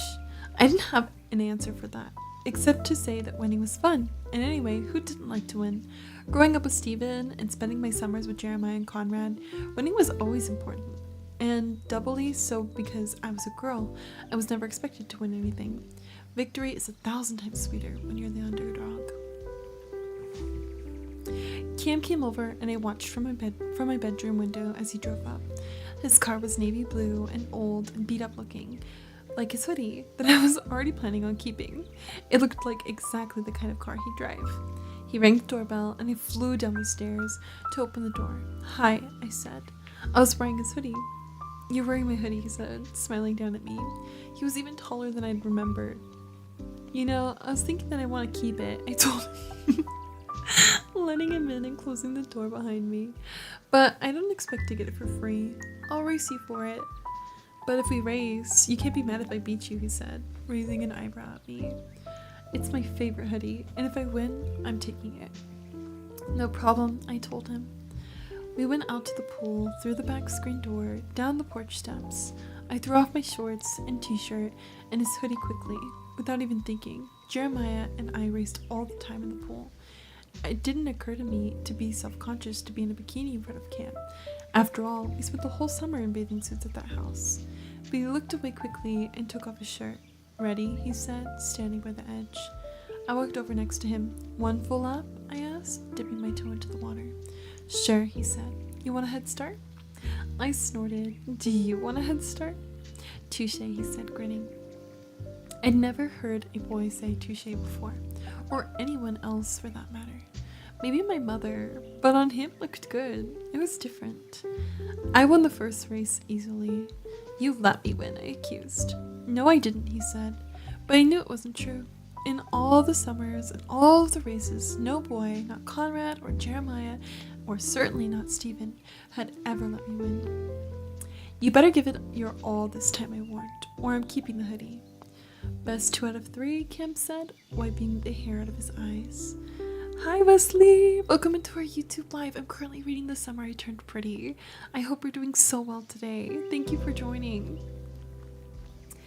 He won the next heat, and I won the last one. I wasn't fully convinced that he didn't just let me win. After all, he was so tall and long. His one stroke was worth 2 of mine. But I wanted to keep the hoodie, so I didn't challenge the win. After all, a win was a win. When he had to leave, I walked into his car. He didn't get in right away. There was this long pause, the first we'd had, if you could believe it. Cam cleared his throat and said, "So this guy I know, Kinsey, is having a party tomorrow night. Do you maybe want to come?" "Yeah," I said right away. "I do." I made the mistake of mentioning it at breakfast the next morning. My mother and Susanna were grocery shopping. It was just me and the boys, the way it had been for most part of the summer. "I'm going to a party tonight," I said, partly just to say it out loud and partly to brag. Conrad raised his eyebrows. "You? Whose party?" Jeremiah demanded. "Kinsey's?" I put down my juice. "How'd you know?" Jeremiah laughed and wagged his finger at me. "I know everybody in Cousin's Belly. I'm a lifeguard. That's like being the mayor. Greg Kinsey works at the surf shop over by the mall." Frowning, Conrad said, "Doesn't Craig Kinsey sell crystal meth out of his trunk?" "What? No. Cam wouldn't be friends with someone like that," I said defensively. "Who's Cam?" Jeremiah asked. "The guy I met at Clay's bonfire. He asked me to go to the party with him, and I said yes." "Sorry, you aren't going to some meth addict's party," Conrad said. This was the second time Conrad was trying to tell me what to do, and I was sick of it. Who did he think he was? I had to go to this party. I didn't care if there was crystal meth or not. I was going. I'm telling you, Camp wouldn't be friends with someone like that. He's straight edge. Straight edge.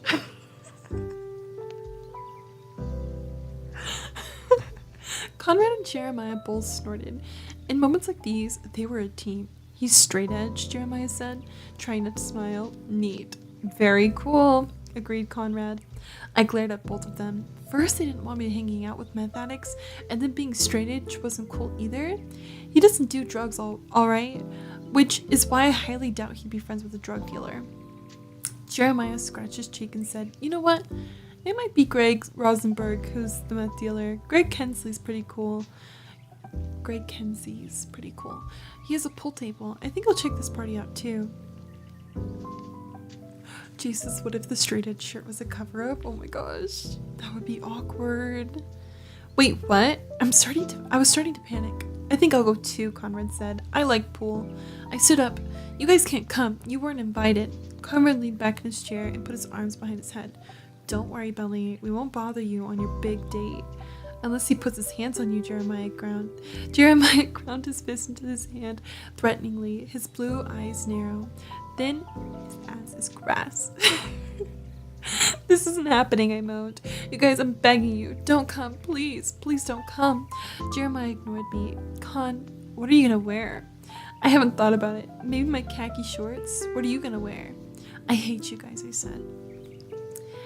Things had been weird with me and Conrad, and also with me and Jeremiah. An impossible thought crept its way into my head. Was it possible they didn't want me with Cam? Because they, had feelings for me? Could that even be? I doubted it. I was like a little sister to them, only I wasn't. When I finished getting ready and it was almost time to go, I stopped by Susanna's room to say goodbye, and she and my mother were held up in there sorting through old pictures. Susanna was all ready for bed, even though... What? Why is there numbers there? Even though 138... I guess that number is accidentally put in the book right here. It's like an online thing, so who cares?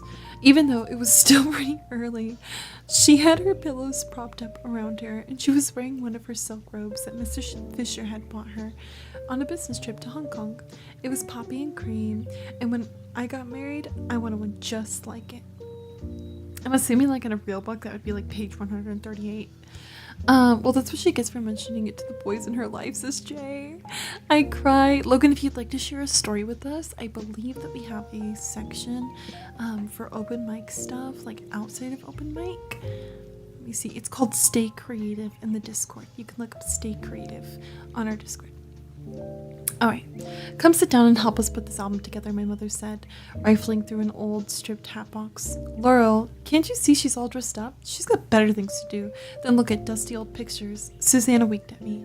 Belly, you look fresh as a daisy. I love you in white with your tan. It sets you off like a picture frame. Thanks, Susanna, I said. I wasn't all that dressed up, but I wasn't in shorts like the night of the bonfire. I was wearing a white sundress and flip-flops, and I put my hair in braids while it was still wet. I knew I'd probably take them out in about half an hour because they were so tight, but I didn't care. They were cute. You do look lovely. Where are you headed? My mother asked me. Just to a party, I said. My mother frowned and said, Are Conrad and Jeremiah going to this party too? They're not my bodyguards, I said, rolling my eyes. I didn't say they were. My mother said. Susanna waved me off and said, Have fun, Belly. I will, I said, shutting the door before my mother could ask me any more questions. I'd hoped that Conrad and Jeremiah had just been kidding around and they weren't really going to try to come to the party. But when I ran downstairs to meet Cam's car, Jeremiah called out, Hey, Belly. He and Conrad were watching TV in the family room. I poked my head in the doorway. What? I snapped. I'm kind of in a hurry. Jeremiah turned his head toward me and winked lazily. See you soon.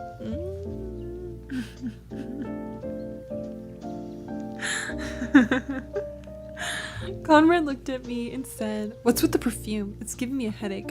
And why are you wearing all that makeup? I wasn't wearing that much makeup. I had some blush and mascara and a little lip gloss. That was it. It was just that he wasn't used to me wearing any, and I'd spray my neck and wrists, and that was all. Conrad sure hadn't mind Red Sox girl perfume. He'd love her perfume. Still, I took one last look at myself in the mirror in the hallway, and I rubbed a little of the blush off, also the perfume. Then I slammed the door shut and ran down the driveway, where Cam was turning in. I'd been watching from my bedroom window, so I'd know the exact moment he drove up, so he wouldn't have to come inside and meet my mother. That's awkward. I hopped into Cam's car. Hi, I said. Hi, I would have rung the doorbell, he told me. Trust me, it's better this way, I said, suddenly feeling very shy. How is it possible to talk to someone on the phone for hours and hours, to even swim with this person, and then feel like you don't know them? So this guy Kinsey, he's kind of weird, but he's a good person, Cam told me, as he backed out of the driveway. He was a good driver. Careful. Casually, I asked, does he by any chance sell crystal meth? Not that I know of, he told me, smiling. His right cheek had a dimple in it that I hadn't noticed the other night. It was nice. I relaxed. Now that the crystal meth stuff was out of the way, there was only one more thing. I twisted the charm bracelet on my wrist over and over and said, so you know those guys I was with at the bonfire, Jeremiah and Conrad? Your fake brothers? Yeah, I think they might be stopping by the party too. They know, Kinsey, I said. Oh really, he said. Cool. Maybe they'll see that I'm not some kind of creep. They don't think you're a creep, I told him. Well, they kind of do. But they think any guy I talk to is a creep, so it's something personal. They must really care about you a lot to be so productive, he said. Did they? Not really. Well, Jeremiah does, but Conrad is all about duty. Or he used to be anyway. He should have been one of those samurais. I glanced over at him. I'm sorry, is this boring? No, keep talking, Cam said. How do you know about samurais? Tucking my legs under my butt, I said, Miss Baskerville's global studies class in 9th grade. We did a whole unit on Japan and Bushido, and I was like obsessed with the idea of seppuku. My dad's half Japanese, he said. My grandmother lives there, so we go out and visit her once a year. I whistled. My whistle was something I was proud of. My brother Stephen had taught me. So you speak English, French, and Japanese? That's pretty amazing. You're like some kind of genius, huh? I teased. I speak Latin too, he reminded me, grinning. Latin's not spoken. It's a dead language, I said, just to be contrary. It's not dead. It's in every Western language. He sounded like my 7th grade Latin teacher, Mr. Coney. When he pulled up to this guy, Kinsey's house, I kind of didn't want to get out of the car. I loved the feeling of talking and having somebody really listen to what I had to say. It was like a high or something. In a weird way, it felt powerful. We parked in the cul-de-sac. There were a ton of cars. Some were halfway on the lawn. Cam walked quickly. His legs were so long that I had to hurry to keep up. So how do you know this guy? I asked him. He's my supplier. He laughed at my expression on my face. You're really gullible, Flavia. His parents have a boat. I've seen him down at the marina. He's a nice guy. We walked right. I'm kind of scared. Are you scared? I'm kind of scared. She's like going to this party. She barely knows the guy. Like, the guy has like weird stigma against like him from other people in town. I don't know. I'm kind of scared. We walked right in without knocking. The music was so loud I could hear it from the driveway. It was karaoke music, and there was a girl singing like a virgin at the top of her lungs and rolling around on the ground, her mic getting twisted up in her jeans. There were 10 or so people in the living room drinking beer and passing around a songbook. Sing Living on a Prayer next, some guy urged the girl on the floor. A couple of guys I didn't recognize were checking me out. I could feel their eyes on me, and I wondered if I really had worn too much makeup. It was a new thing to have guys looking at me, much less asking me on dates. It felt equal parts amazing and scary. I spotted the girl from the bonfire, the one who liked Cam. She looked at us and then looked away, sneaking glances every once in a while. I felt bad for her. I knew how that felt.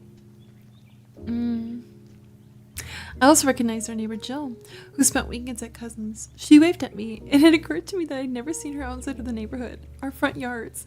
She was sitting next to the guy from the video store, the one who worked on Tuesdays and wore his name tag upside down. I'd never seen the lower half of his body before. He was always standing behind the counter. And then there was the waitress Katie from Jim's Crab Shack without her red and white striped uniform. There were people I'd been seeing every summer my whole life. So this is where they'd been all this time. Out at parties, while I'd been left out, locked away in the summer house like Rapunzel, watching old movies with my mother and Susanna.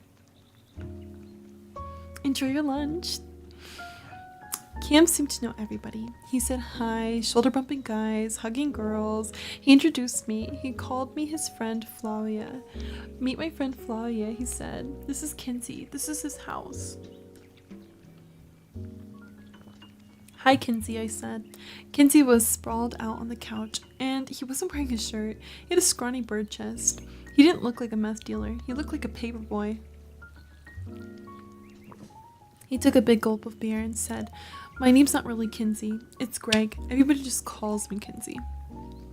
"My name's not really Flavia. It's Belly. Only Cam calls me Flavia."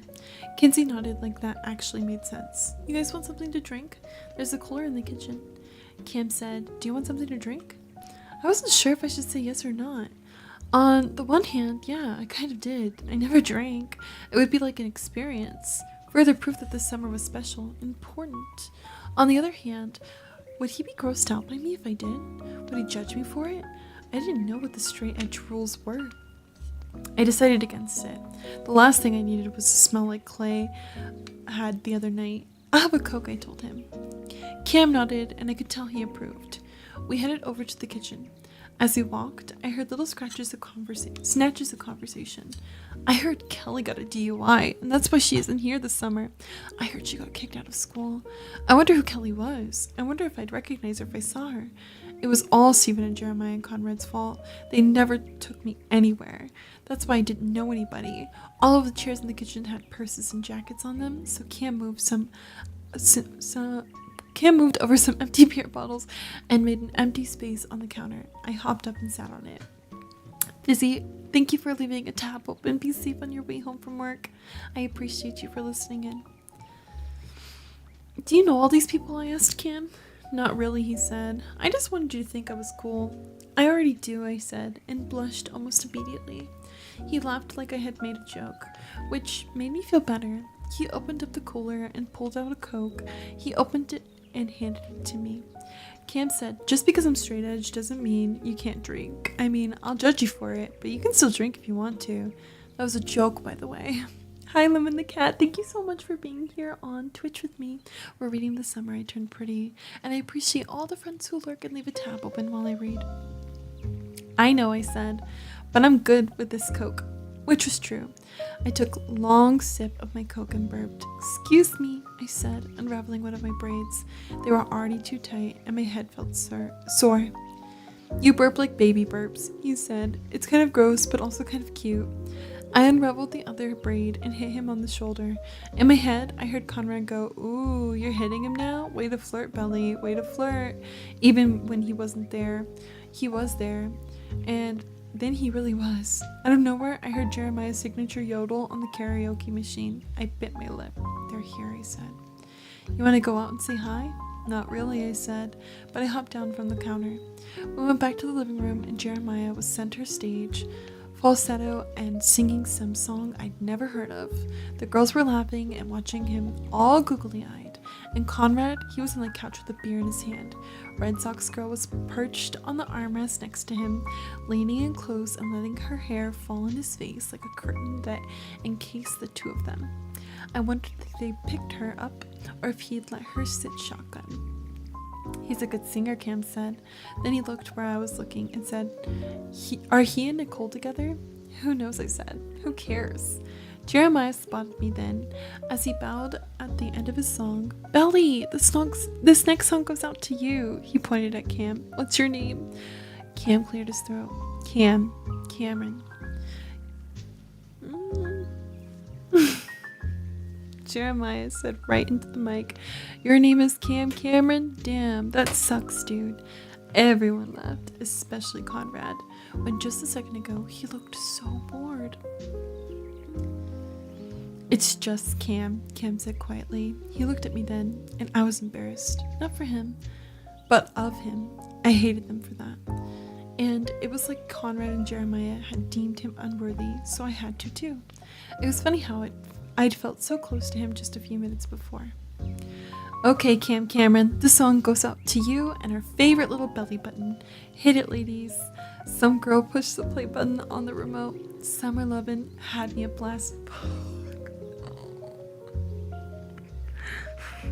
So sad. I wanted to kill him, but all I could do was shake my head at him and glare. It wasn't like I could grab the mic out of his hand in front of all these people. Jeremiah just grinned at me and started to dance. One of the girls was sitting on the floor, jumped up and started dancing with him. She sang the Olivia Newton-John part off key. Conrad watched in his amused, condescending way. I heard someone say, Who's that girl anyway? She was looking right at me when she said it. I know, this is so bad. Buttercup, thank you for redeeming your 25th love letter. Let's go. I know, belly button is so terrible too. Next to me, Cam was laughing. I couldn't believe it. I was dying of embarrassment and he was laughing. Smile, Flavia, he said, poking me in the side. When someone tells me to smile, I can't help it. I always do. Midway through Jeremiah's song, Cam and I walked out without even looking. I knew Conrad was watching us. Cam and I sat on the staircase and talked. He sat on the step above me. He was nice to talk to, not intimidating at all. I loved the way he laughed so easily. Not like with Conrad. With Conrad, you had to work hard for every smile. Nothing ever came easy with Conrad. I kind of don't like that she's comparing them. Like, you obviously like Conrad if you're comparing him. Like, over and over again. She's like, not like Conrad. He smiles a lot more than Conrad does. He's nicer than Conrad. Like, oh my gosh, Belly, please. I know he's living rent-free and he's so rude. Like, oh my gosh. The way Cam was leaning into me, I thought he might try to kiss me. I was pretty sure I'd let him. But he'd lean in and scratch his ankle or tug at his sock and then shift away. And then he'd do it again. When he was in the middle of a lean-in, I heard pissed off, belligerent voices coming from the deck outside. One of them was definitely Conrad's pissed off, belligerent voice. I jumped up. Something's going on out there. Let's check it out, said Cam, leading the way. Conrad and some guy with a barbed wire tattoo on his forearm were arguing. The guy was shorter than Conrad, but stockier. He was packing some serious muscle, and he looked like he was like 25. Jeremiah watched, bemused, but I could tell he was alert, ready to jump in if needed to. To Jeremiah, I whispered, "What are they fighting about?" He shrugged. "Conrad's wasted, don't worry about it. They're just showing off. They look like they might actually kill each other," I said uneasily. "They're fine," Cam said, "but we should probably get out of here. It's late." I glanced at him. I'd almost forgotten that he was standing next to me. "I'm not leaving," I said. Not that I could do anything to stop a fight from happening, but it wouldn't be right to just leave him there. Conrad stepped up close to the tattoo guy, who shoved him away easily, and Conrad laughed. I could feel an actual fight brewing, like a thunderstorm, just like the way the water got really still before the sky broke open. "Are you gonna do something?" I hissed. "He's the big boy," Jeremiah said. His eyes closed on Conrad. "He'll be fine." But he didn't believe it, and neither did I. Conrad didn't seem fine at all. He didn't seem like the Conrad Fisher I knew, all wild and out of control. What if he got himself hurt? What then? I had to help. I just had to. I started walking over to them, and I waved off Jeremiah when he tried to stop me. When I got there, I realized I had no idea what to say. I'd never tried to break up a fight before. Hi, I said, standing between the two of them. "We have to leave." Conrad pushed me out of the way.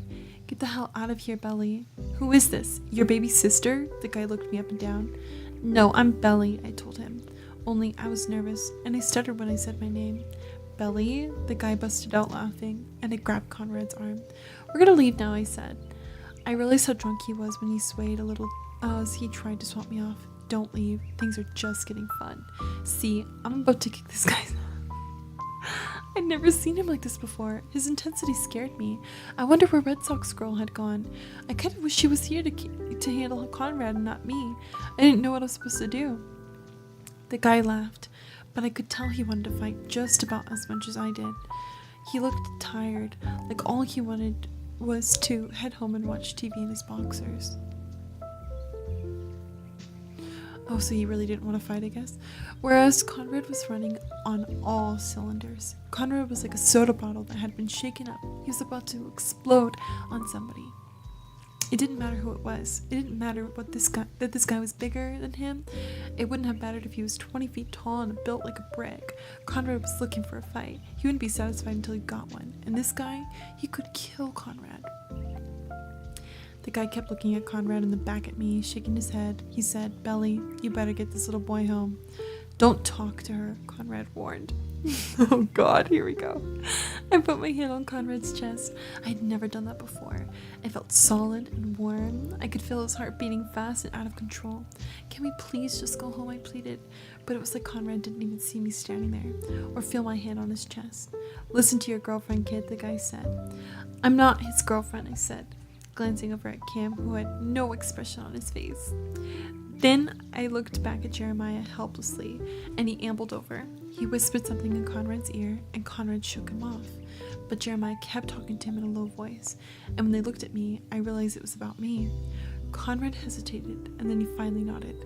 Then he half-jokingly made like he was going to hit the guy, and the guy rolled his eyes. "Good night, douche," he said to the guy. The guy waved him off with one hand. I let out a big breath. As we walked back to the car, Cam grabbed my arm. "Are you okay to go home with these guys?" he asked me. Conrad rolled around and said, "Who's this guy?" I shook my head at Cam and said, "I'll be fine. Don't worry. I'll call you." He looked worried. "Who's driving?" "I am," Jeremiah said. And Conrad didn't argue. "Don't worry, straight edge. I don't drink and drive." I was embarrassed. I could tell Cam was bothered, and he just nodded. Quickly I hugged him, and he felt stiff. I wanted to make things okay. "Thanks for tonight," I said. I watched him walk away, and I felt a stab of resentment. Conrad and his stupid temper had to ruin my first real date. It wasn't fair. Jeremiah said, "You guys get in the car." I left my hat inside. "I'll be right back." "Just hurry," I told him. Guys, oh my gosh, do you think that Conrad was trying to fight because he was mad that she was with a guy? Do you think Conrad likes her? Likes her? Like, he couldn't find Cam because there was no real reason, so he just picked a fight with somebody random. It feels like some resentment. It feels built up. It feels off. I'm feeling like he did all of that just because she was there with a guy and it wasn't him. I'm like, whoa, this is crazy. This is really intense too. This whole scene is super intense. You think so, Beatles? Chel's speechless. She's like, I could not figure out Conrad. I scream. I know I'm mid portion, but it was so intense I had to take a break. Wow, this is getting bad. It's getting real bad. Give me 2 seconds.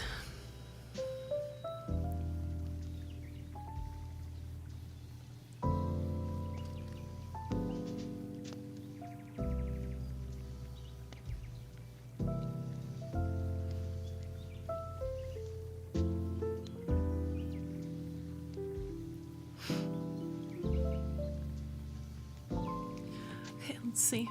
Hi, Fun Days. Good to see you. We're reading The Summer I Turned Pretty. I hope you enjoyed this story. Conrad and I got in the car silently. It felt eerily quiet, and even though it was only just past 1, it felt like it was 4 in the morning and the whole world had gone to sleep. He laid down in the back seat, all of his energy from before gone. I sat in the front seat with my bare feet on the dashboard, leaning back far in the seat. Neither of us spoke. It had been frightening back there. I didn't recognize him the way he'd acted. I suddenly felt very tired. My hair was hanging low, and from the back seat, all of a sudden, I felt Conrad touching it, running his fingers through the bottom. I think I stopped breathing. We were sitting in perfect silence, and Conrad Fisher was playing with my hair. "Your hair is like a little kid's, the way it's always so messy," he said softly. His voice made me shiver. It was like the sound of water when it pulls off the sand. I didn't say anything. I didn't even look back at him. I didn't want to scare him off. It was like the time I had a really high fever and everything felt gauzy and dizzy and unreal. It felt just like that. All I knew was I didn't want him to stop. But he finally did. I watched him in the visor mirror. He closed his eyes and sighed. I did too. "Belly," he began. Just as suddenly, everything in me was alert. The sleepy feeling was gone. Every part of my body was awake now. I was holding my breath, waiting for what he would say. I didn't answer him. I didn't want to break the spell. That's when Jeremiah came back, opened the door, slammed it shut. The moment between us, fragile and tense, snapped in half. It was over. It would do no good to wonder what he was going to say. Moments when lost can't be found again. They're just gone. Jeremiah looked at me funny. I could tell he knew that he had walked into something. I shrugged at him, and he turned away and started the car. I reached over to the radio and turned it on loud. The whole way home, there was this strange tension. Everyone keeping quiet. Conrad passed out in the back seat. Jeremiah and me not looking at each other in the front seat until we pulled up into the driveway. When Jeremiah said to Conrad, in what was a harsh tone for him, "Don't let Mom see you like this," which was when I remembered that Conrad really had been drunk, that he couldn't really have been reasonable for anything he had said or done that night. He probably wouldn't remember it tomorrow. It'd be like it never happened. As soon as we got inside, I ran up to my room. I wanted to forget what happened in the car and only remember the way Cam had looked at me on the stairs with his arm touching my shoulder. I'm doing good, Fuentes. I'm reading this story. It's so good. It's crazy. Hello, Mia on YouTube. Thank you for being here. Fuentes says they went to a mid-state fair yesterday and they saw Jelly Roll live and they really want to see him live again. Oh, I'm glad you got to have that experience. That's awesome. How are you guys feeling? How are you feeling? I'm like, oh my gosh. Is it too soon to ask you if you're shipping anybody now? Like, there's Cam, there's Jeremiah, there's Conrad. How are you feeling? What is your toxic trait taking you to? Which one? They're all not very great for her. But like, which one are you like gravitating towards? I'm curious. Oh my gosh, that's crazy. That one was great. That was intense. That was so wild. That was like even more intense than all the other chapters, I feel like. I'm like, wow. I'm like, wow, that was like the most intense. It's 5:26 for you, it's 3:27 for me. I'm so glad you're here though. Thank you for listening to me read The Summer I Turned Pretty. Chell says it's so hard to get a sense. Conrad acting out though. Yeah. I know. Screaming. I'm feeling Chuck and Dan all over again.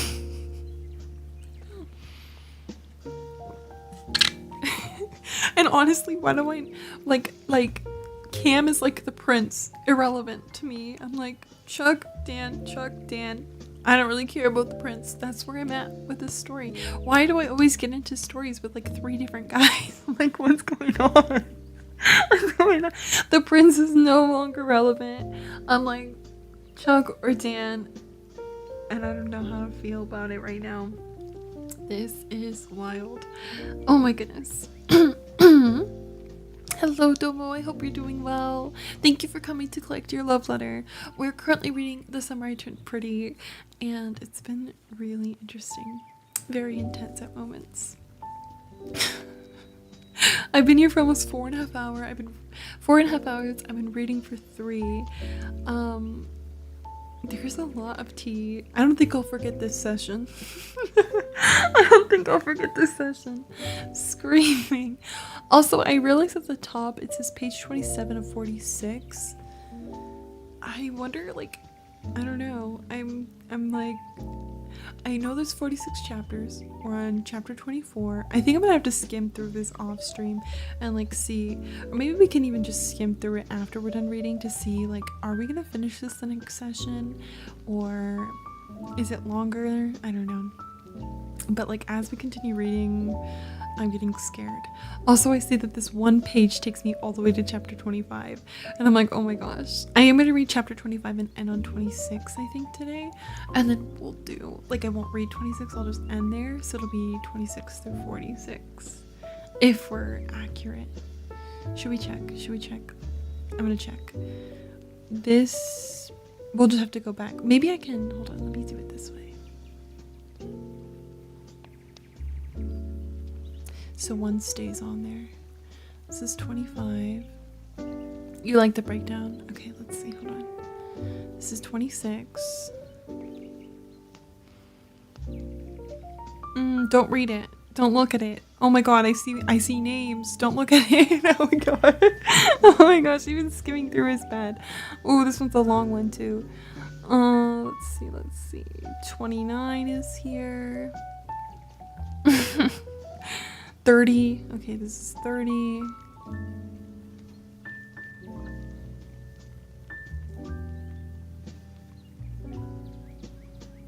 34, 35. It really does end at 46 on 36 here. Wait, but then I'd be reading like 20 chapters, huh, the next time. I don't think so. I think I have 2 more sessions. I'd go from 26 to 36, 36 to 46, if I'm not mistaken. So we have 2 more of this book, and then we go on to the second book. This is chapter 40. Hello, Deshawn. I hope you're doing well today. This is 41. Let's see. Oh my gosh, I don't want to read any of this. I'm so scared. Oh my gosh, don't read any of this. This is 43. Oh my gosh, oh my gosh, oh my gosh. I'm like reading stuff. Oh my gosh. Oh my gosh. Oh my gosh. Oh my gosh. I'm reading too many random things right now and they don't make sense. This is 44. Why am I doing this? Oh my gosh. Oh my gosh, don't read anything. I'm just skimming till 46. I'm just trying to see if it's actually 46. We can do 26 to 36 and then oh wow, we'd be like mid-August. Oh my gosh, is this the end? 46 and that's the end. Oh my gosh, it ends there. You can't go further. It's 46. Okay. Just confirming. I know you guys told me, but I just wanted to see how that laid out.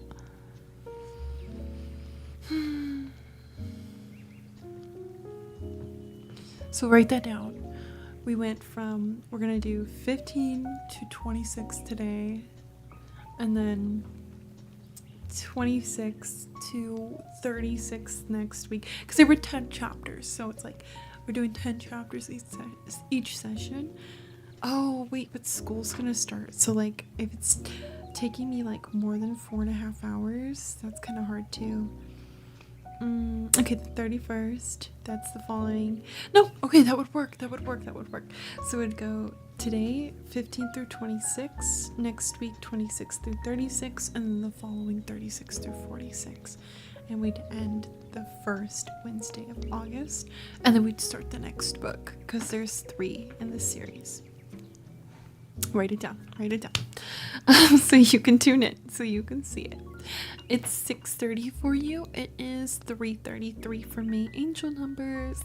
We're going on chapter 24 in just a second. I think because I'm staying on longer to read more, I'm gonna quickly stretch for a second, okay? So I'll be back in just a moment. You should stretch too. Take care of yourselves. Thank you for being here. I'll be back in 60 seconds or so. Please get some water. Take care while I am away.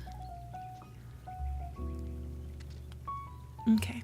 See you in just a second. Thank you for the blush break redeem. Be right back. Don't forget to lurk and leave a tab open. Tell me what you think of the story so far.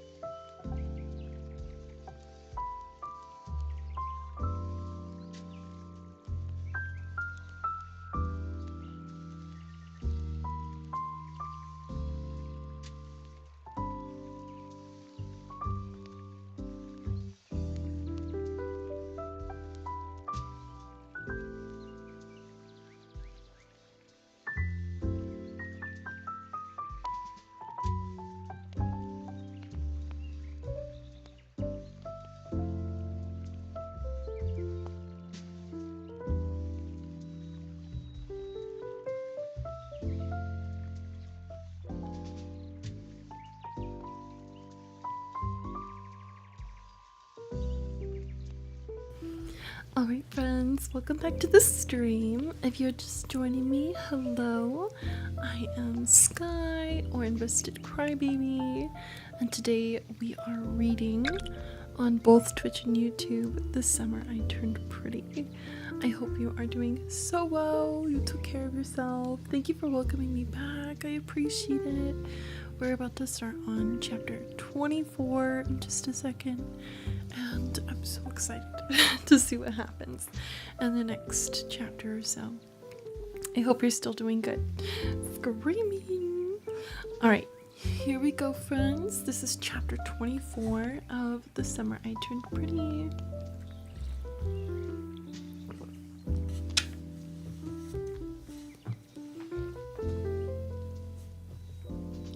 Chapter 24, The Summer I Turned Pretty. The next day, nothing. It wasn't that he ignored me, because that would have been something. Some kind of proof that it happened, that something had changed. But no, he treated me the same.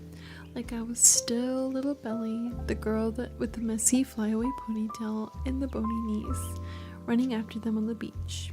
I should have known better. The thing was, whether he was pushing me away or pulling me toward him, I was still going in the same direction, toward Conrad. Cam didn't call me for a few days. Not that I blamed him. I didn't call him either, although I thought about it. I just didn't know what to say. When he finally called, he didn't bring up the party. He asked me to go to the drive-in. I said yes. Right away I worried though. Did going to the drive-in mean we're going to have to make out? Like crazy make out, steam windows, and seats all the way back? Because that was what people did at the drive-in. There were the families, and then there were the hot and heavy couples towards the back of the lot. I'd never been part of the couples before. I'd gone as a family with Susanna, my mother, and everyone, and I've gone with the boys, but never as a couple, like on a date. Once Jeremiah and Stephen and I went and spied on Conrad on one of his dates. Susanna let Jeremiah drive us, even though he only had a permit.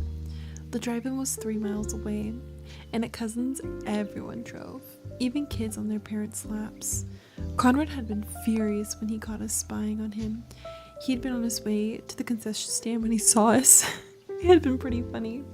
His hair was all a mess, all messed up, and he yelled at us. And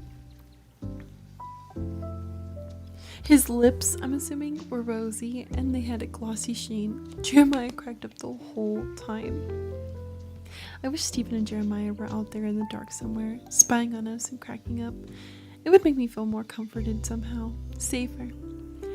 I was wearing Cam's hoodie, and I kept it zipped up all the way to my neck. I sat with my arms crossed like I was shivering, even though I liked Cam. Even though I wanted to be there, I had the sudden urge to jump out of the car and walk home. I had only ever kissed one boy, and that hadn't been for real. Taylor called me the nun. Maybe I was one at heart. Maybe I should have joined the convent. I didn't even know if this was an actual date. Maybe he'd been so turned off by me the other night that all he wanted was to be my friend.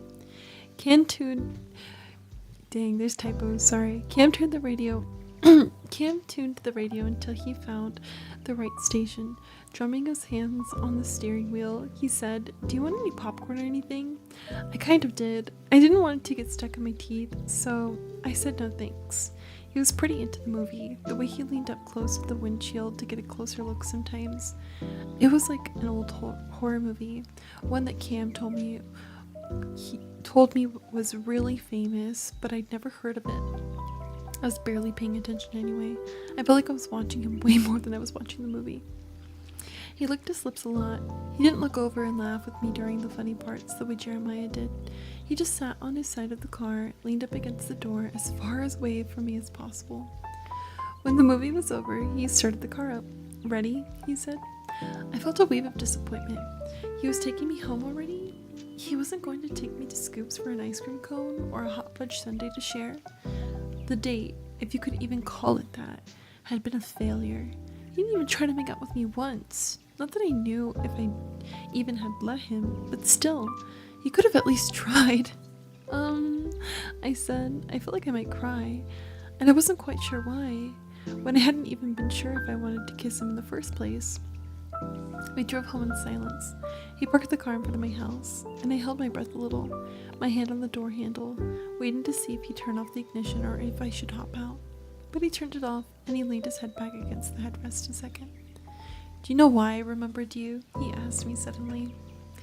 It was a question so out of nowhere that it took me a little while to figure out what he was talking about. "You mean from Latin convention?" "Yeah." "Was it my Coliseum model?" I was only half joking. Stephen had helped me build it, and it had been pretty impressive. "No," Cam ran his hand through his hair. "He wouldn't look at me. It's because I thought you were really pretty, like maybe the prettiest girl I'd ever seen." I laughed, and the car sounded really loud. "Yeah, right. Nice try, Sextus." "I mean it," he insisted, his voice raising. "You're making that up. I didn't believe it could be true. I didn't want to let myself believe it. With the boys, any compliment like this would always be the first part of a joke." He shook his head, lips tight. He was offended that I didn't believe him. I didn't mean to hurt his feelings. I just didn't see how it could be true. It was almost mean of him to lie about it. I knew what I looked like back then, and I wasn't the prettiest girl anybody had ever seen. Not with my thick glasses and chubby cheeks and little girl body. Cam looked me in the eyes then. "The first day, you wore a blue dress. It was like corduroy or something. It made your eyes look really blue." "My eyes are gray," I said. "Yes, but that dress made them look blue." Which was why I wore it. It was my favorite. I wondered where it was now. Probably packed up in the attic back home with all my winter clothes. It was too small now anyway. He looked so sweet. The way he watched me, waiting for my reaction.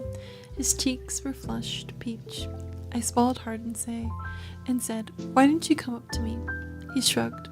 "You were always with your friends. I watched you that whole week, trying to get up the nerve. I couldn't believe it when I saw you at the bonfire that night.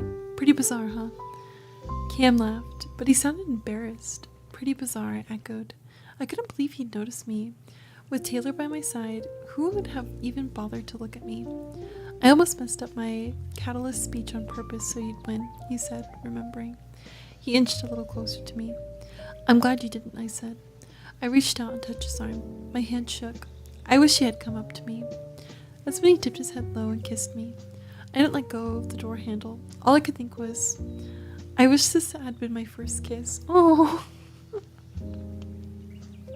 Oh. Screaming. That was chapter 24. Short. Oh, maybe he's not the prince. Dude, every chapter is a different opinion. This should be interesting.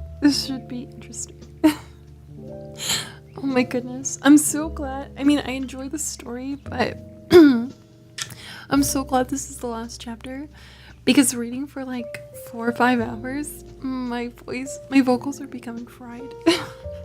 Like I can feel it and I can hear it. We're as confused as Belly, literally. So confused.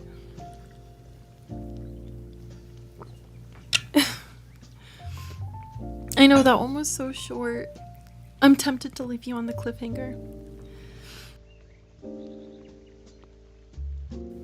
But then my stream won't. Then my stream won't end at a good time. That's a good point. Get that vocal rest after this. Yeah, literally like fried. Like, I'm cracking and slowly dying out. But it's so good. It's like one of those things you don't want to stop reading. I'm gonna see how long chapter 25 is. Oh, it's really short. Okay, I'll read chapter 5 and we'll leave off on chapter 26 like I said. And then we'll do 26 through 36 next time. And then we'll do 36 through 46 as the final. Sound good?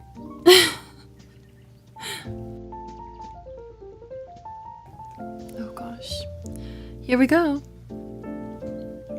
Tomato soup and grilled cheese. For dinner sounds so good, Catworm. I hope you enjoy. Chapter 25, The Summer I Turned Pretty. When I went into the house, I was walking on cotton candy and clouds, replaying everything that had just happened, until I heard my mother and Susanna arguing in the living room. Fear seized up inside of me. It felt like a fist clenched tight around my heart. They never fought. Not really. I'd only ever seen them fight one time. It was last summer. The three of us had gone shopping to this fancy mall an hour away from Cousins. It was an outdoor mall, the kind where people bring their pocket-sized dogs on fancy leashes. I saw this dress. It was a purpley plum chiffon with little off the shoulder straps. Way too old for me. I loved it. Susanna said I should try it on, just for fun, so I did. She took one look at me and said I had to have it. My mother shook her head right away. She said she's 14. Where will she wear a dress like that? Susanna said it didn't matter, that it was made for me. I knew we couldn't afford it. My mother was newly divorced after all, but I still pleaded with her. I begged. They got into an argument right there in the boutique in front of people. Susanna wanted to buy it for me, and my mother wouldn't let her. I told them never mind, I didn't want it, even though I did. I knew my mother was right. I'd never wear it. When we got back from cousins at the end of the summer, I found the dress in my suitcase, wrapped in paper and packed neatly on top like it had always been there. Susanna had gone back and bought it for me. It was so like her to do that. Later, my mother must have seen it hanging up in my closet, but she never said anything. Standing there in the foyer, listening, I felt like the spy Stephen was always accusing me of being, but I couldn't help it. I heard Susanna say, "Laurel, I'm a big girl now. I need to stop trying to manage my life. I'm the one who gets to decide how I want to live it." I didn't wait for my mother's response. I walked right in and said, "What's going on?" I looked at my mother when I said it, and I knew I said it like I was blaming her, but I didn't care. "Nothing. Everything's fine," my mother said, but her eyes looked red and tired. "Then why are you fighting?" "We weren't fighting, hun," Susanna assured me. She reached out and smoothed my shoulder like she was ironing out wrinkled silk. "Everything really is fine." It didn't sound like it. "Well, it is," Susanna told me. "Promise?" I asked. I wanted to believe her. "Promise," she said without hesitation. My mother walked away from us, and I could see from the stiffness in her shoulders that everything was not fine, and that she was still upset. But because I wanted to stay with Susanna, where everything really was fine, I didn't follow her. My mother was the kind of person who would rather be alone anyway. Just ask my father. "What's the matter with her?" I whispered to Susanna. "It's nothing. Tell me about your date with Cam," she said, leading me to the wicker couch in the sunroom. I should have kept pressing her. I should have tried to figure out what had really happened between the two of them, but my worry was already fading away. I wanted to tell her everything about Cam. Everything. Susanna had that way about her, where you wanted to tell her all your secrets and everything in between. She sat on the couch and patted her lap, and I sat down next to her and put my head in her lap, and she smoothed my hair away from my forehead. Everything felt safe and cozy, like that fight hadn't happened. And maybe it hadn't even been a fight. Maybe I misread the whole thing. "Well, he's different from anyone I've ever met," I began. "How so?" "He's just so smart, and he doesn't care what people think, and he's so good looking. I can't believe he pays me any attention." Susanna shook her head. "Oh, please. Of course he should pay you attention. You're so lovely, darling. You're really blossoming this summer. People can't help but pay you attention." "Huh," I said, but I felt flattered. She was so good at making people feel special. "I'm glad I have you to talk about this kind of stuff." "I am too, but you know you could talk to your mother." "She wouldn't be interested in any of it. Not really. She'd pretend to care, but she wouldn't." "Oh, Belly, that's not true. She would care. She does care." Susanna cradled my face in her hands. "Your mother is your biggest fan. Next to me. She cares about everything you do. Don't shut her out." I didn't want to talk about my mother anymore. I wanted to talk about Cam. "You'll never believe what Cam said to me tonight," I began. Oh my god, that was the end. Oh my gosh. No. And just when you think you want to stop, they keep you going. Hello to Phoenix. Thank you for joining the stream. I'm Sky, and I hope you enjoyed the small reading you got to hear from The Summer I Turned Pretty. And thank you, friends, for allowing me to read you 10 plus chapters today here on live, both Twitch and YouTube. I really hope that you were able to enjoy the story as much as I was, and I hope you'll be here next Wednesday to read the chapters 26 through 36. We'll be reading 26 through 36 next Wednesday. Amazing reads, a real journey, so much to unpack. We'll definitely be thinking about this for the week to come. Truly though, it's been so much fun, and I'm very grateful that I can read this story alongside all of you and to all of you. I've never seen the show, I've never read the book, but I'm excited to see where it goes. We have 2 more streams in this story, and there is 2 other books after. It's a trilogy, so get cozy every Wednesday this season as we learn more about Belly and Jeremiah and Conrad and possibly Cam and Susanna and Laurel and the rest of the family. Screaming. Join me on Discord to stay connected. Check out my website at icrybaby.com for the full stream schedule, and you can tune in all week long starting at 10:30 p.m. Pacific Standard Time all the way through Saturday this week to relax with me. Tomorrow I'll be streaming once again, and I'm really sorry, friends, I didn't get to get the Animal Crossing portion of today's stream. I guess the chapters got the best of me and hopefully you, but I'm sure you'll see me playing Animal Crossing super soon. Tomorrow we'll see what I do. Some of you asked if I could play The Sims. I know we'll be doing a lot of chatting. We'll see what I end up going forward with. Okay, stay tuned. I will be here tomorrow at 10:30 a.m. Pacific Standard Time. I hope you'll be here, whether it's to lurk, to listen, to chat, and keep me company.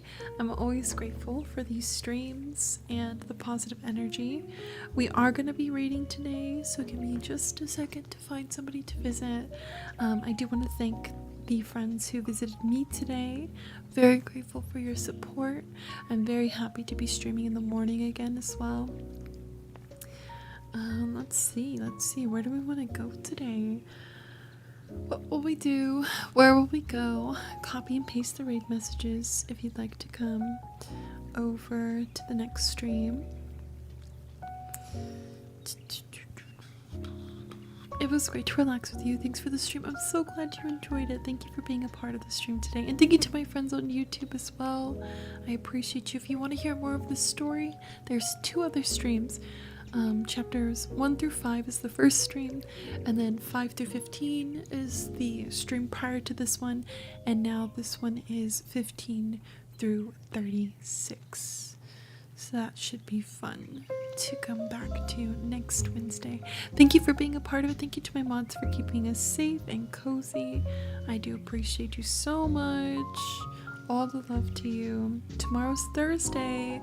We're officially halfway through the week, which is awesome. I'm glad to be getting through this week with all of you.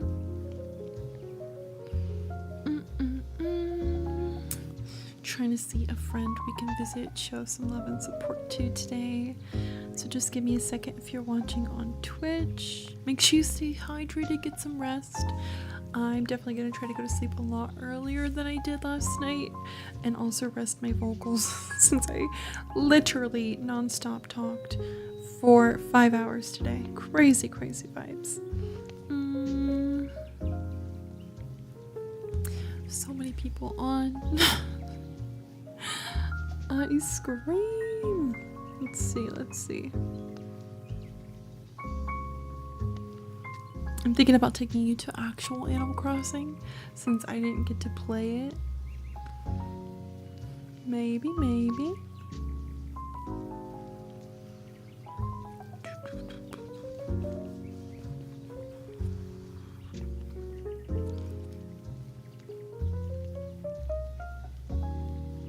Okay, let's see. Just saw. Okay, there is a friend who I believe has raided me recently on Twitch, so we're gonna raid them. And they're playing some Animal Crossing. It looks like they're just starting decor on their island, which is exciting. And they're older too, so that's nice. Support that cozy vibe. Anyways, guys, thank you for keeping me company per usual. I will see you tomorrow morning for even more cozy content. Sorry if I woke you up. Anyways, I'll see you tomorrow for even more cozy content starting at 10:30 a.m. Pacific Standard Time. Let's go raid this friend who's playing Animal Crossing today. Don't forget you can watch back this video and others on both Twitch and YouTube. I'm investedcrybaby on all platforms. Look me up on Instagram and Twitter and all the other social medias you can think of. Thank you again for your time. We're rating Mother a Pixel on Twitch, and I'll see you tomorrow. Thank you. Have a good night. Be safe.